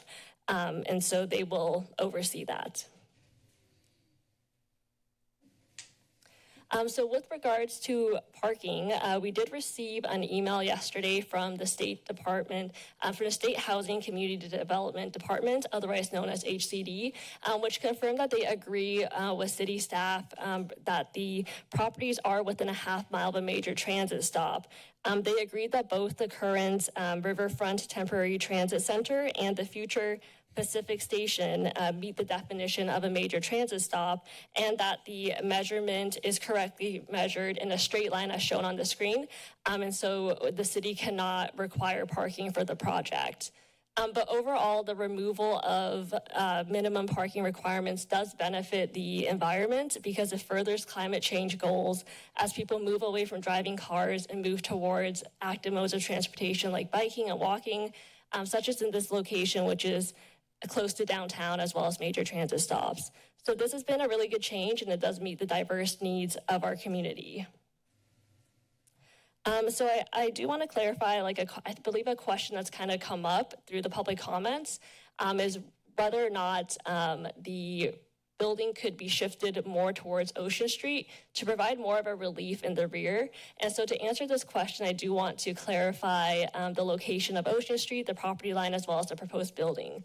So as you can see on this slide, shown in green is where the curb of Ocean Street is. In turquoise is where the property line is, and in red is where the building is proposed to be. And so as you can see, the second story and above is already built to the property line, and then on the ground floor, it's only really the commercial space that's kind of slightly set back from where that property line is.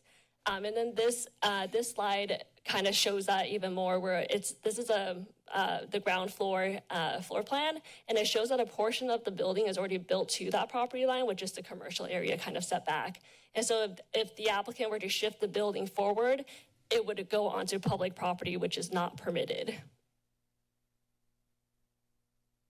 I do also want to highlight as well that the applicant, in an effort to preserve the adjacent trees and also to work with the neighbors as well, they've proposed a design change where they pulled back the rear of the building to be a straight line and to be set back 3 feet and 3/4 inches from the rear property line. So I just wanted to highlight that in the red circle here. So this slide is noting all of the voluntary changes that the applicant has made to the project to date. The applicant has modified the commercial space to meet the city's objective design standards. They're paying up to $100,000 in their fair share costs to connect the bike path. They also improved the design of the rear facade of the building to meet the objective standards. And for frosted windows, they have agreed to frost the lower 18 inches of the windows on floors 2 and 3. And they have also agreed to or voluntarily provide blinds that pull from the top down on all the windows on the rear elevation. They've also agreed to negotiate in good faith with neighbors who currently have solar panels as of the date of that Planning Commission public hearing to compensate those neighbors. And they've also agreed to either provide building material variations or an art mural to soften the look of the elevation along the creek. And they've also agreed to remove the fence that's currently, that's shown in the top right image there. It looks like there's like a fence proposed adjacent to the green landscaping closer to the creek, and they're gonna remove that as well so that it really makes the building more open to the creek. So as we're probably all aware, this project as proposed is protected by state law, and the city cannot require that the applicant redesign or change the project. So it's great that they are willing to work with us as well as the neighbors to voluntarily make these changes, and we will include these changes as conditions of approval as well to ensure that they will be provided.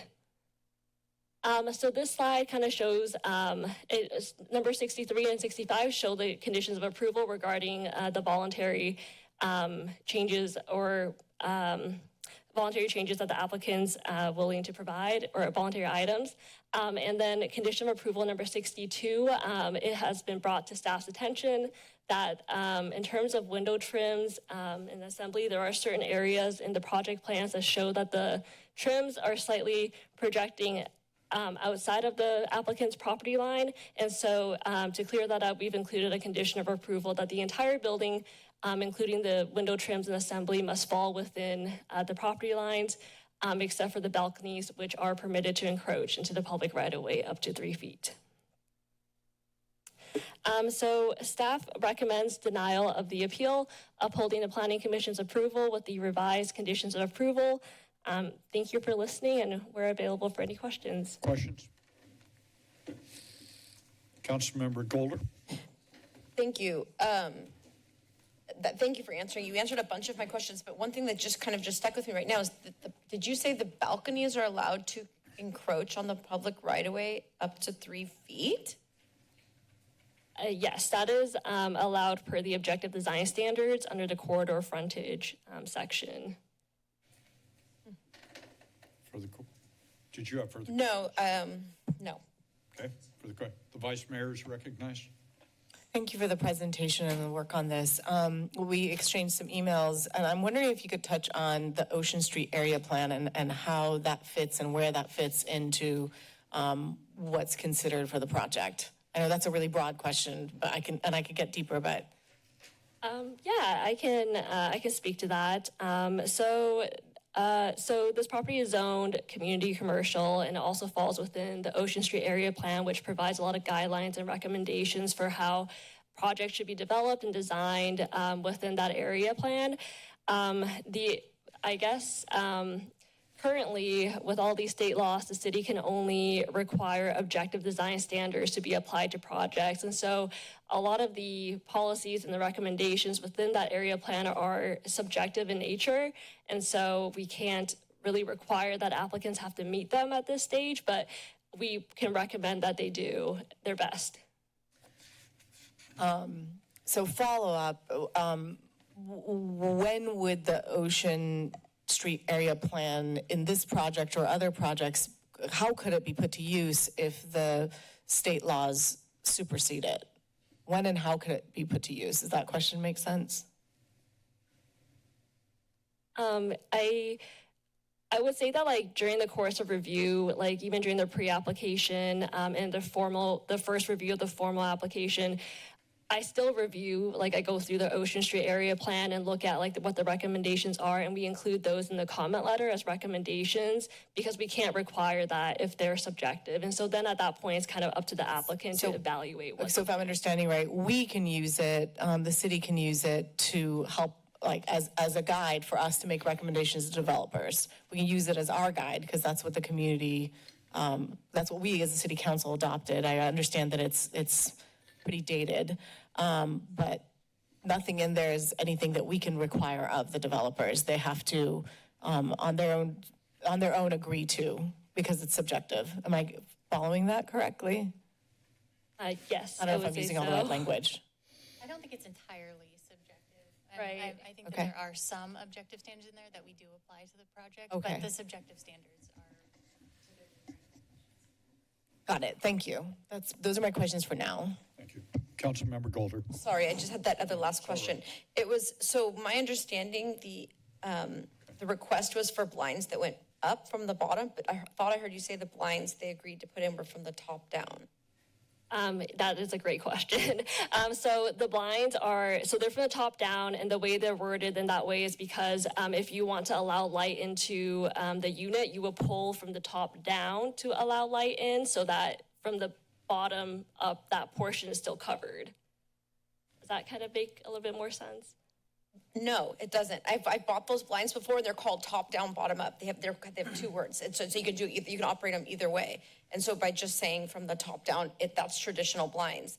I think what they're asking for is the ones that go up, and so there's ones that can do either. There's ones that can go up, and so I think the way you said it was the exact opposite of what they were requesting. That's why I was confused. I did clarify this with the applicant this morning just to make sure because I was also confused by the top-down terminology. But I think the way that they've confirmed is that the bottom portion of the window will be covered by the blinds, and then if the person living there wanted more light in, then they would pull the blinds down from the top to allow light in. Thank you. Councilmember Triguero. Thank you, Mayor. I want to first thank staff for their time on this and then also recognize a lot of the constituents that I see here. I was a longtime resident of District 2. I now am on District 1, and it was a pleasure to join all these community meetings with our neighborhood groups. One or two things that I'd like to lift here. One about the toxins notifications. Thank you for clarifying that. I also feel as a representative that that it was concerning to community members, I think unnecessarily so, with the way that it was communicated when it was communicated. So I do think that toxins identified by the applicant should have been included in the community meetings that happened in 2024. And I was disappointed that they weren't. Two, I would like to just acknowledge that as someone who lived in this community for a long time without a car, access to transit stops are incredibly important.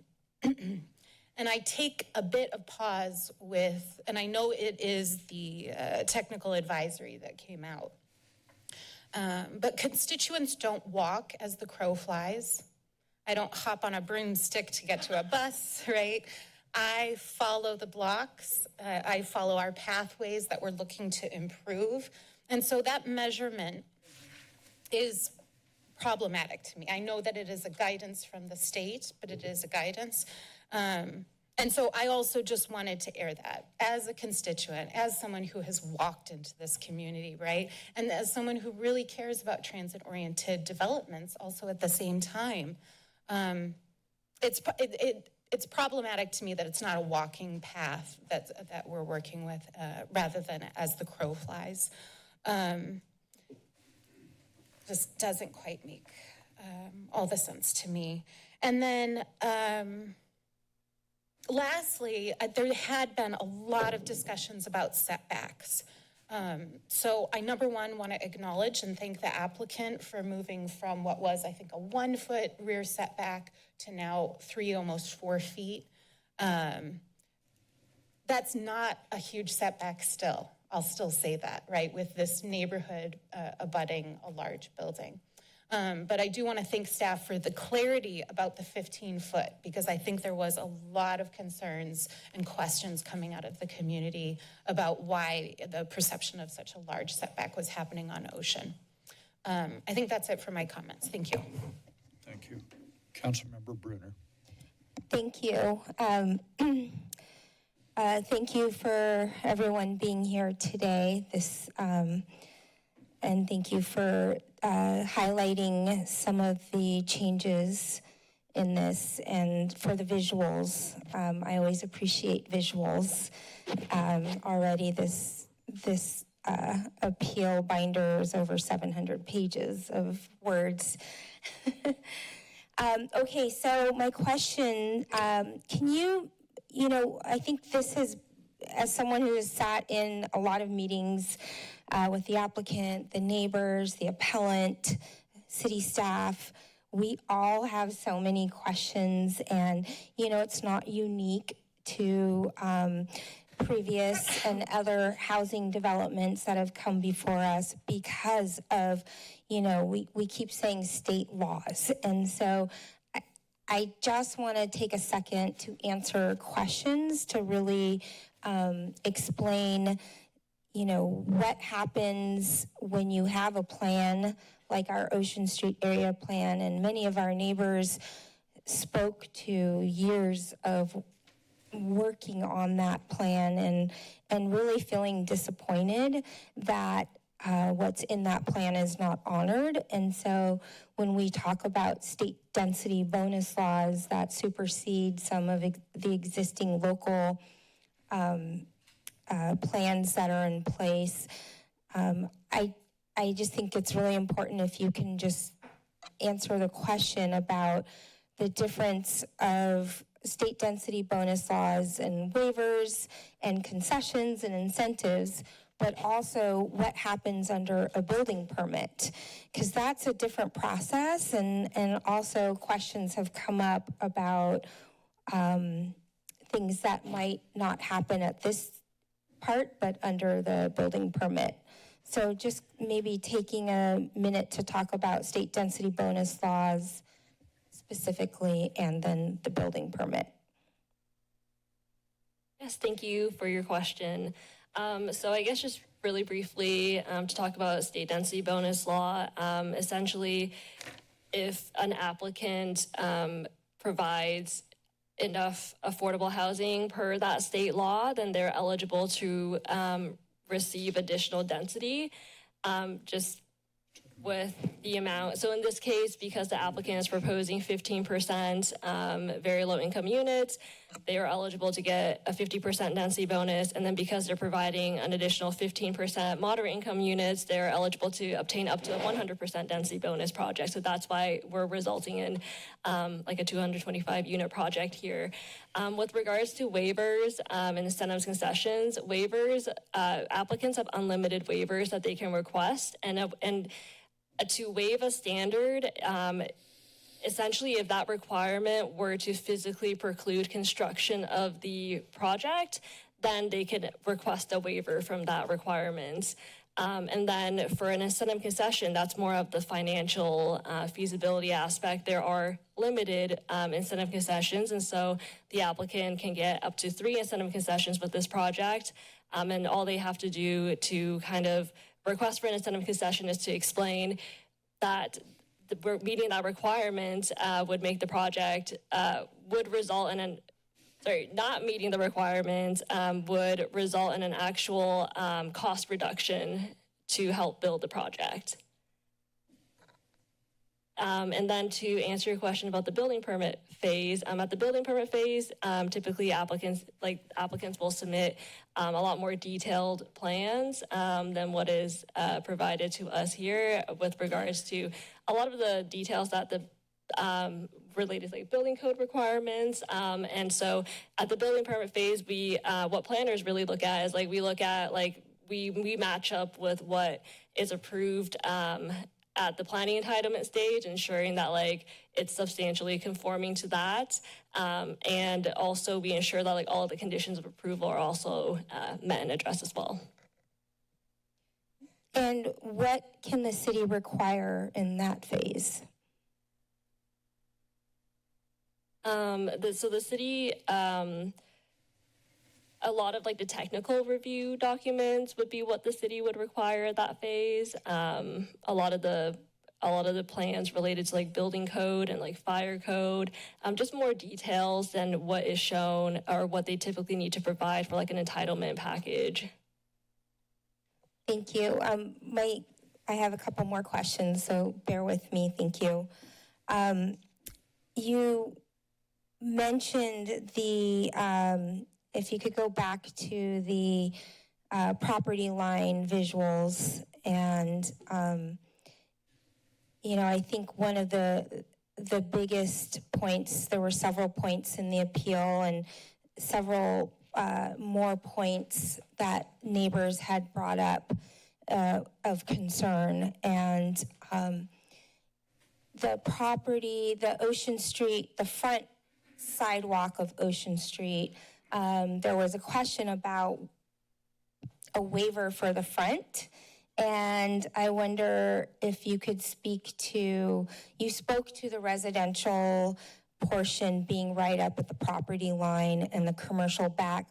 What happens if you move commercial forward? I mean, I know it's only half of the building, and essentially you can't slide the whole building forward since part of it's already at the property line, unless you were to shrink residential amenity and then slide the whole building forward. Can you speak to what that would entail? Would that be allowed? Is that up to the applicant? Is there anything around that that you can speak to? And Yes, so in terms of the possibility for shifting the commercial space forward, that area is set back around like 4 feet 5 inches to 12 feet 6 inches, and 12 feet 6 inches is like really where the building entry is. So it's a very small area, and so there's really not a lot of wiggle room there to slide the building forward to provide more relief at the rear. I think in addition to that, sliding that portion of the building forward would also impact the staircase locations on the upper floor, and so they wouldn't be matched up anymore.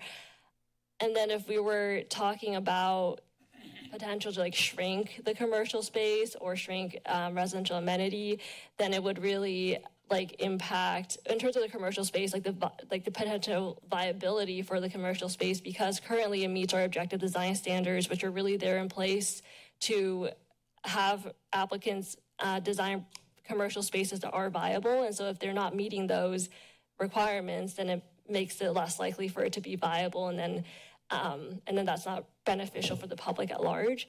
And so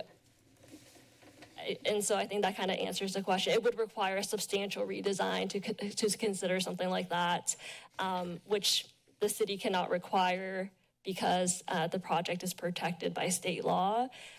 There's a lot of case law that notes that the city has to review the project as proposed and as designed, so we can't require that they redesign the project in that way. And was there a waiver requested for the front of the building? And what is that? So the waiver that was requested for the front, I think you're referring to the portion where we mentioned that the sidewalk kind of narrows down to around 12 feet. Right there.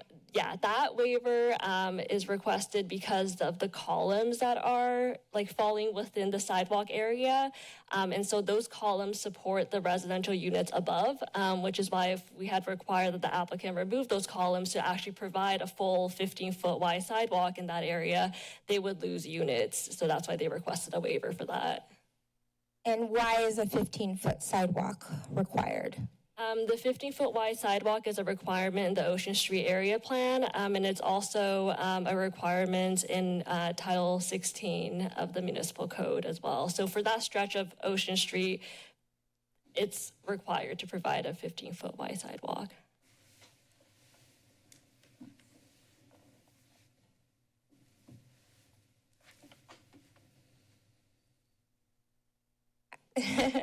Director Nguyen. Good evening, Mayor, Council members. Nathan Nguyen, Director of Public Works. So the 15-foot wide sidewalk for Ocean Street is an objective standard in our Muni Code. It's not just in the Ocean Street area plan that has more of a guideline with regards to what we'd like to see out on Ocean Street. And so the waiver that the applicant is applying for is utilizing those columns, as we said, in the 15-foot sidewalk area, but it's also within their own right-of-way. And so it's not in the public right-of-way, so they can institute that type of waiver without us having authority to change that.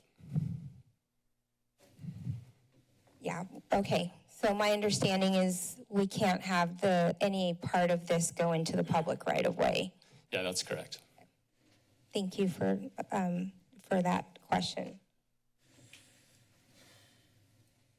And the straight line and where the crows fly, that measurement, I see Claire Galagli, there was an HCD technical document that kind of specified that that's the measurement used. Is that what's typically used? And if I could ask also the city attorney, it's not, does that need to be specified in our code and how we determine those types of measurements? The city municipal code in various locations has perimeters that are specified for notice, for instance, and for other purposes. And it's basically a rule of statutory construction that if a distance is specified without further description, then it is measured by a straight line. So the HCD guidance is essentially guidance as to how ordinary rules of statutory construction would apply where a distance is specified. If the legislature intended the distance to be on the most convenient path of pedestrian travel, for instance, then the statute would have to specify that. Otherwise, as a general rule of statutory construction, you would apply a straight line.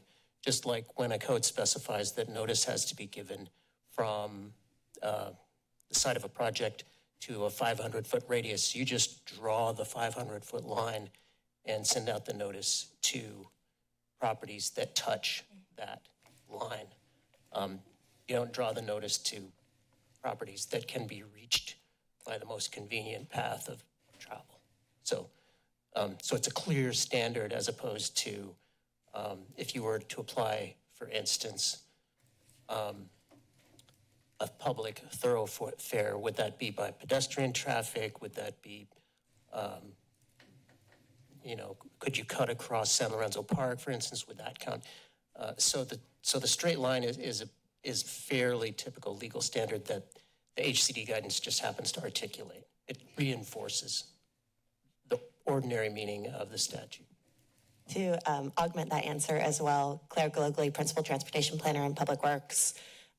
The way that AB 2097, which is the statute that implements this reduction of or elimination of parking requirements within a half mile of defined high-quality transit stops, is that it applies to existing or planned transit. So we look at what's on the ground at the time of project application, complete project application, and planned transit that's included in the AMBAG MTP SCS, which is our long-range transportation plan. So what can be reasonably expected to be there over this planning term horizon.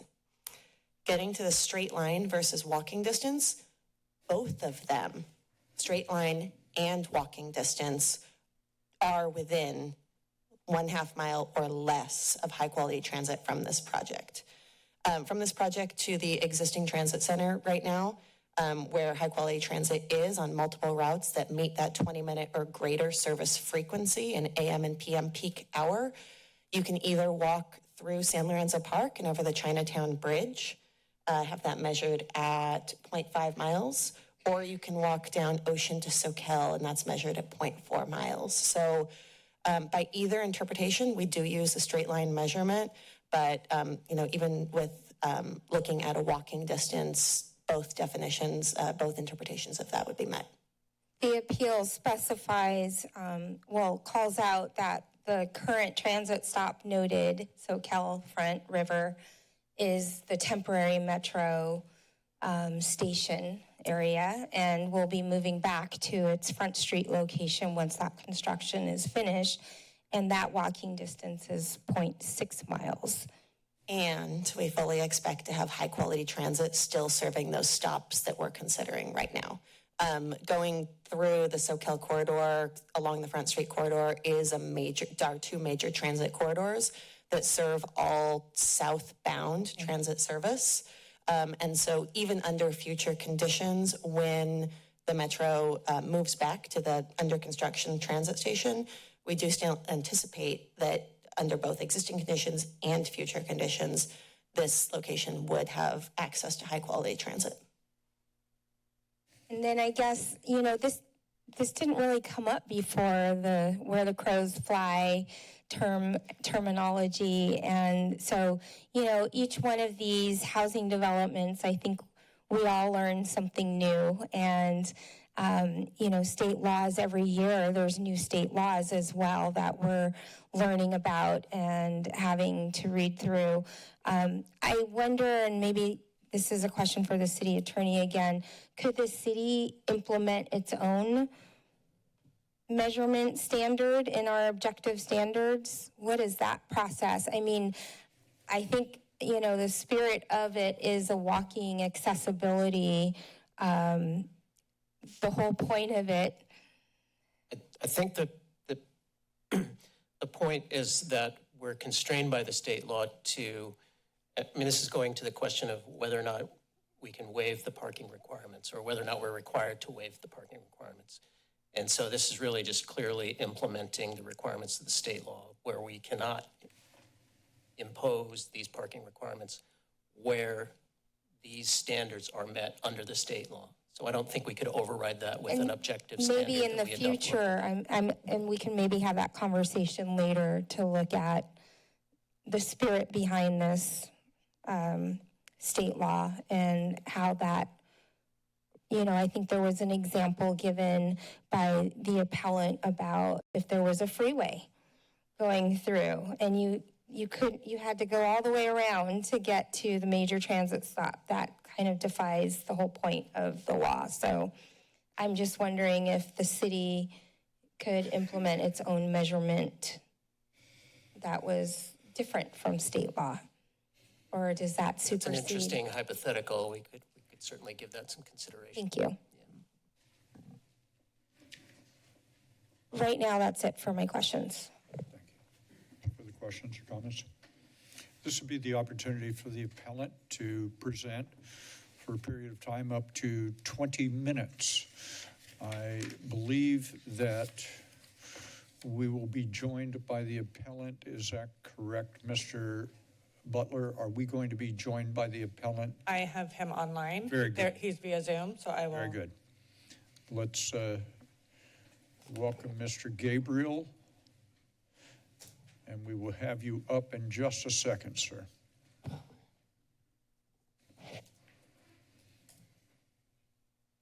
Good evening, Mr. Gabriel. Welcome to the City Council meeting. You will have up to 20 minutes total to make your presentation. That will be followed by a 15-minute presentation from the applicant. Then you will be given another 5 minutes to make closing comments. Your 15 minutes begins now. Welcome, sir. Okay. Is it 15 minutes, Mayor Keeley, or 20? If I said 15, I'm very sorry. I meant your 20 minutes begins now. No.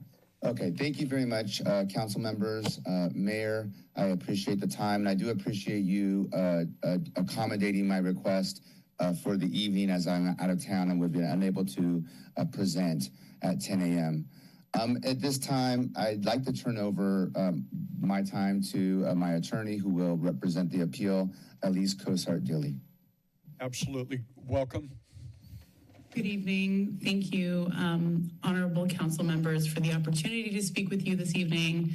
Thank you for your thoughtful questions, and thank you for looking through the voluminous appeal binder. I believe that Ms. Bush has a copy of a PowerPoint presentation for us. Is that correct?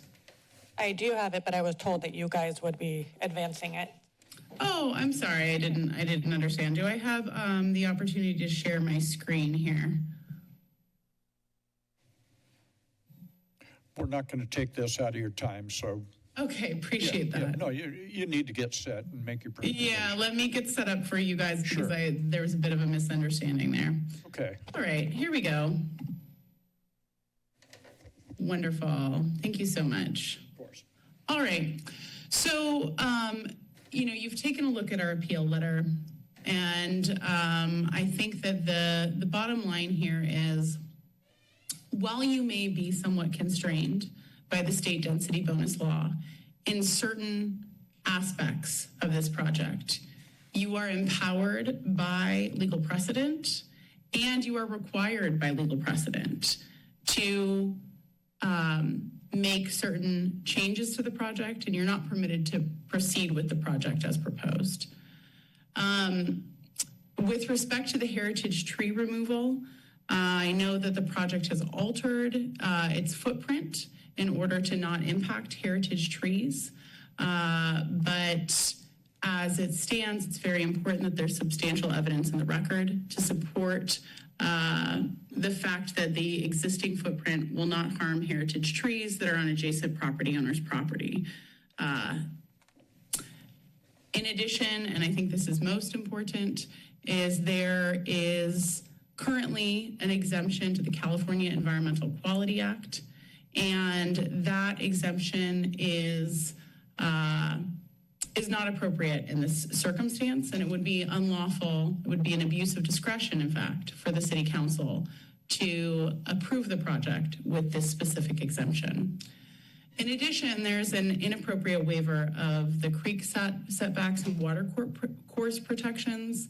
Waivers are only permitted in certain circumstances, and while again the state density bonus law provides some latitude, I will admit, to developers, it does not permit waivers in circumstances where it impacts public health and safety. And as discussed, there was quite a robust discussion, but the parking elimination is inappropriate in this context, and there's insufficient evidence of the record to support a waiver of the bus pass requirement. So with respect to the heritage tree permits, the project has been altered so that there is a setback, and we appreciate the developer doing so that that setback will not impact the heritage trees on adjacent properties. But as outlined in our appeal, it is unlawful. It's contrary to both California explicit regulations and California case law to harm trees on adjacent properties, on a property that is not owned by the person doing the harm. And 3 of those trees are located on adjacent properties. They're not owned by Rios Capital. And the city would in fact be liable for slander of title if they were to permit the project to proceed in such a manner and that it would harm or damage those heritage trees on those adjacent properties. This violates both the civil code and it constitutes trespass. So in order to remedy this issue, the city should go back and ensure that there's sufficient evidence in the record that this setback, in fact, will not harm the heritage trees or impact the heritage trees on adjacent property owners' property. As it stands, there simply is just not sufficient evidence in the record, and any decision that the city council has to take, councilors or council members, I know that you know this, but it has to be supported by substantial evidence in the record. That's part of your duty, and failure to make a decision that's supported by substantial evidence in the record is subject to reversal by a California court. I think the most important thing here has to do with the California Environmental Quality Act. And I should note before I talk about the California Environmental Quality Act with you that the state density bonus law does not supersede, nor does it vitiate the California Environmental Quality Act. The city has an obligation and a duty to comply with the requirements of CEQA, and failure to do so is also subject to reversal by California courts. So in order to qualify for an infill exemption, the project has to comply with Santa Cruz zoning requirements. And as I'll talk about a little bit later in the presentation, it does not comply with this water course development permit requirement. It does not comply with the setback, and a waiver is inappropriate in that context. And in thinking about CEQA, it's really important, the courts have said that CEQA has to be interpreted. So your role in this context is to interpret CEQA in a way that is going to provide the most possible protection for the environment. That's your job, is to protect the environment and community members using the California Environmental Quality Act. It's a great tool for protecting communities and protecting the environment, and you are empowered with that tool in this context. So because of that maxim of statutory interpretation with respect to CEQA, it is imperative that exemptions are narrowly construed. They're only applied in circumstances where they really are appropriate, where they hit all the criteria. And in this circumstance, it's simply not the case. So in this context, we have not only the fact that it doesn't comply with the watercourse development permit requirements, but there is, and I would say there's more than a reasonable possibility, I'm trying to be very measured here, but there's more than a reasonable possibility that it will have a significant impact on the environment due to unusual circumstances. Now, in your staff report, the staffer worked really hard, and I commend you for your effort, but unfortunately didn't do the required analysis to really demonstrate that this isn't an unusual circumstance. They somewhat dismissed the fact that there are toxins on site, but it missed the fact that this project is uniquely situated. It is directly adjacent to a creek, and it is right on top of a residential neighborhood. This is not normal to be situated in such a circumstance and to have toxins that exceed the safe levels for residential screening on site. So the project is located directly adjacent to Bransford Creek here. It's within 16.2 feet of the typical setback, which should be at least 50 feet, even without toxins. According to DTSC, as of October of last year, this site was designated an active site. Now, what does that mean? Let's talk about this in real terms. And I don't know if you can see this. Let me move this over here. So we have, the DTSC Envirostor data. Unfortunately, we don't have environmental site assessments here in the file, and that should give more information, and that kind of information is really important, and that's what you'll get if you conduct an analysis under the California Environmental Quality Act. The arsenic exceeds the residential screening level. The residential screening level is what is put into play and what indicates that something is safe for a residential area. So that screening level for arsenic is 0.11 milligrams per kilogram. And what we currently have here, based on the limited testing that's been done, is 30 milligrams per kilogram. That's an extreme difference in terms of what is deemed safe for residential areas. And this is immediately adjacent to a residential area, and there will be quite a few residents, as we know, built on top of this. And then there's also vapor in the soil. And while that vapor in the soil may not have impacts on the creek specifically, may have impacts on residential areas.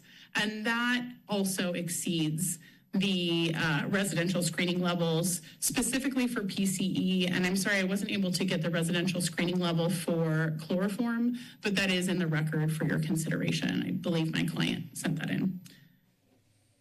Now, there are a number of protected species in Bransford Creek. There's steelhead trout in the creek. There's steelhead trout in the San Lorenzo River. The creek actually, and I'm trying to move this around for your consideration here. The creek actually goes into the San Lorenzo River. Steelhead are threatened species under the Federal Endangered Species Act. The monarchs, which are also supported by the creek, and that's specifically called out in your own regulations and plans. They're being considered for endangered species status at this time.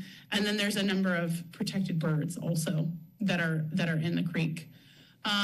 So for these reasons, it's really inappropriate and it would be unlawful to exempt the project from CEQA because of these specific unusual circumstances. And so what we request that you do in order to comply with the law and do the right thing for the community is complete a full environmental review for the project. Do an initial study, complete a full EIR, examine how this project is going to impact the environment and neighbors, and ensure that there's appropriate mitigation here. Now, the staff have indicated that DTSC is going to be conducting oversight, but oversight from DTSC is no abdication of your responsibility to do due diligence, to create an opportunity for public participation, and to ensure that there's appropriate mitigation that the community can be part of discussing, shaping, forming, and creating so that it's something that's really appropriate for Santa Cruz itself. Now, with respect to missing items in the environmental analysis, the law requires that under CEQA, you have to have information that is key to informed decision-making and informed public participation. That's very clear. And if you omit information from the record that would permit informed public participation and really empower you with informed decision-making, that is also a violation of law.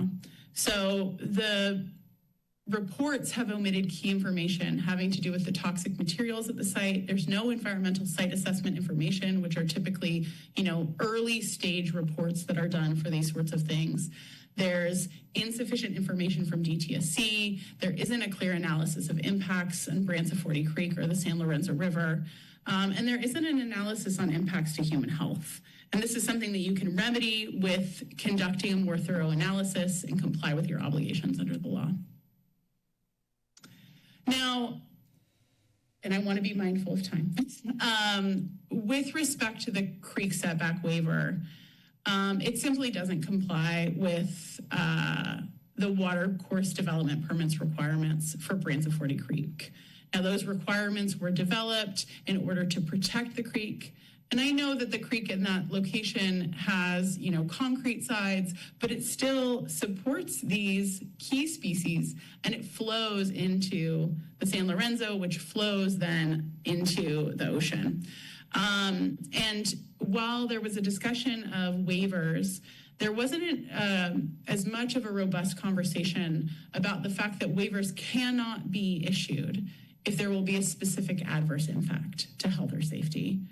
And in this particular circumstance, there is. We have these toxins on site. We have the residential neighborhoods nearby. The toxins are located in the corner of the project site that is adjacent to the creek. So it is within that setback.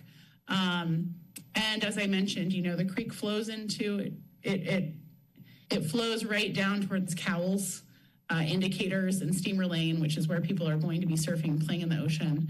And that's going to have an impact in addition to our residences nearby and the sensitive and endangered species. With respect to parking, there's been a lot of conversation about this. And I believe that council indicated that it is a rule of statutory construction that distance is measured as the crow flies.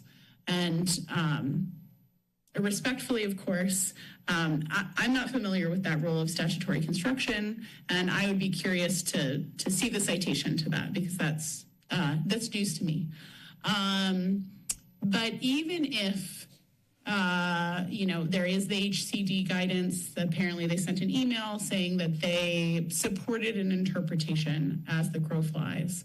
This really subverts the purpose of the statute. And the purpose of the statute is really designed, and I think the council members really articulated this well, is designed to permit a reduction in parking so that residents will actually use public transit. And I think one of the council members said they don't hop on their broomstick and fly to the bus station. And I got a little chuckle out of that. But I mean, that's real, right? People who are living in the development should be able to easily access public transit. And, frankly, I did not see anything in the record. It may be something, but there was a mention that the temporary transit stop was going to be a high-quality transit station. But I have yet to see evidence in the record to support that. If the council is going to make a determination that that is in fact going to continue to be a high-quality transit stop, there should be substantial evidence in the record to support such a determination. And in order to remedy that, what we request is that you require the developer to comply with the existing municipal code parking requirements. While we love to incentivize use of public transit that is going to help our climate predicament, in this case, it's only going to incentivize congested parking in the neighborhood and further impact the community in a way that is inconsistent with the intention of the community plan. The last piece is, there's this provision of Metro bus passes, and the developer requested a waiver of the requirement that it provide bus passes to all project residences. We don't have any, to my knowledge, any data in the record to show that providing these bus passes would physically preclude the project. And without substantial evidence of this in the record, they're simply not entitled to this waiver. So we would just request that you maintain the Metro Bus Pass requirement for the project and for all project residences until you obtain that substantial evidence to support such a determination that this is appropriate.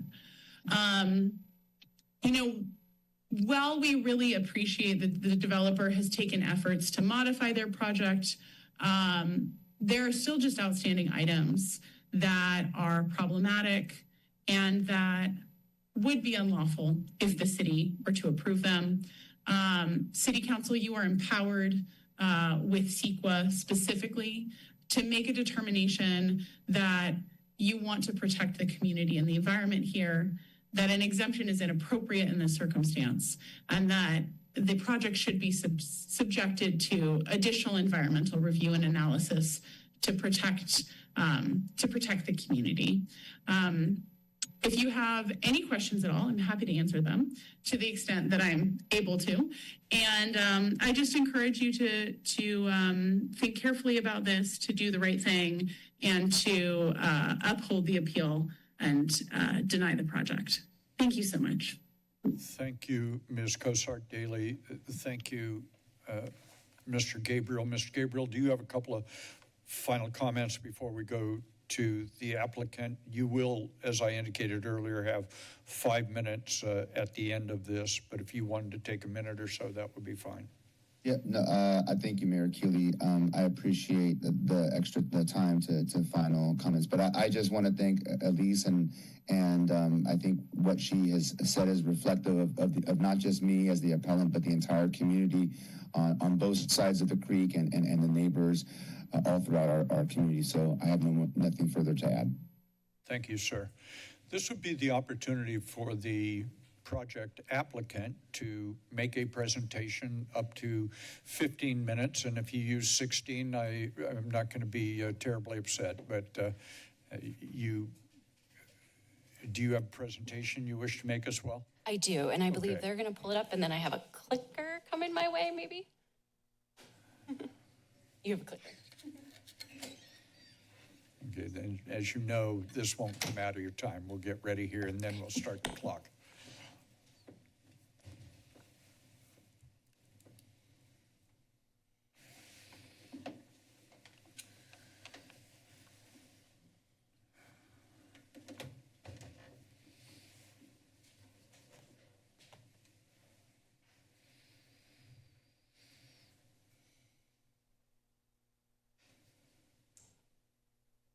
Yeah, can we increase the size of it? There we go.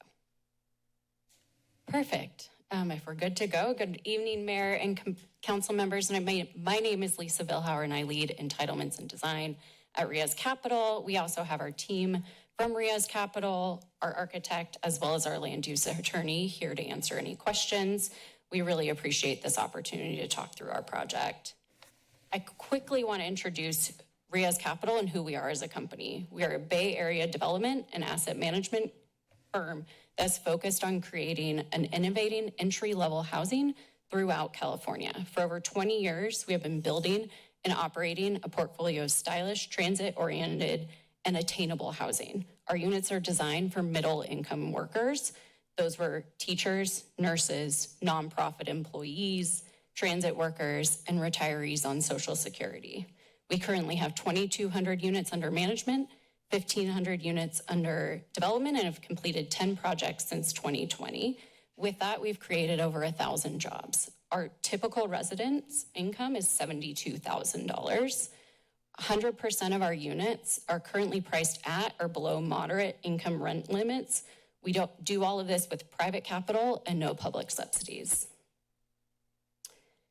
This is a quick snapshot of our current buildings that we've produced, shows both quality of design, construction, as well as some of the units that'll be similar in size and design as the Art House Ocean project.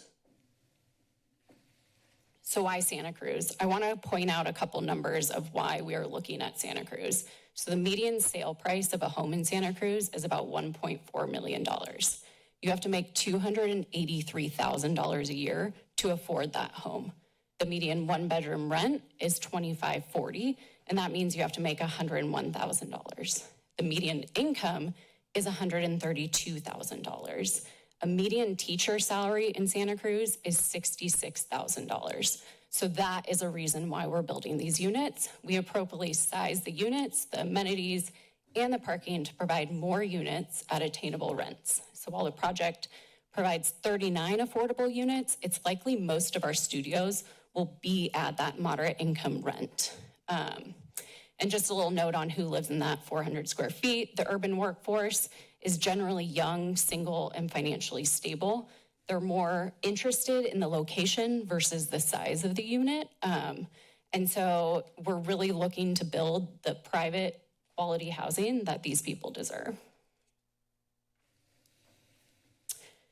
I think we've kind of gone through the site, the project. I just do want to note that these buildings are 30 to 65 years old and were mostly vacant at the time we purchased the site.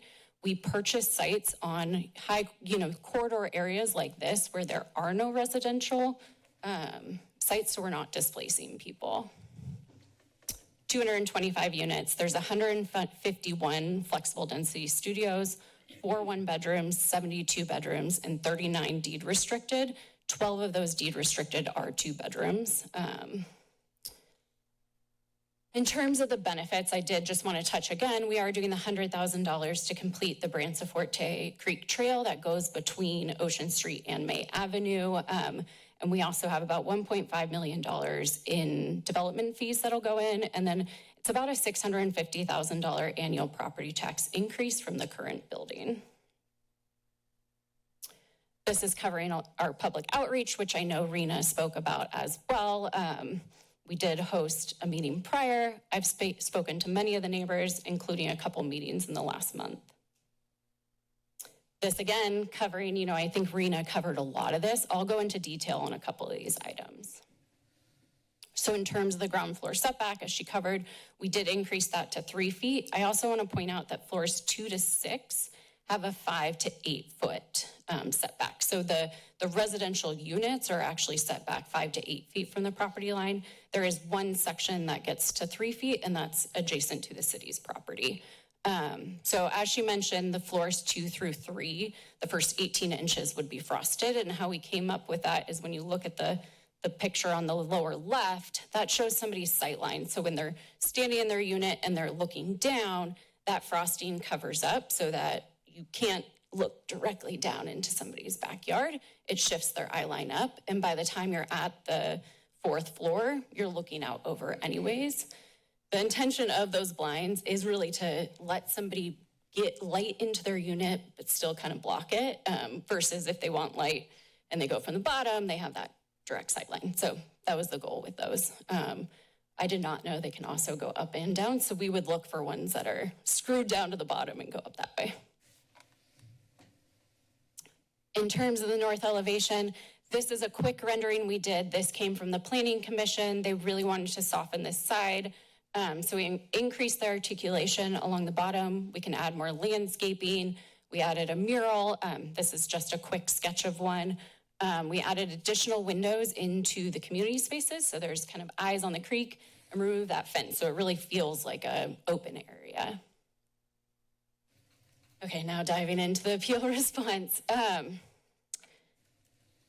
I think there was a lot of not factual information that came out of the last presentation. So I just want to cover the facts in terms of both the density bonus as well as the CEQA exemption.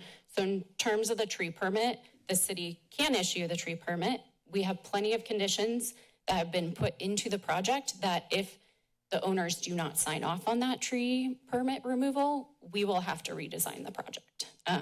We are comfortable with that. I think as we've shown, we do have an arborist report and as well as an addendum that is in, your staff report. The addendum, we had somebody dig along the side of the property. There are no roots that were found. Both the city arborist as well as our arborist went out there, looked at it, said there would be no root impact from those trees.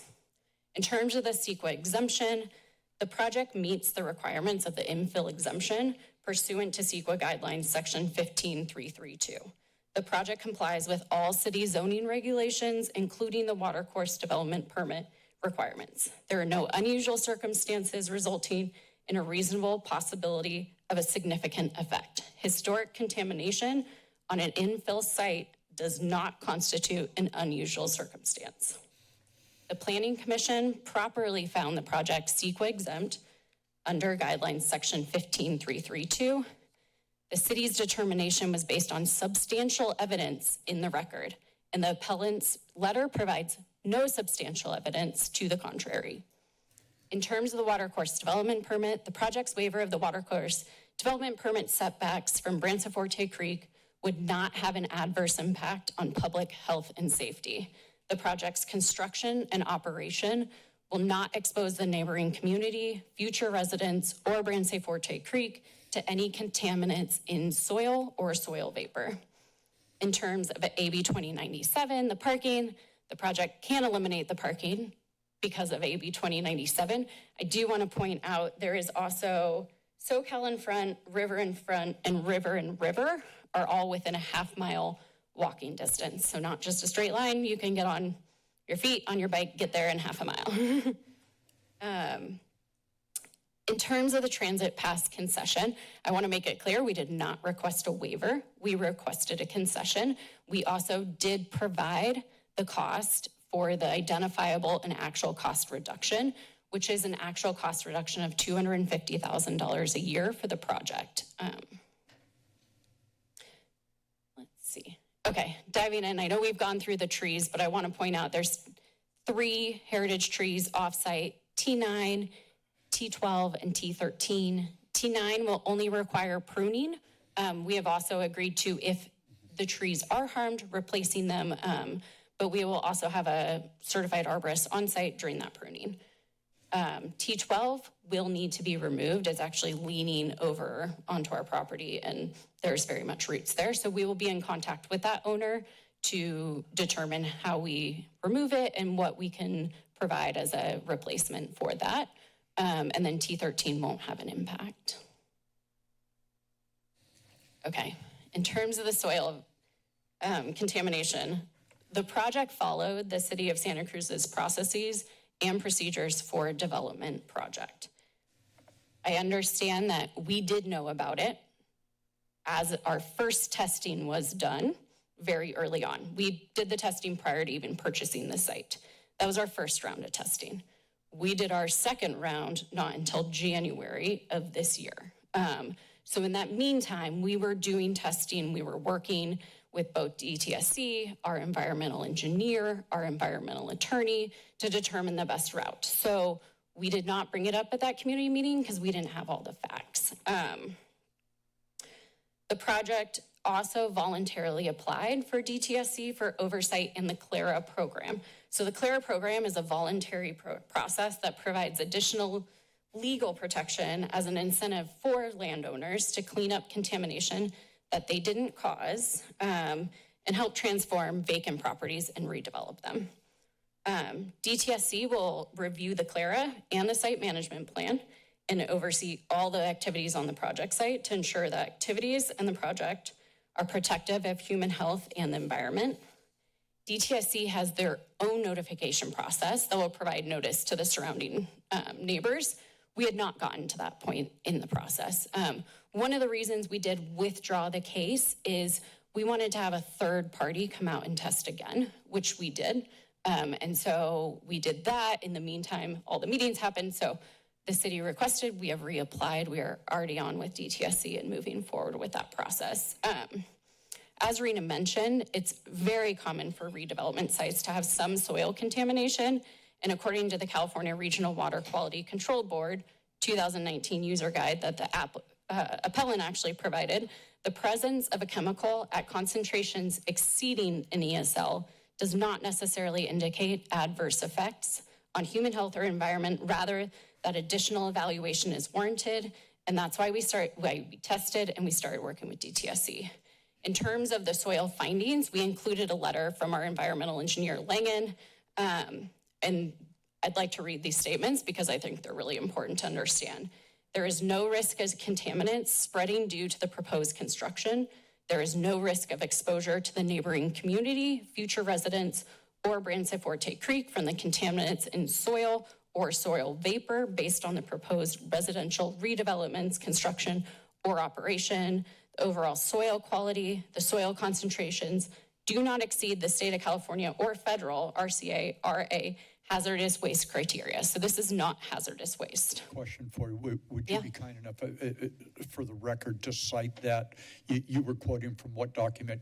Yeah, sure. This is a letter written by Langen. It was as an attachment to our response to the appeal. Thank you. For the record, I wanted that to be included. Thank you. So the concentrations in the soil were also below the non-RCRA hazardous waste thresholds.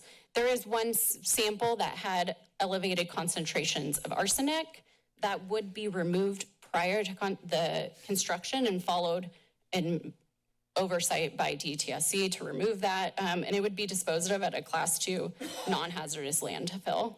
In terms of the soil vapor originates from an offsite source, not from the site. The project is going to install a soil vapor barrier for the future residents to mitigate any potential vapor intrusion risk to the future residents. And then any soil vapors potentially released during construction would dissipate and not harm the neighboring community or creek. Okay, in terms of the watercourse development permit, I just want to be clear, the project is not within the riparian corridor. The current building is already in the watercourse development setback, as is a fair amount of buildings along the creek, including the commercial building directly across from the creek. The proposed building is actually going to reduce the amount of area within that development area and then add landscaping and follow the development, watercourse development variants. And I think we've covered the transit and parking. And I think just to close, the project has followed all the required processes for a development project in the city of Santa Cruz and has voluntarily applied for oversight of the soil contamination. This project has gained staff approval from the zoning administrator, and the Planning Commission denied the previous appeal and approved the project. The record is substantial and supports both approval of the project and the CEQA exemption. That completes our presentation, but happy to answer any questions. Very good. Thank you. We will maybe call you back for questions, because now what we'll do is give the appellant 5 minutes, but we may call you back when we have questions. Okay. Thank you so much. And Ms. Bush, we will now get Mr. Gabriel, and there we go. Really quick, it would actually be public comment first and then his rebuttal.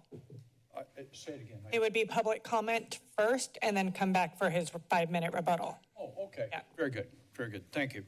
So let's see if anyone who is with us this evening wishes to make comment on this item. Please come forward.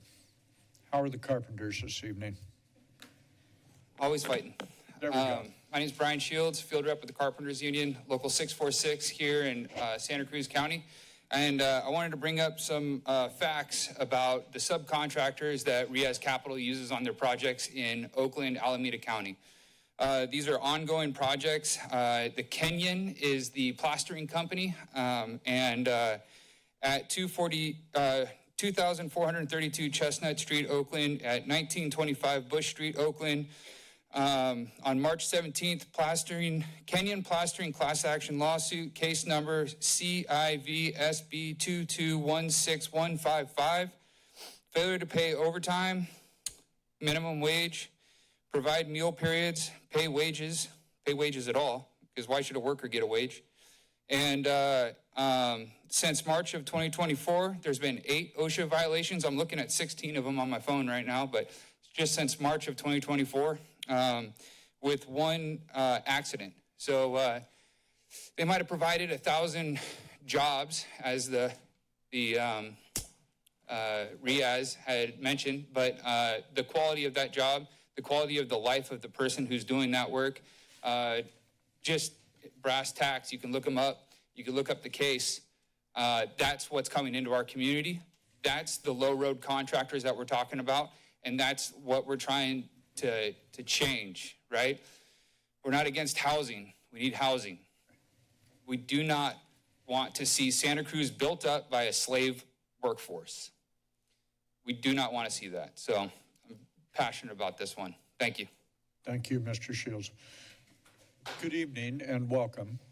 Hi, Council, and hi, Mayor Keeley. My name is Leslie Wooding. I live in the Central Park neighborhood, which is right on Bransfordy Creek, very, very close to the project. And this project, you know, has just been a shock to the neighborhood. Many of us didn't know until recently. I know they said they notified people, but the early meeting, which was a year ago, they only followed up communications with the people who knew about that. So for many people in the neighborhood, we're sort of playing catch up, and we have been in shock at the size, scale, the vertical 80-foot wall, you know, proposed 1 foot from neighbors, very callously approved, I would say, to take trees out from adjacent properties. I found that shocking. Bransfordy, so first of all, the setback doesn't, as we've already talked about, the Ocean Street area plan as being subjective, but in good faith, you know, we would like to see a much better transition to the adjacent neighbors. It's really shocking to have an 80-foot wall, 1 or 3 feet from your home, from your back of your property. And it's shocking to have it so close to Bransfordy Creek and the other property on, I guess it's the south side of the street as well. Bransfordy Creek, I don't think has been completely respected by this project. It is a living creek. I checked, and there are salmonids that are passing up the creek, thankfully. There's all kinds of wildlife there. It's been naturalizing, and it really deserves more respect than a 80 feet wall right at the edge of the pathway there. So in the neighborhood's opinion, this is going to shadow people's homes, their 100-year-old gardens. It's going to take out trees. It's very disrespectful to the neighbors, and we are asking for a way to soften this project and the transition so we can maintain our very beautiful, hard-fought neighborhood. We've worked on it very hard. As you know, I'm a member of San Lorenzo Park Neighbors, really tried to protect the neighborhoods and the safety of everyone, and I'm continuing to do that by opposing this project and wanting to ask you to either approve the appeal or maybe delay until some of these things can be worked out. So thank you very much for your time. I appreciate it. Thank you. Thank you, Ms. Wooding. Do we have anyone online, Ms. Bush, with their hand up? Sir, welcome. Good evening, sir. Good to see you again. My name's Dave Willis, and golly, Moses, stuff I've heard in here so far today. Wow. Had no idea it was this side and that side. First, I want to say, you all are our leaders. That's how I see you. So we definitely need you to stand up and make the right, best decision for Santa Cruz residents, this world. This lady over here, what she said to sound like she done all the right things. I don't know what this appeal would do. It's not clear to me. We definitely need housing. Period. So I think the city manager, they do their job. I don't know what to say, but good luck, do something. Thank you. Good evening, sir. Welcome. Ms. Bush, we have someone online. Ms. Bush, we do. We're going to go with you, and then we'll take the person online. Good evening, sir. Good evening. Before I start, I'd just like to remember and honor Mike Rotkin, who spent so many hours in this chamber and really dedicated his life to serving the city. So I'll just mention earlier in our morning session, we each took a couple of minutes, and then at a later date, we're going to do a larger thing for Mike. But thank you very much for bringing that up, and this won't come out of your time. could you do the picture that says number 2 first? Oh, I do.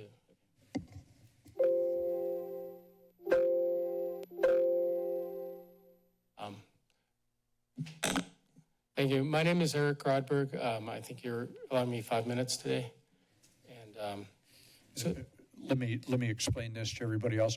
The gentleman did request in a timely manner for some additional time this evening, and that was granted to him because he did make that request in a timely manner. So please proceed, sir. So I appreciate everything the city's been doing with housing. We built so much, and we met our 5th cycle RENA obligations, and we were one of only 2% of all jurisdictions statewide that did that on all income levels. We're well on our way to meeting our 6th cycle. We got the pro-housing designation. We had a timely housing element approved. We've got objective design standards. We're doing great. So the way the city leaders have sold it to the public is that by doing all these things, by really encouraging housing, we're retaining some control as a city over what can be built, even with all the new state housing laws that have curtailed cities' ability to regulate development. I understand there are a lot of state laws. I think this is really an appropriate project where you should exercise all the power that you have and to make this a better project. I understand Ocean Street's an appropriate place for dense housing development, but what's been sold to us is that the reason we're developing downtown and on the transit corridors is to minimize impact on single-family neighborhoods. Now, I own 115 May Avenue, which isn't directly adjacent to the project. It's like 1 lot over or 1.5 lots over. But my house is over 100 years old. You know, I've been there for a long time. I know things change. That's fine. But no one had the expectation that an 80-foot building with a 0 lot line setback would be built with a bank of windows that are looking directly down onto your house. That's just not okay. And I really think you need to figure out what you can do with this developer, because I've seen so many times where the city uses all kinds of leverage to make projects better. So I want you to think about how you can do that. Now, this picture right here, that's the view from my backyard of the Best Western All Suites Inn. It's on the same block, the 500 Ocean Street. It's on the corner of Ocean and SoCal. That project was approved, that expansion was approved in 1999. One of the conditions of approval, which I passed out to you, was to break up the north face. That's the north face. So that's looking from my backyard into the bank. That's 4 stories. It's not 6 stories. But you can see that's kind of, and the trees that are growing, those are trees on my property and my next door neighbor's property. The city has never enforced compliance with a condition of approval. And the condition of approval, there's been a lot of talk about landscaping and trees. You know, they were supposed to plant trees. They have. I've been dealing with this even when Lynn Robinson was mayor. She came and looked at it, and, you know, the city just will not enforce. And what happens is it changes ownership. They let the trees die. You know, they're not in compliance. So one thing is, but it does show at least they knew that was an issue. You don't want to have a bank of windows looking onto your backyard. Could you go to that other slide, please? Oh, it's me. Sorry. That's how they're maintaining the area, right? Not very well. That is an ADU that was maxed out in a single-family neighborhood. Now you can see even though they maxed it out, it's 24 feet high. All the setbacks, they still had a 5-foot setback. And you can see there's no window facing the neighbor's yard. They wanted to put in the developer there. They did a great job, but you know, it's a little imposing, nothing like 6 stories. But they still had to do 5-foot side yard setback, 10-foot backyard setback, and they couldn't even, they wanted to put in a little window right at the peak of the gable just for light, above, you know, 10 feet high or whatever, above eyesight. The planning wouldn't let them do that. So the city already knows that you don't do a big building and have windows directly facing onto someone's yard. So I get it, you're constrained by the state. Figure something out, because I appreciate all the housing that's been built. Most people don't. People are up in arms, you know? And so I get it, not everyone follows things as well as I do, and certainly not as well as you do or the planners do, but it's been sold to the public that the city's doing all this stuff so it doesn't have big impacts on single-family homes, and it is. So please figure it out. One other thing, the developer said they made a modification, so there's instead of a 1 foot setback, it's a 3 foot setback. And she said in her presentation that the upper stories were 5 to 8 foot setbacks. To me, it doesn't look like that in the plans. With the articulations, they're going out. And but be real quick, one other thing is that you could alter the design so that the articulations were deeper and you could put windows in facing north and south so they'd be looking, you know, parallel to Ocean Street rather than eastward towards May Avenue. It would be a design change, but it's doable. Thank you. Thank you, sir. We have anyone online? We're going to take the person online, then we'll be right with you. Person online, good evening. Welcome to the City Council meeting. Thanks, appreciate it. I'll be pretty quick here, but I just wanted to speak in favor of the project and support denial of the appeal. I think the project is taking what is currently a really underutilized site and turning it into quality workforce housing that's going to be really supportive for the community and provide a critical population quality housing options, which I think are really hard to come by. Average studio rents in Santa Cruz are up above $2,500 per month now, which is just unattainable to most people. And this project is going to provide a lot of really critical housing. I think the project has also paid a lot of really good attention to detail and to design. It's very intentional, and it provides really critical amenities without compromising the quality of the units and making the product still attainable to the workforce. So appreciate the time and just really support the project. Thank you for your testimony. Good evening. Welcome. Hi, I'm Deborah Marks. I live in the Central Park neighborhood, and I'm also one of the people who spent all those hard, long years on the Ocean Street area plan.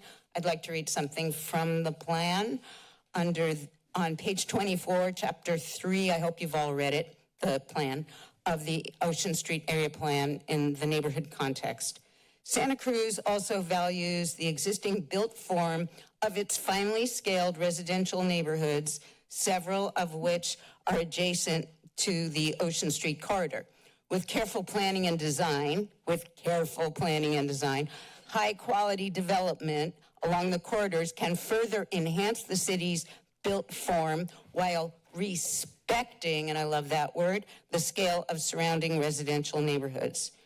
There are other very specific parts of the Ocean Street area plan, page 57, chapter 7, design standards, page 58, chapter 7, design standards and guidelines, page 51, chapter 5, goals, policies, and actions, all gets into a lot of detail about how this neighborhood compatibility can be achieved. And I don't understand still, I'm sorry, even after all this time, how the city can pick and choose parts of the Ocean Street area plan that suits their needs and then completely eliminate the ones that don't. And I know they get waivers and all that, but they could have designed a plan that could be, as last speaker said, more compatible. And I really do task you with putting them to that goal, because they have their eye on a lot of projects in this city, and this is going to set a huge precedent. The other thing is that, you know, there's a lot of back and forth about the process, about toxins in the soil, about the parking, and it sounds like there was guidance, but I don't know if you've actually seen an actual law from the state that says as the crow flies. It sounded to me there's a lot of wiggle room. I am asking you to approve this appeal and get the environmental impact review of the toxins on the site. I think there's enough discussion to cause questions about that. You know, what's real and what isn't, and that's the only way you're going to get it. I think the development has been allowed to bypass many parts of the process, and that's wrong. The only power that you do have, at least according to you, since you have so little control over state laws, is to really make them follow the rule, both the planning department and the developers. So I ask you to please help us. Thank you. Thank you. We have anybody else online? We're going to take the person online. We'll be right with you. Person online, good evening. Welcome to the City Council meeting.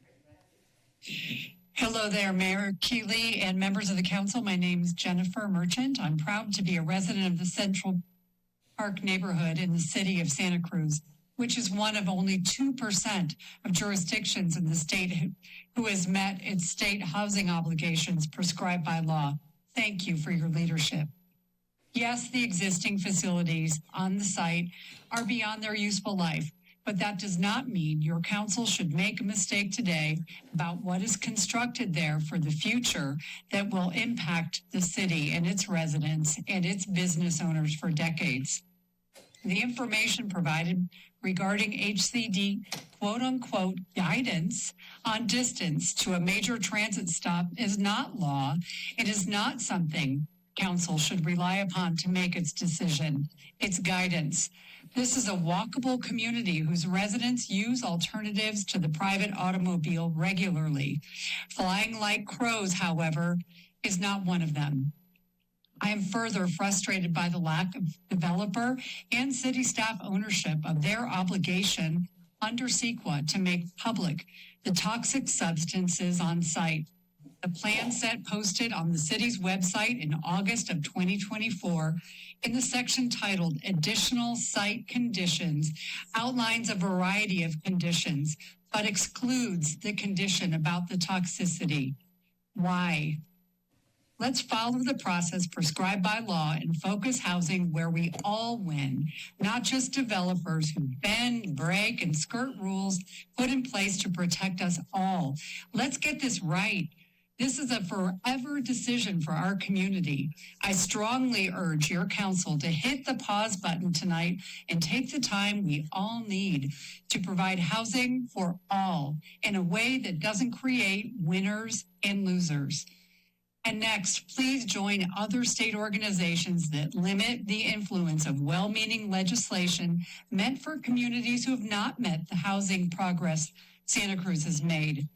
Update the Ocean Street area plan so that it supports your community by creating objective design standards.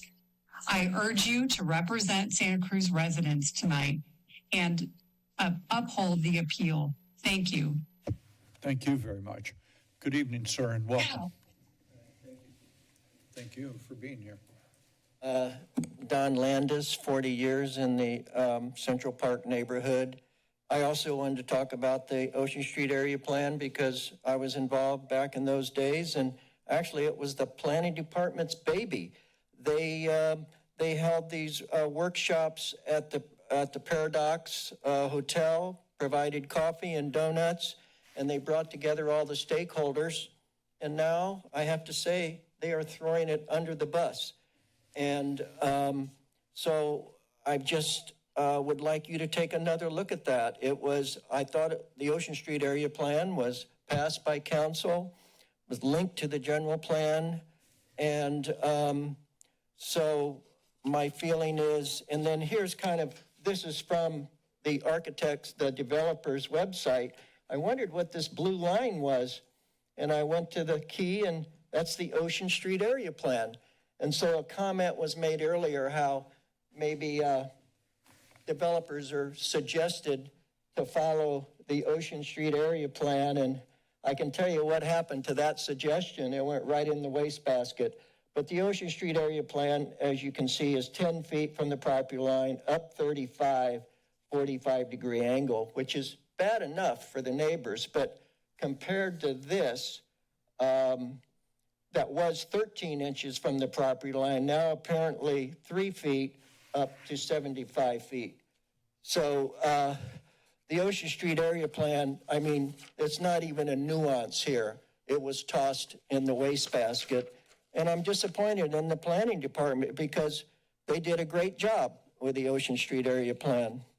And the big picture is this project is just the first domino. Coming up, all within 1 to 2.5 blocks of the Central Park neighborhood and the neighborhood in question is this project, 225 units, 908 Ocean Street, 389 units, Water Street, 525 Water Street across from the medical center, 94. At corner of Water and Branson 40, 145 units. Across the street, 105 units. So that's a total of 954 units, all within 1 to 1.5 blocks of these neighborhoods. So this is just the first domino. So yeah, I guess what I really want to ask you to do is I think you can push back, because I have seen the council push back on other projects that were passed and you've taken sections out of them. So let's take another look at the Ocean Street area plan. Thank you. Thank you, sir. Anyone online? We're going to take the next person online, then we'll be right with you. Person online, good evening. Welcome to the City Council meeting. Yes, good evening. I assume you can hear me? Yes. Thank you. Gillian Greenside calling in. And I have enough respect for you all to believe that you also share the sadness that a document that was worked on so hard by staff and residents, the Ocean Street area plan, is now meaningless because of state law. And in so many ways, I think the heartfelt sentiments from neighbors that voice needs to somehow be filtered by you to the state level. I don't think it's enough to say, well, the public, we should either get used to us or why don't you call your state legislature? I think we'd have a lot more faith if all of you took our voice of frustration 80 feet next to your single family home.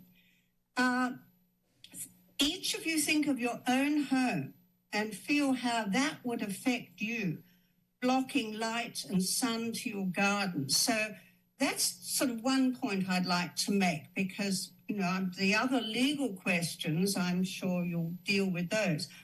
I'd like to just end by saying that your options are limited, but in terms of these developments, I think everybody would like to see you push harder where you might have a little bit of daylight to make a difference.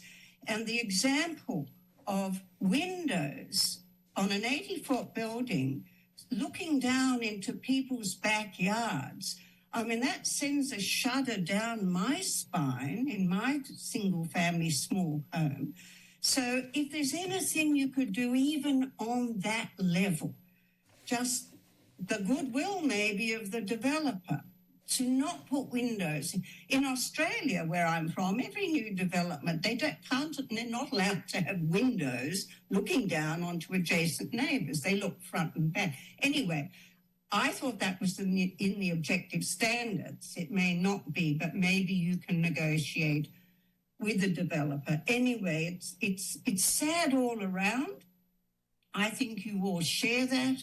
But please be our voice from the community to the state, expressing what is happening on the ground and to people's lives, and see if you can do something about no windows looking down. Thank you very much. Thank you, Ms. Greenside. Good evening and welcome to the council meeting. Hello, I'm Liz Lindsley, and I live at 134 May Avenue. You can see my house tucked in the corner, right next to the creek, behind the illustrations that we've all been looking at. I just want to encourage further, further design and further considerations, especially around the parking. I think it's crazy, the thing we have bus passes and the limited number of parking spaces for that many units. In the neighborhood already, recently, if you go to Whole Foods, recently they put in a new gym there. I don't know how many people participate in the gym, but all the parking in the parking lot is taken up where it wasn't before. So it's just not going to work, and I think we need to get real about it and come up with a better solution. And it's a tough one, as has been pointed out by the person before me. And then the other piece is we, as a group, met with the developer and talked about the potential of moving the building. I'm still confused, but the idea was that the city had required a 15-foot front walkway, and that could be dropped. That requirement of the city could be dropped so the building can be moved forward. I don't know what happened to that, but I would encourage that would be definitely helpful, as well as some kind of stepped approach on the back of the building rather than the solid wall like a previous fellow suggested. And the other thing, I was under the understanding that the city had required commercial development on the ground floor. I can't imagine who would come to a commercial anything with the parking situation. So it seems to me that space could be rethought. So I'm in favor of really going further with this design. Thank you for being here. Anyone online with their hand up? Good evening and welcome.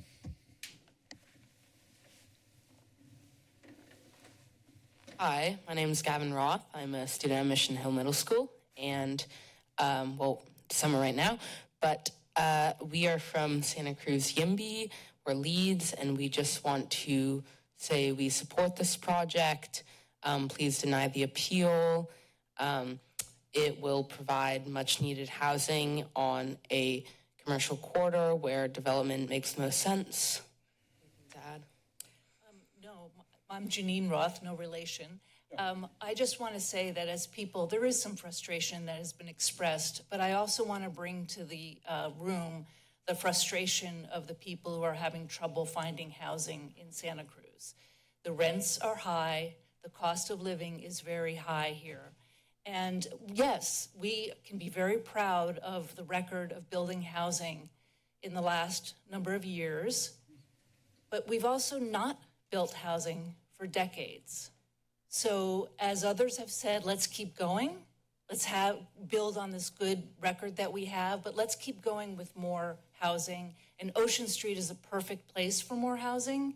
It is pretty close to a lot of things, and as the last gentleman said, there's a whole number of housing projects that are due for Ocean Street, which will make it a very, very revitalized, wonderful neighborhood for people to have homes.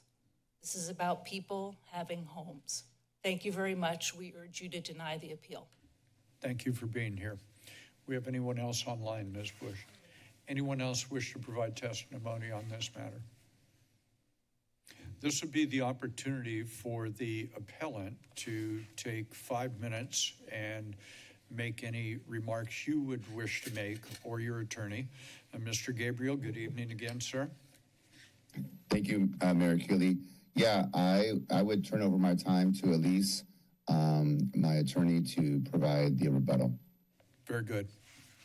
Good evening again. Thank you so much for the opportunity to provide a rebuttal. And pardon me while I just start my timer here so that I stay honest. So there were a number of points raised throughout.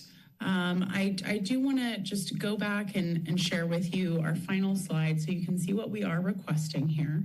So just a moment, please let me put that up for you. And I want to, just a moment, I'm so sorry.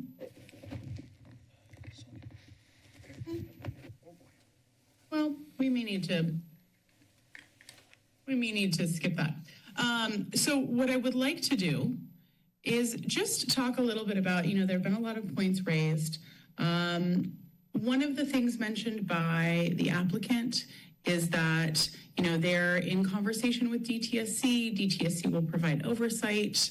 They indicated that the project meets RCRA levels of threshold levels, but that's actually not residential screening levels. RCRA doesn't delineate what is safe for residential areas.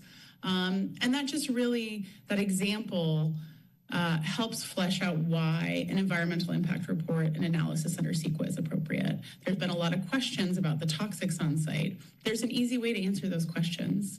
You can comply with the law, you can engage in an analysis under CEQA, and you can investigate that and provide an opportunity for public participation. Again, as we discussed, just the fact that there are toxics on site is not what makes this an unusual circumstance. It's part of the picture, but it's not all of it. It's the proximity to residences. It's the proximity to the creek. It is that in combination with these toxics on site that make it really important to engage in an environmental analysis and require you to do so under the law. The other point that I wanted to just come back to is I don't think that you've heard, my client take a position against affordable housing. That is certainly not his position. Affordable housing is certainly important, but we have a responsibility, and you, council members, have a responsibility to do so in a way that is lawful and that complies with environmental laws and that protects the community and the environment. You have the opportunity to do so here, and I encourage you to take that action. The last piece is I think we should really talk about, when we're talking about affordable housing, what are we actually talking about here? We're talking about a project that will have 225 units. Only 22 of those units are actually going to be very low income or low income. In Santa Cruz, what is defined as very low income is someone making approximately $70,000. What is defined as low income is somebody making about $111,000. That's leaves a lot of people behind. So it's just something to keep in mind when we're really thinking about this kind of false dichotomy. What does low income actually mean in this context, and who will this actually be affordable for, and how many units will actually be affordable? And just because we want to, we may want to create affordable housing doesn't mean we abdicate our responsibility to make sure that it is safe for people in the neighborhood and safe for people who are in that housing itself. So in summary, you've heard a lot today. We really appreciate your attention to this matter. We appreciate you taking a look at this. We encourage you to rescind the project approval and uphold the appeal so that you can conduct additional investigation and comply with your obligations under the law. Thank you so much for the time. Thank you. Mr. Gabriel, you have 45 seconds left if you would like to make any concluding comments. I want to thank the City Council. I want to thank you, Mayor Keeley, for your time. I really resonate and feel for the community and myself, and I think I just want to thank Elise for presenting the appeal, and I have no further comment. Thank you, sir. The appeal is finished then, and the matter is back before the body. Pleasure of the body. It is in your district. Would you wish to lead on this? Yes, thank you, Mayor. Thank you to everyone who spoke for the appeal. I would like to make a motion, and I just wonder if I can ask some clarifying questions, or should I, that will determine some of my additional parts. Since you were so nice the way you asked, I will suspend our normal way of proceeding and feel free to ask questions. Thank you. I think, this is such a great example of law and requirements and what we have to do. And there was a lot of discussion around being a good neighbor and working together and having something that benefits all. And understanding that there were also some differences in the evidence that was presented in the appeal in terms of what is legal and what is allowed. We received some interesting different information. And so my clarifying, I have a couple of questions, and I guess if the applicant could come forward, I have some questions.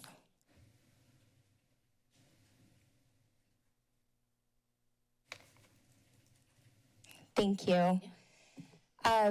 So thank you, first of all, for thus far being available for all of my questions. I know there have been many meetings, and also I've sat in, several neighbor meetings, and most recently one with you as well. And so understanding that while the city and the city's role, not as the evidence has shown, not being able to require certain items of concern brought forward voluntarily, there have been some adjustments. And I'm wondering, given all the information and the requests given, and within the scope, if you could give us an answer about what you and what Riaz Capital might consider adjusting in terms of what the neighbors have brought forward, in addition to what you already have mentioned, for example, the blinds and the frosting and the 3-foot, 3/4 inch setback. Yeah, I think some of the thoughts, on that neighborhood meeting, we talked about that 15-foot. I'll be honest, I couldn't focus on it completely as we were looking at it. I had forgotten that we were at the property line on one side, and on the other side, the floors 2 through 6 are at the property line. So the movement there is on one half of the building, and it could move, I believe, like a foot or two up on, within the garage. That's only for half of the building, and it causes a lot of logistical problems inside the building, both with kind of staircases, elevators, how it moves around, the parking. And I just don't think that is probably feasible to get a foot extra on the backside. In terms of the windows, I looked at this after the neighbor brought it up, and the issue is the units are designed where they are alternating, and that is to follow the objective design standards to provide the certain amount of articulation within the certain distance on those upper levels.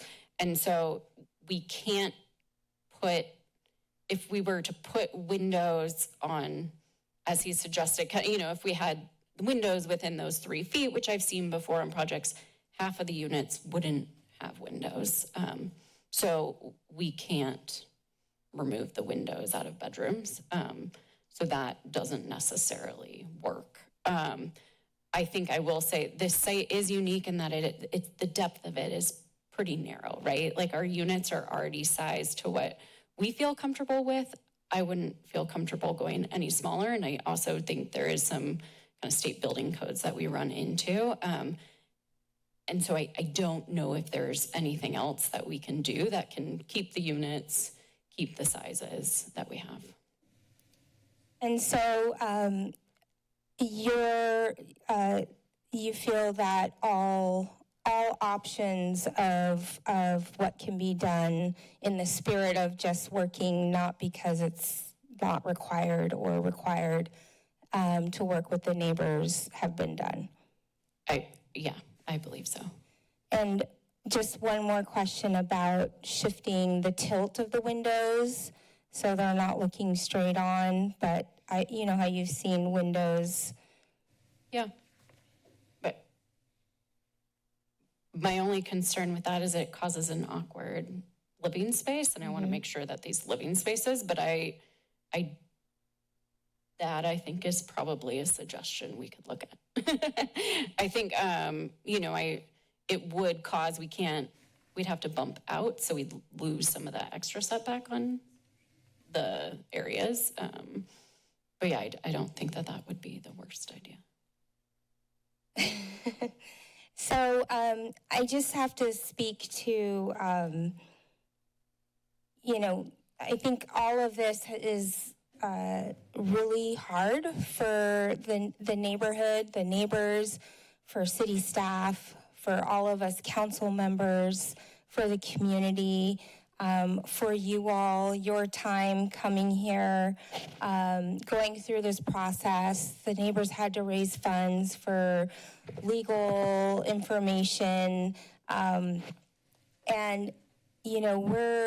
we're tasked with pushing to really make sure, and I know that I have really pushed this all along the way to work with the neighbors to make sure that concerns were addressed that would not impact the housing units that would be minimized. We can't have that happen with the state density bonus law, but there are creative ways. And I think one of the neighbors did mention us pushing back on other projects. We have been sued on other projects. That's not our goal. We do, there are, another neighbor, I think, mentioned state advocacy, and we do share our community's voices absolutely in state advocacy. So I just wanted to exhaust all possible after hearing the plea for neighbors. We have this balancing act and this responsibility to really establish if there's substantial evidence to the points in the appeal versus,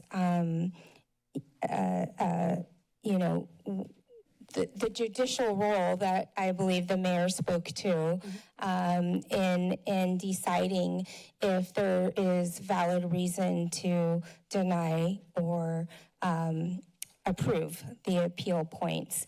And so in hearing that, I'd like to make a motion to adopt a resolution denying the appeal, thereby upholding the Planning Commission's acknowledgement of the environmental determination and approval of the non-residential demolition authorization permit, lot line adjustment, watercourse development permit, design permit, density bonus request, and sign permit based on the findings listed in the draft resolution and the conditions of approval as attached as Exhibit A. And the voluntary changes to the project to date, ensuring that those are also listed as conditions of approval. Can I make sure that that's in there? And I think, the commercial space, the bike path, the rear facade, the frosted windows, the blinds, the rear setback, the solar panel compensation. I think Rena actually added them all today, so I think they're all in there. They're all in there? Yeah. I added in. Excuse me. The gentlelady's making a motion. I'm done. Is there a second? Is there a second? There's a second. You may open on your motion. Thank you. This has been a real difficult and challenging stress for the neighbors and the community. And they've put a lot of heart and time into this work. And to absolutely, we have to really make sure that with each development that comes forward, they're represented. And I really want to appreciate all of the neighbors' time to really look through all aspects of this. But I also want to acknowledge the work that was done, and at this point, the substantial evidence really is speaking loudly here, and I think we need to move forward. I would really appreciate if the city attorney could follow up on some of those points brought earlier as we move forward with other potential projects coming forward and applications. This process to go through this is, it's not productive, and it's not conducive to the well-being of our neighborhoods, our community, and we have to comply and be in compliance with all of these laws, and we will continue to advocate for changes and continue to advocate for things that make sense for our community. I think that's the important point here. So thank you. Further on the motion? Further on the motion? Councilmember O'Hara? Thank you. This is my first appeal hearing at council. So I'm going to take some time, Mayor. Hopefully that will be okay at this late hour. But I wonder, Councilmember Brunner, do you have that? Is the motion directly, is it the same as the staff recommendation, or did you make additions? I wasn't tracking very closely. The conditions of the voluntary changes to the project, that they be implemented under the conditions of approval. Okay. I wouldn't mind having some clarity around what specifically those are, and if there's any way we could get that in writing up on the screen for the benefit of the rest of the council, that would be incredibly helpful. I have a series of questions in regard to what we heard from the appellants, but I did want to start with some questions to the city attorney's office, or maybe this is for actually the Director Butler, in terms of just the process of which we got here, because I want to understand how we got here and then how potentially we unwind how we got here, because I think that's kind of important as it relates to next steps, because I don't have clarity on that. So my understanding is that there's a zoning administrator approval, and then with the zoning administrator's approval, Mr. Grabiel appealed to the Planning Commission. The Planning Commission denied that appeal, but added 5 conditions of approval, specifically 56 through 60. And then Mr. Grabiel appealed. Now, in their denial, the Planning Commission, they approved the project and also added those 5 conditions of approval. And here we are today because Mr. Grabiel appealed the Planning Commission's approval. So my first question to you, Director Butler, is my understanding is that with the Planning Commission's approval, adding the 5 conditions of approval, could we not add conditions of approval this evening as well? The state law typically requires that we have a set of standard conditions that we apply uniformly to residential projects. And I'll be clear here, most of my comments here are related to residential projects because that's where most of the new state laws take effect. And so typically the way that will work is, as was the case at the Planning Commission engaged the applicant and said, applicant, I see that you're putting a tall building next to some residences that have solar panels on the roof, and we'd be interested in understanding if you would be willing to work with the adjacent neighbors and provide some form of compensation based on the shadow taking some of that solar energy away from them.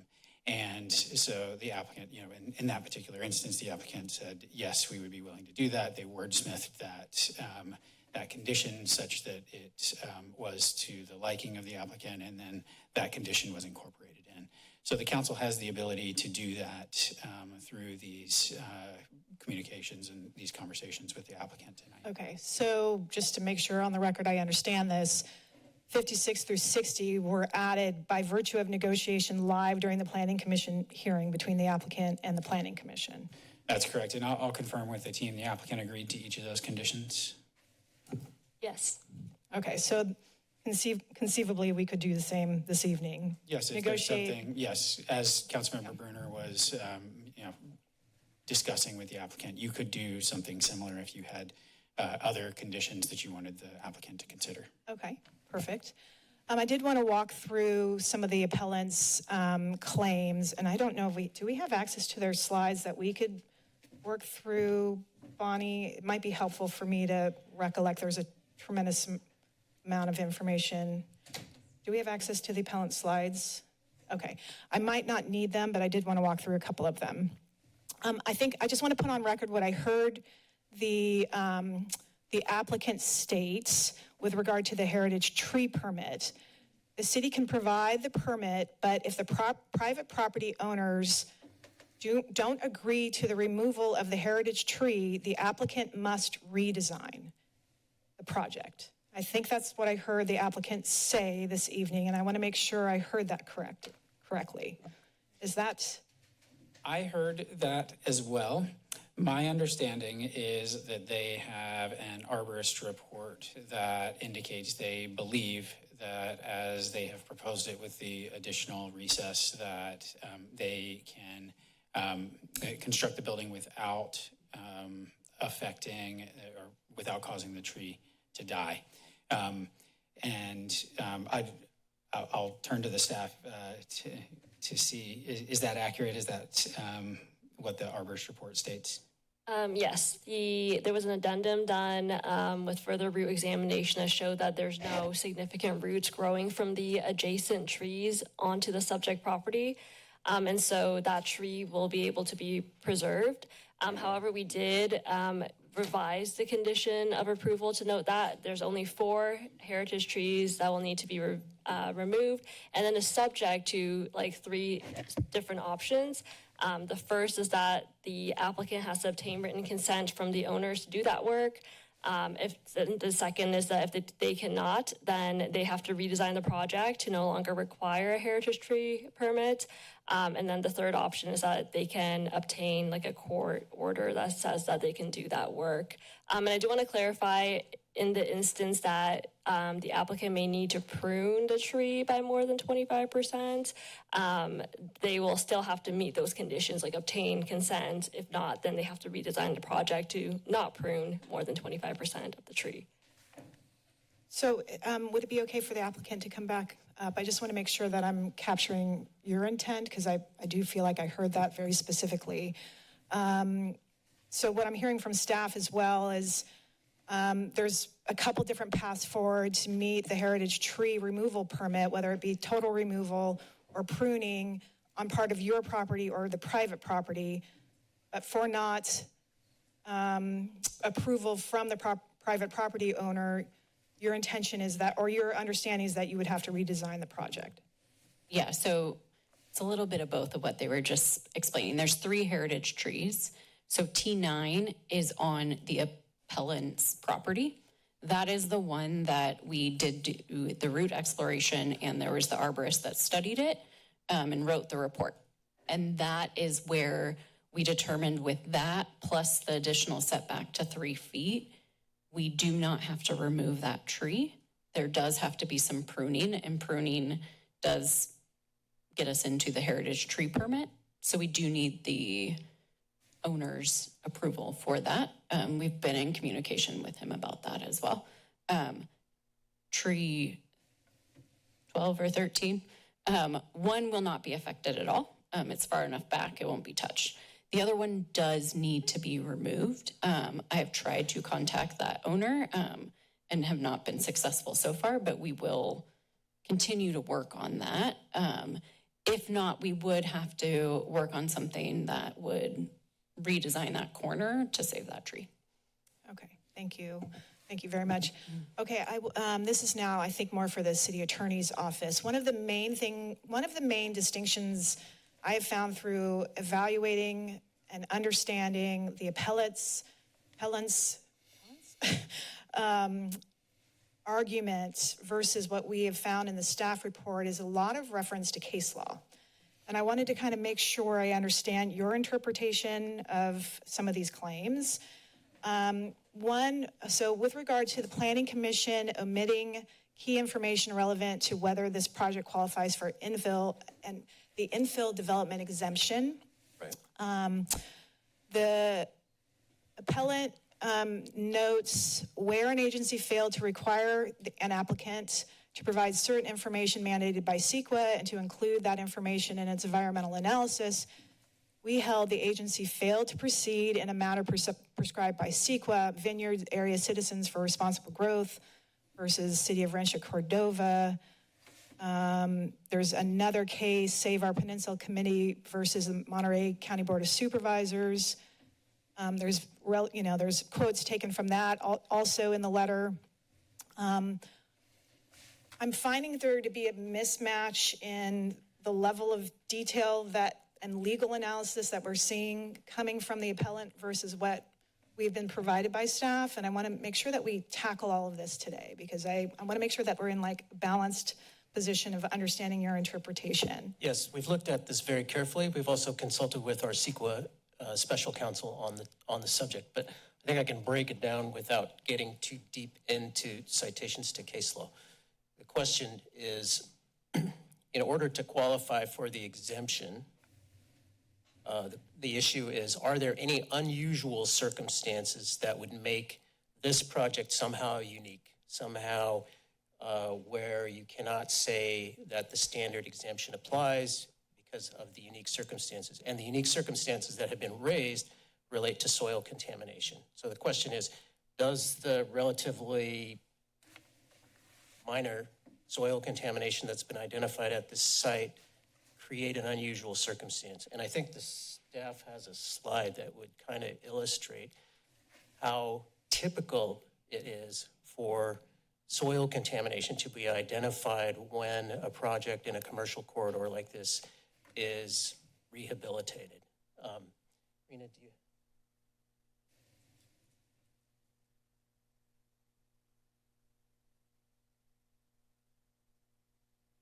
So, would you like to describe what we're?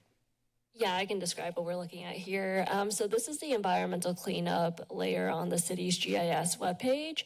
And as you can see, there are a lot of parcels with the green and red dots. And what some of these like symbols represent are either cleanup sites or potential mitigation sites, or even any hazardous materials facilities. But it just does give like a visual as to the number of sites around the city that are mapped for environmental cleanup. And just to sort of follow through on that, it's very common for the city when a project like this is being processed to refer it to County Environmental Health, which will then identify whether or not it has a record of any contamination issues and make recommendations about whether or not follow-up analysis is required. In this case, there are conditions that have been applied to the project that require that the site be characterized, that any soil contamination issues be remediated, that soil that has been identified, as the applicant mentioned, will be removed from the site, that the site will be appropriately capped with an impervious layer to prevent migration of any lingering soil contamination. So just to put it bluntly, it's not an unusual circumstance for soil in an area that has been commercially developed for over 100 years to have soil contamination of the sort that's characterized by this site. Okay, thank you. And so it's also not an issue that was somehow hidden from the public or not disclosed. I think the explanation is very consistent with how a typical site development occurs. Yeah, and I did follow the applicant's discussion about gathering information and gathering more information, and that does make sense to me. It also kind of makes sense to me is if you have even the preliminary information that you would disclose that. So I think I kind of understand both arguments in that with that respect. But just to close out that part of these sets of questions, when we say unusual, we're talking about frequency, like how often this happens, not the nature of the toxins that are encountered themselves. Is that a fair statement? I think it could be the frequency or the nature of the toxins. It could be either, but in this case, both the nature and the frequency are fairly typical for a site of this type. So I think what I'm getting at with that is that I think we have depended on the frequency and have not really talked about the nature as much as I think we should have. In that, you know, I do understand that I'm looking at the map and I totally understand that the frequency is there and that we're probably all sitting on top of these types of toxins.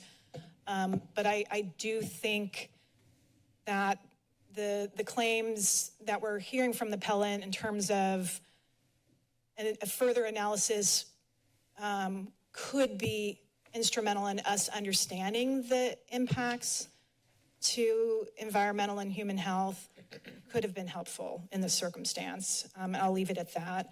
The parking requirements, I think we've pretty much fully addressed that, except for, I did hear from the appellant's attorney a request for a citation, and I don't remember the verbiage that you used, Tony, but I think it was a citation about statutory law with regard to, what is the word you use? I would be more interested in a citation to case law that interprets a distance requirement of that sort as meaning the most efficient or the most direct path of pedestrian travel. Just in my experience over 35 years of practicing law in this area, when you have a statutory requirement that requires a measurement of distance, it's standard to measure it in a straight line. That might be the case for many different conditions. I argue it makes no sense for this situation, personally. And I think, so I would be strongly in favor of us, if we are going to claim that that is the applicable law for this particular situation, that we do provide the appropriate applicable citation, whether it be case law or technical analysis. From my perspective, it completely goes against the intent of why we are trying to position transit-rich development in certain locations is for folks to not be in their cars and have access to transit. So I think Councilmember Bruner's questions about what local discretion do we have to ensure that the intent around path of travel versus that straight linear line, I think we need to explore that. And I would like to eventually get to potentially a couple friendly amendments because I very much agree with that. The last thing on the list is the record not containing substantial evidence that the provision of Metro bus passes would physically preclude the construction of the project. I mean, I'm looking at the appellant's argument here. I mean, this resonates with me. I'm not sure I fully understand why the provision of the Metro bus passes would preclude or make, sorry, I need to put my glasses on. I'm trying to read this, and yet I cannot see anything. Would physically preclude the construction of the development at the density or the requested incentives. So I'm not entirely satisfied with the argument around that and want to make sure I understand why we are doing that waiver. Sure, it's not a waiver. It is a concession or incentive, and the appellant has alleged that it is a waiver, but as the applicant indicated, they have requested a concession or incentive. There's a very important distinction between those. The waivers request have to be something that physically precludes the construction. Incentive or concession merely provides monetary incentives for the developer. And so the developer said that is a $250,000 hit per year. It could be a $5 hit per year, but the developer is entitled to a limited number of incentives or concessions, and they have requested that one of those be the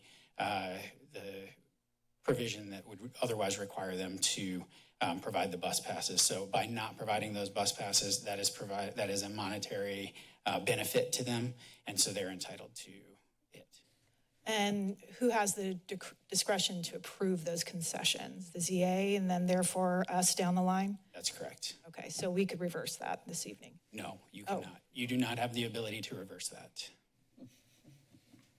You cannot deny incentives or concessions unless you're making a direct finding of written health and safety.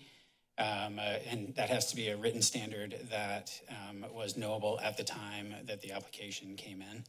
And so there's not an ability to turn down that incentive or concession. So tangentially, we could deny approval of the project and then go back to the drawing board and have then it would go back to ZA, or what would be the next step then? I don't see that you have an ability to deny the project either. Under the Housing Accountability Act and the Housing Crisis Act of 2019, if a project is meeting the objective standards, the council doesn't have the ability to deny the project. So, okay, that's why I talked about processes in the first place. So if we approve the appeal, then what happens with the project? That would be a denial of the project. Okay.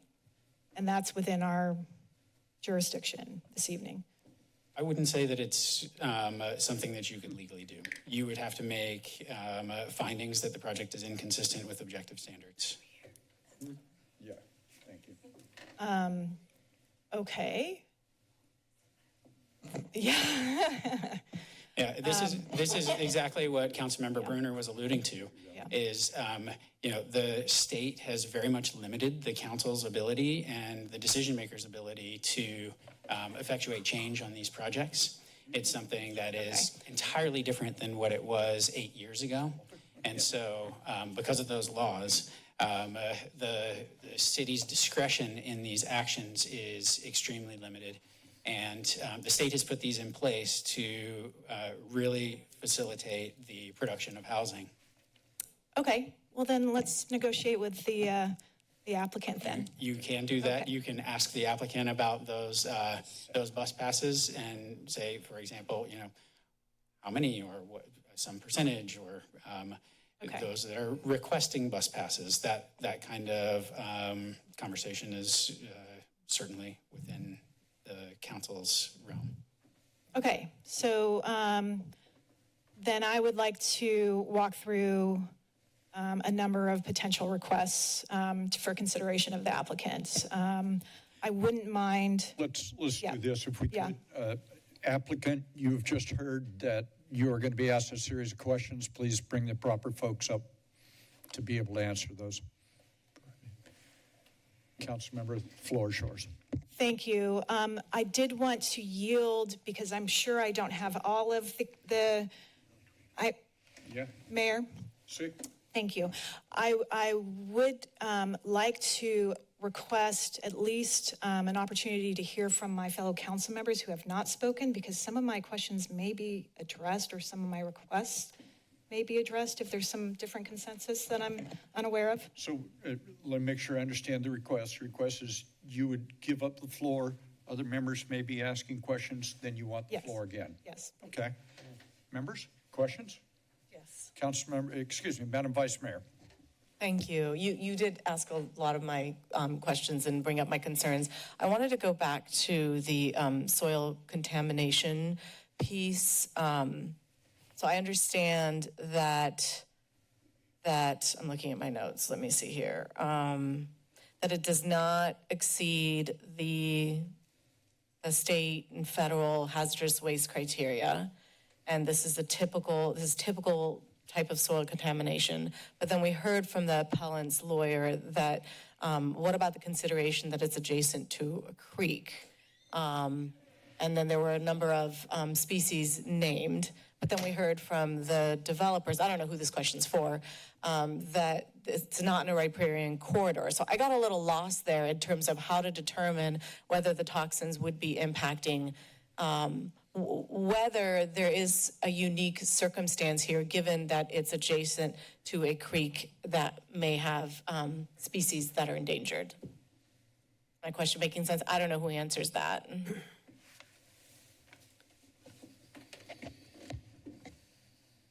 I am not sure this question's directed at you. I'm happy to add Yeah, some. I'll bet you will. Hang on just a second, though. Staff? I can start off. I'll start off the answering that question. So I do want to note the proposed structure is proposing to encroach within the watercourse development setback. They are not proposing to go into the riparian corridor. So I just want to clarify that. I'm sorry, say that again. Could you say that again? Yeah. So the proposed building is proposing to encroach into the watercourse development setback, not the riparian corridor. Okay. They are staying outside of that riparian corridor. Typically, when somebody is proposing to encroach into a development setback, we would require a watercourse variance permit.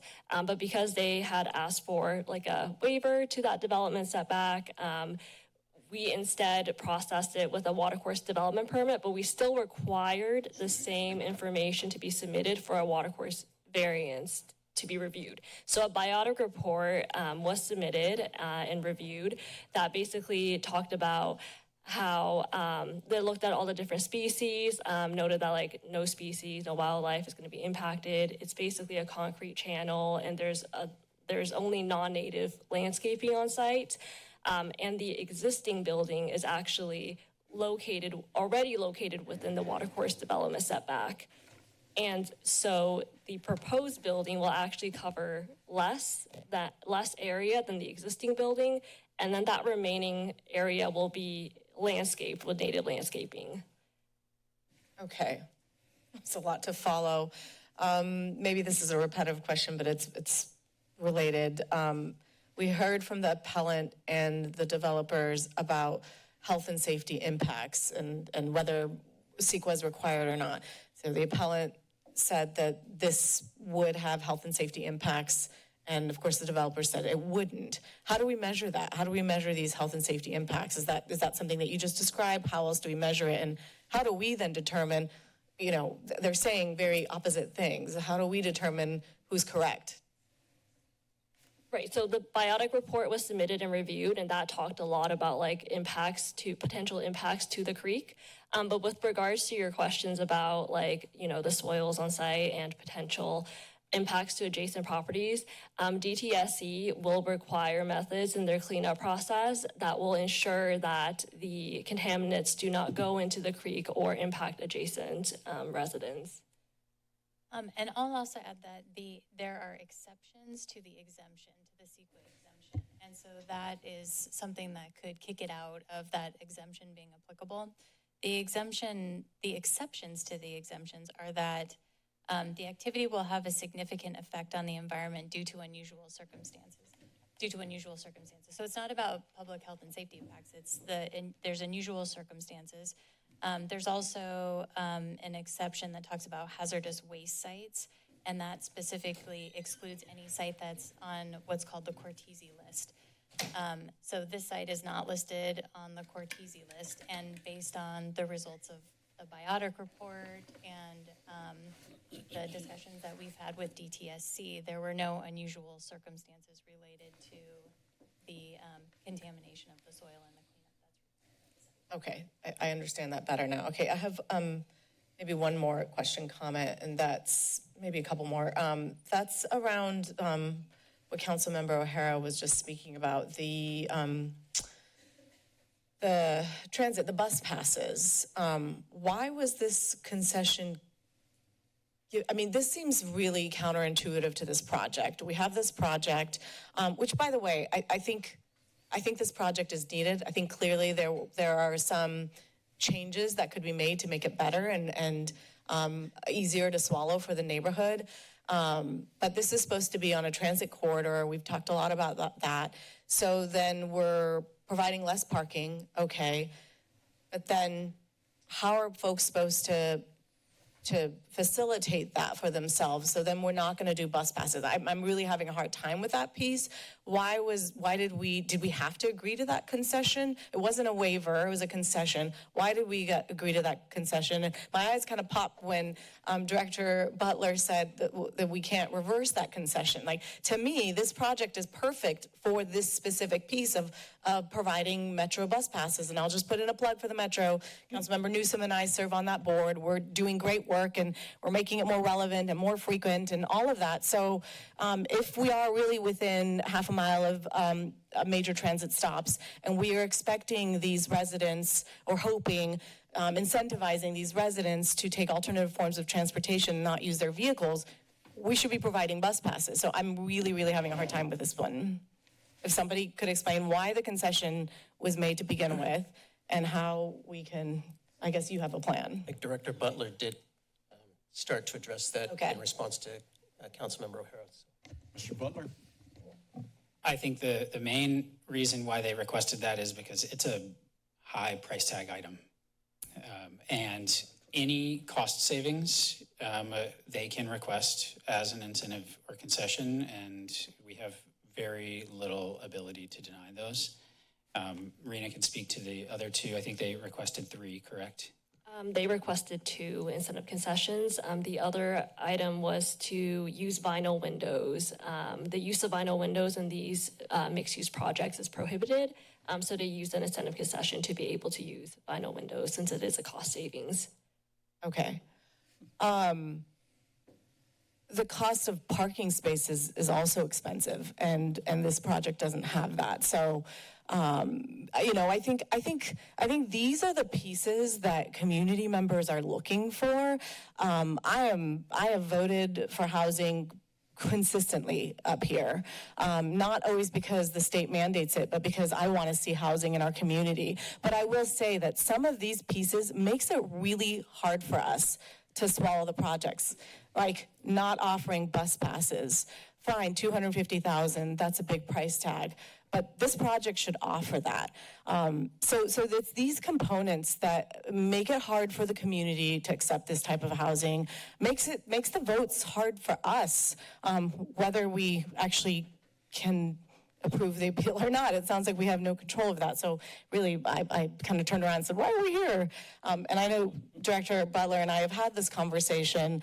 I'm rambling. I will just say one other thing, that we do need to take a step back. If the community created the Ocean Street area plan, and really there's not much use, we really can't use it. I mean, I heard staff say that we use it as a guidance, but it's really at the discretion of the developers. And I know that we have great developers in our community that want to provide housing for our community, but then we're not, anyway, I'm rambling, but then why do we have the Ocean Street area plan?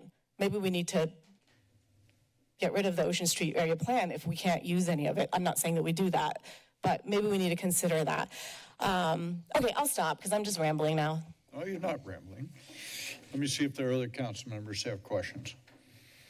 Okay, I do, but I want to respect Councilmember O'Hara's request to have the floor. Okay, and forgive, because this is new and I really have no idea what I'm doing. But Bonnie, would you mind bringing up the appellant's last slide summary of requests? Because I would kind of like to walk through these, and as a council on record, have a clear understanding of why we can or cannot move forward with these particular requests, and then have an opportunity to engage with the applicant on whether there's any potential negotiations this evening to meet in the middle somewhere.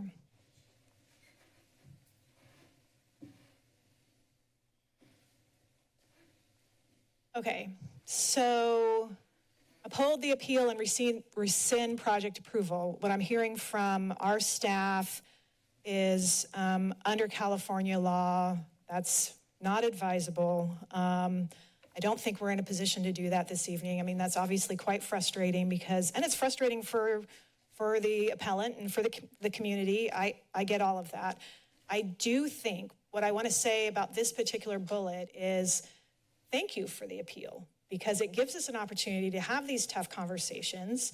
And every time these projects are appealed, we learn about how to improve the process, what objective standards are missing, right? And what are the limitations of the Ocean Street Plan?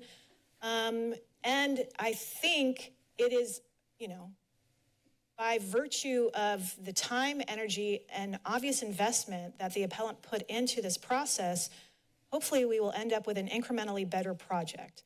We want housing, we do.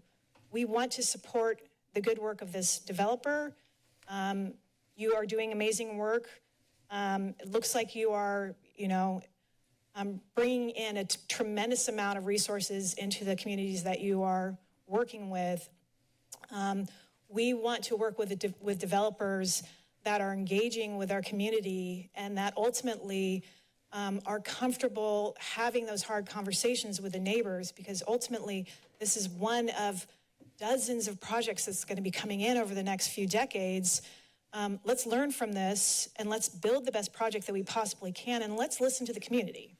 So from my perspective, Mayor, I think we have to knock that one off. That's not going to happen this evening.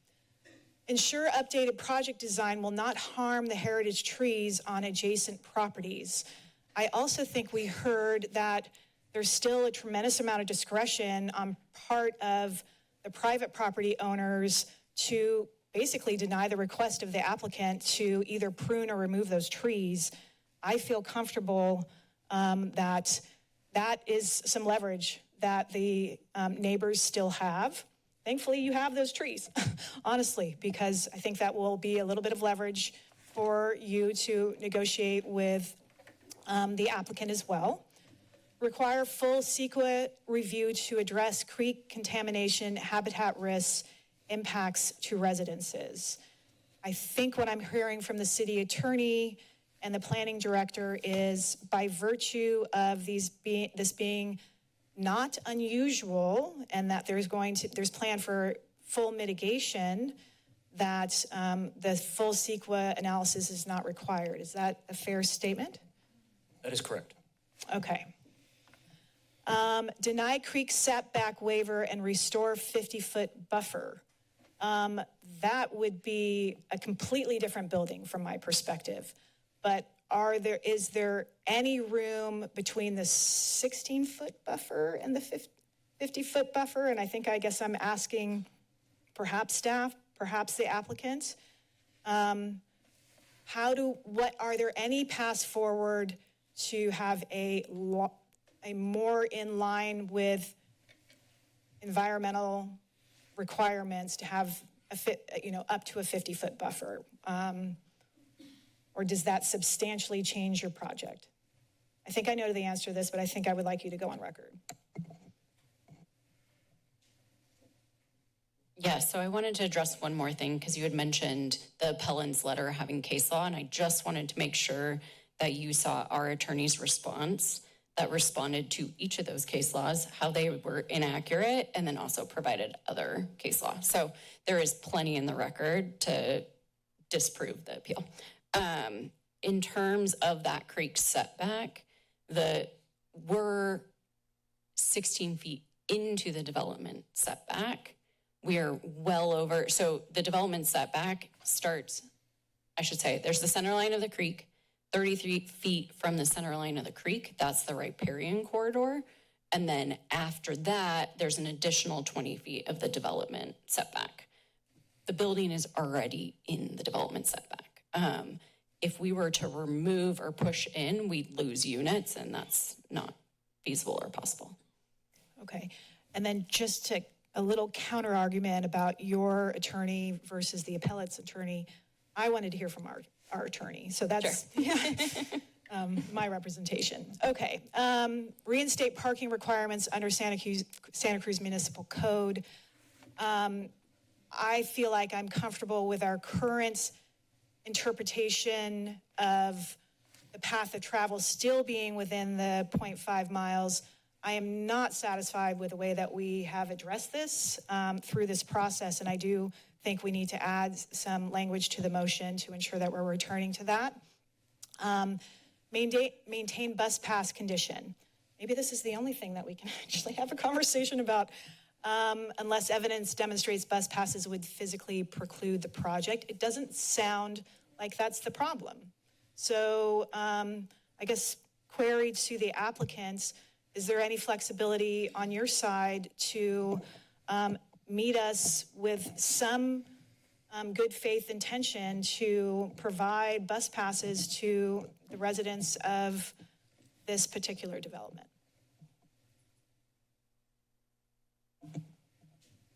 Yeah, so I think, first of all, I want to explain the $250,000 a year effectively kills this project. And so that's why we asked for the concession. It is already very tight. We now have tariffs coming in.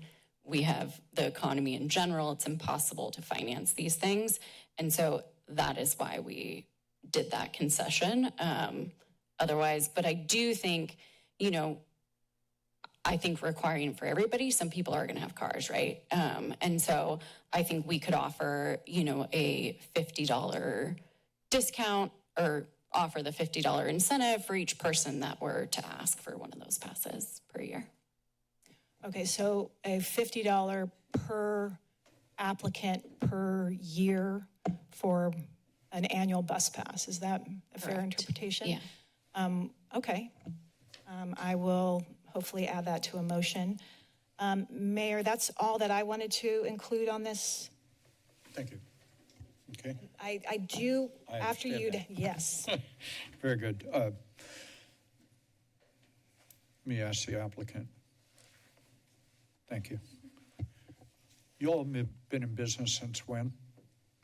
We have been in business for over 20 years. For over 20 years. So you were in business before the legislature and the governor started in 2017 to pass 125 bills, by their definition, tearing down the barriers to development? Correct. Correct. They have passed 125 bills. The assertion made by the legislature and the governor was that the reason they wanted to tear down those barriers to development was because they erected prohibitively expensive barriers to development. Would you agree with that? I do agree with that. Okay.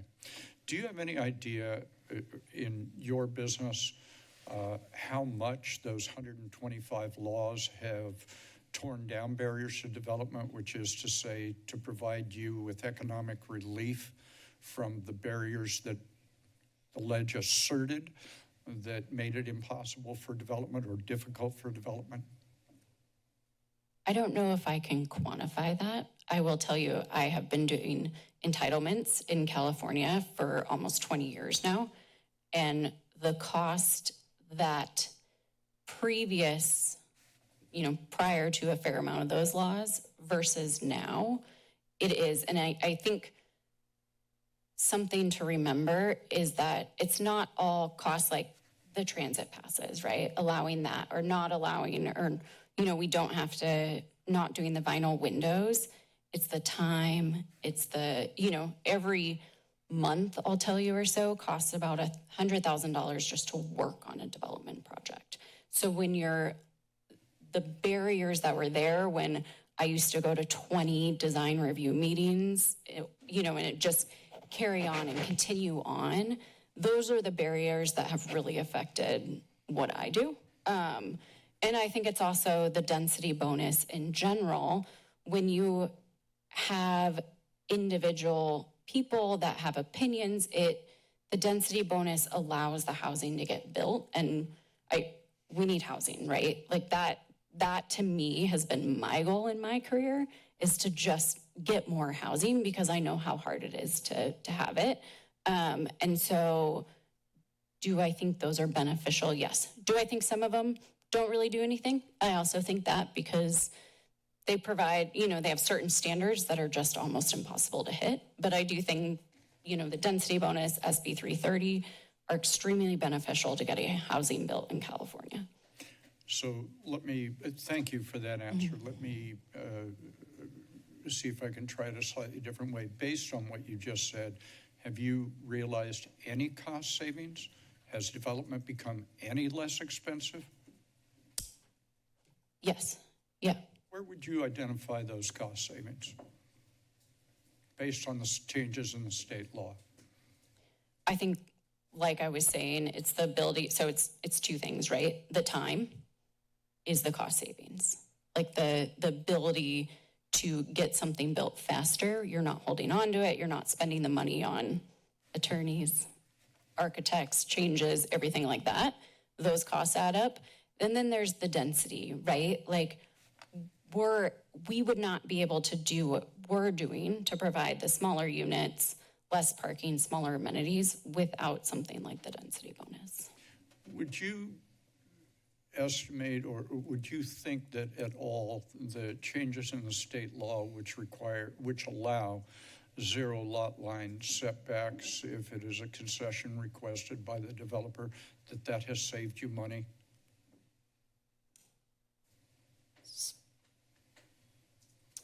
I think saved money is a hard thing to quantify, right? Let me rephrase it. Is it less expensive for you to develop when you can max out your coverage on the lot to zero lot line setback than what the previous law allowed local governments to do, which is require a setback? Is it less expensive now for you? It is not less expensive. It's allowing projects to actually move forward, right? As other expenses have gone up, in terms of construction costs in general, the cost of capital definitely over the last couple years, as those items have risen, it has allowed other projects to go forward that wouldn't go forward if they didn't have the ability to increase the density.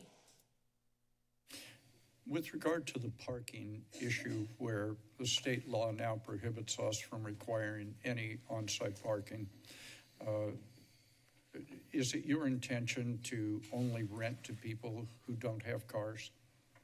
So I would say from our experience, we have a fair amount of projects in Oakland that provide zero parking. And from what we've learned is if somebody does have a car, if the parking's filled up, we have 84 spots. If it's filled up, they'll find somewhere else to rent. And so it doesn't naturally.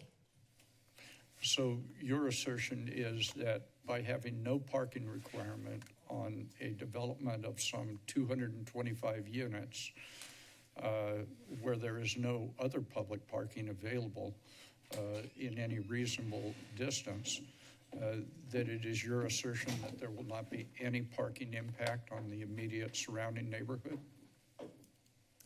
So a couple of things on that. So every site that we look at it differently, and we look around for, if there is public parking available, what's the transit available, what's the walking situation. And that's why we actually have parking at this project versus coming in and saying, we're not going to have any parking because state law allows us to. We felt it was important to have parking. If we had increased the parking on the site, which we, I would say like the 84 we're comfortable with, we wouldn't want to reduce the parking from our side. If we added parking, we'd be looking at adding a floor either to go up or down. Down is a huge cost. And so we're looking at each site in that way. Also, I don't know if it was mentioned tonight, but each of those neighborhoods has a parking permit program, and our residents cannot park. They will not be able to get a parking permit for those neighborhoods. So are there any of these 125 bills that have passed that provide you with any economic relief? or as I understand your argument that you made a couple moments ago in response to my question is, well, maybe we did, but the rising cost of capital and the rising cost of, in the, tariff world and all the rest of it, gee, those are going up really fast. And so really it's a net zero for us. We're in the same hard situation we were in before. Is that your argument? Yes. Thank you. No other questions. Please. I guess I didn't catch it till we started having this discussion, but am I to understand that one of the concessions is we'll have vinyl windows rather than, and that was for a cost savings? Do you want to ask a question? Can I ask Director Butler, I think when we made those objective design standards, it was not only for aesthetics, but it's also for fire safety, having the steel or aluminum windows? I don't recall that was the case. I mean, they are able to meet the building code even with vinyl windows, so that will be assessed at the building permit stage. There will be an analysis of that. Okay. I think it was primarily aesthetics that was driving that. If I may just make a couple of comments before we go to the vote. Well, we're nowhere Nowhere near the vote? Then I won't. No, make such comments as you wish. I'll just keep it brief, but I do appreciate that the developer is willing to make some concessions and negotiate with the neighbors. I think ultimately something they could build could be, I don't even know how many stories. Director, how many could they build here?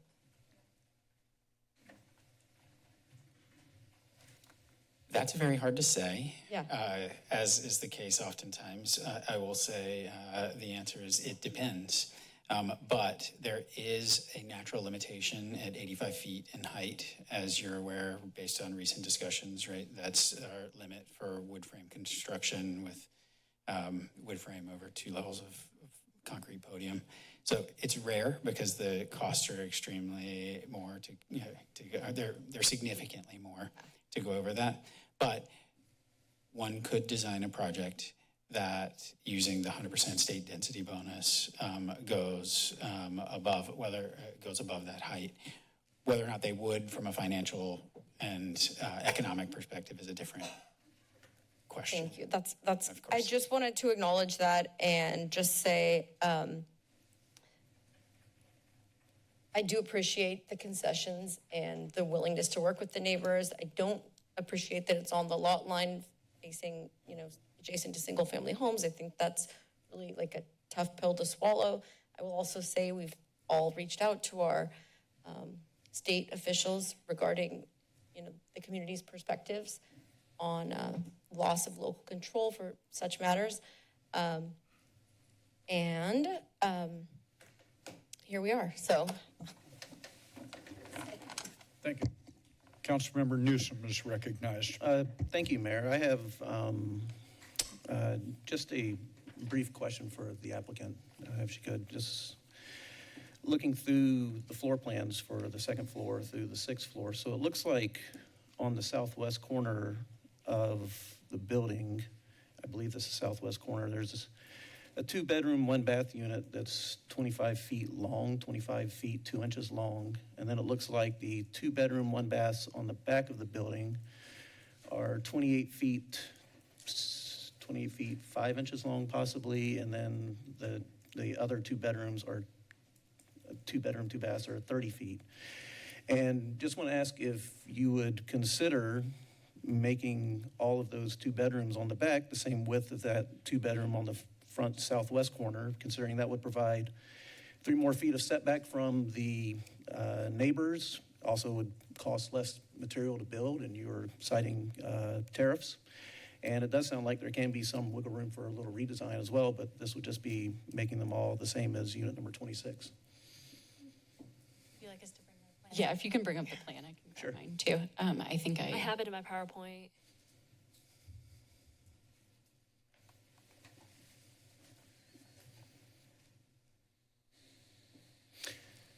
And I can provide the page if needed. I think it's in my PowerPoint. It's probably not in mine.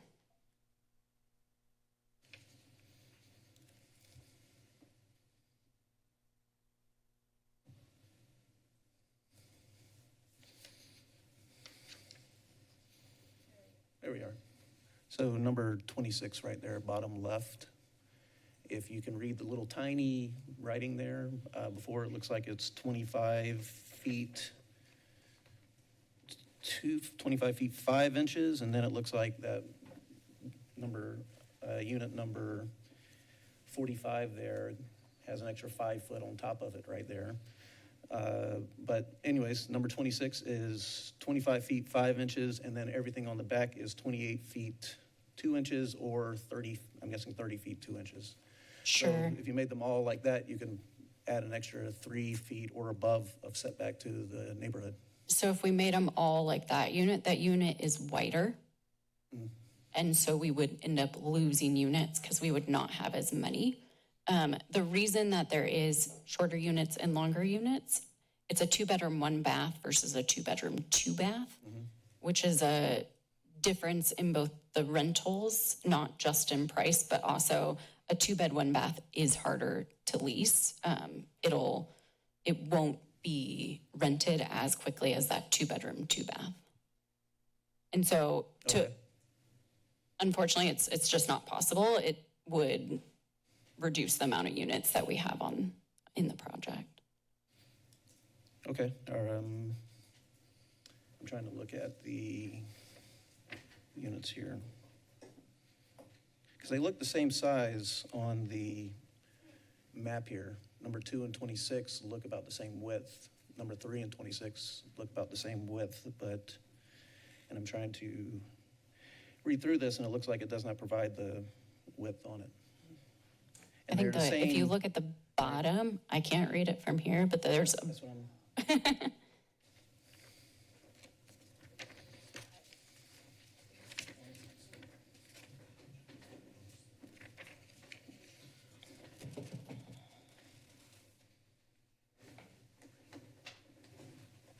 Yeah, I can't even read. I did not do wow. that. Okay, so 28. There we go. Thank you, Okay. Ms. Wood. Yeah, thank you. Yeah, it's a little hard. It absolutely is. I can't even read it on here. Yeah, so 26 feet, 8.5 inches. Let me go up to the very top. Right there, say number 2, number 3. What are those? So if you sizes? keep What is number scrolling up, 3? you should be able to Scrolling see. Okay. So I have them here. They are 24, 6.5 inches, and then 25 and 6.5 inches. So that's about a foot extra we would need per unit. I believe there's 10 back there or so. And you would not be willing to take just a foot off? So if we take a foot off of each unit, Right, just move it back and just take that foot off. You wouldn't be willing to do that? Just 26? No, off of, so it looks like 26 is 1 foot wider than 2, 3, 4, correct? correct. So, So I but think you're if you adding look that at, extra foot by adding 2 extra feet to the length? Or sorry, 3 to 4 extra feet to the length? You're adding 1 extra foot to the width, but you're adding 2 to 3 extra feet to the length, so I it's guess? not the unit size. If you're going 26 feet all the way across the building, so if you have 10 of those, that's your total width, right? So by the time you get to the end, you're 10 feet short in a unit. Right, okay, So that would reduce, and then there's 5 floors of okay, units. okay. Further questions or comments? Councilmember O'Hara.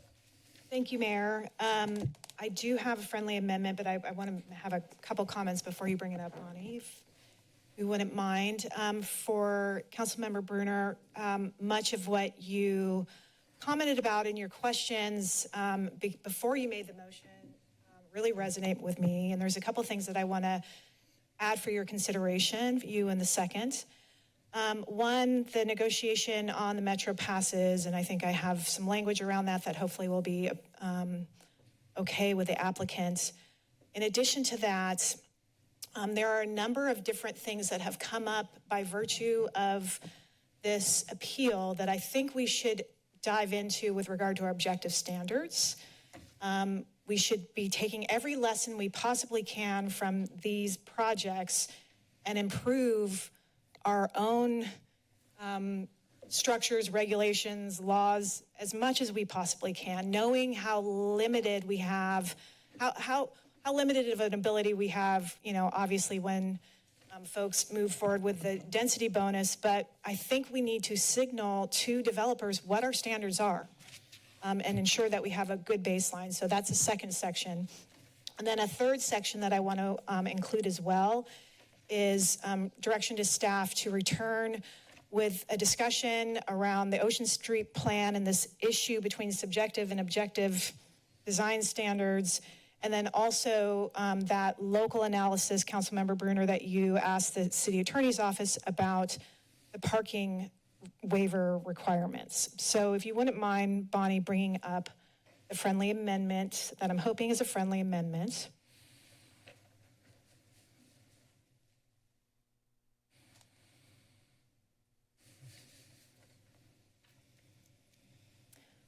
Okay, so first, direct staff to add a condition of approval of a $50 a month reimbursement to residents with proof of a monthly transit pass purchase. Hopefully that is somewhat of a reversal of the concession.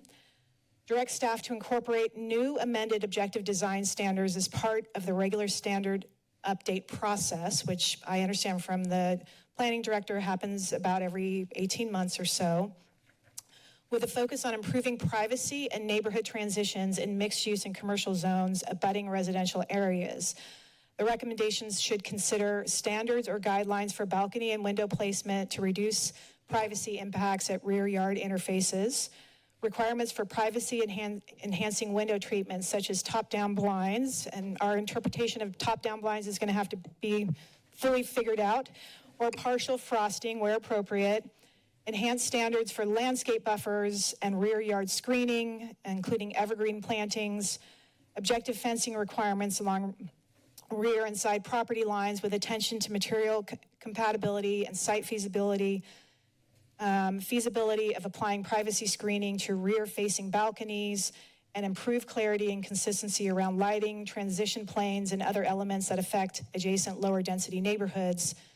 And then finally, direct staff to, within the next 12 months, provide a report to council to include a summary of opportunities to update the Ocean Street plan to maximize the use of objective design standards, legal analysis of local interpretation and application of AB 2097, codified in Government Code 65863.2, as well as Muni Code 24.12.220, which permits the city to eliminate any parking requirements for projects that are within 1/2 mile of a major transit stop, to establish an intent for the prescribed maximum distance to be path of travel rather than a straight line. There is the proposal for a friendly amendment. Councilmember Bruner. I accept, and I just wanted to run it by the city attorney's office if there are any flags you see with any of that. I don't have any concerns, particularly from a legal perspective. Mr. Butler? I think the appellant would like to speak, the applicant would like to speak to that first condition that was discussed. Thank you. The applicant is recognized. Yeah, we had said $50 a year, not a month. Oh. So just want to check that. And then I also want to say, I think those lower motions should not be as part of our project. It should be a separate. Yeah, that is the intent. I want to make sure what just happened here. Did you just take an amendment to my yearly, amendment? annual versus monthly? Yes. Is that agreeable? Okay. You have the floor, Ms. Bruner.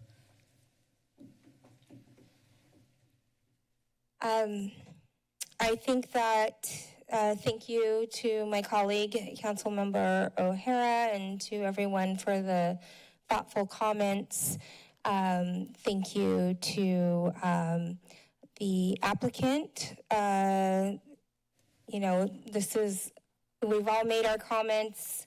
It's pretty frustrating, and I think the neighbors are pretty frustrated and disappointed. However, I think, we're taking steps to move forward the best we can.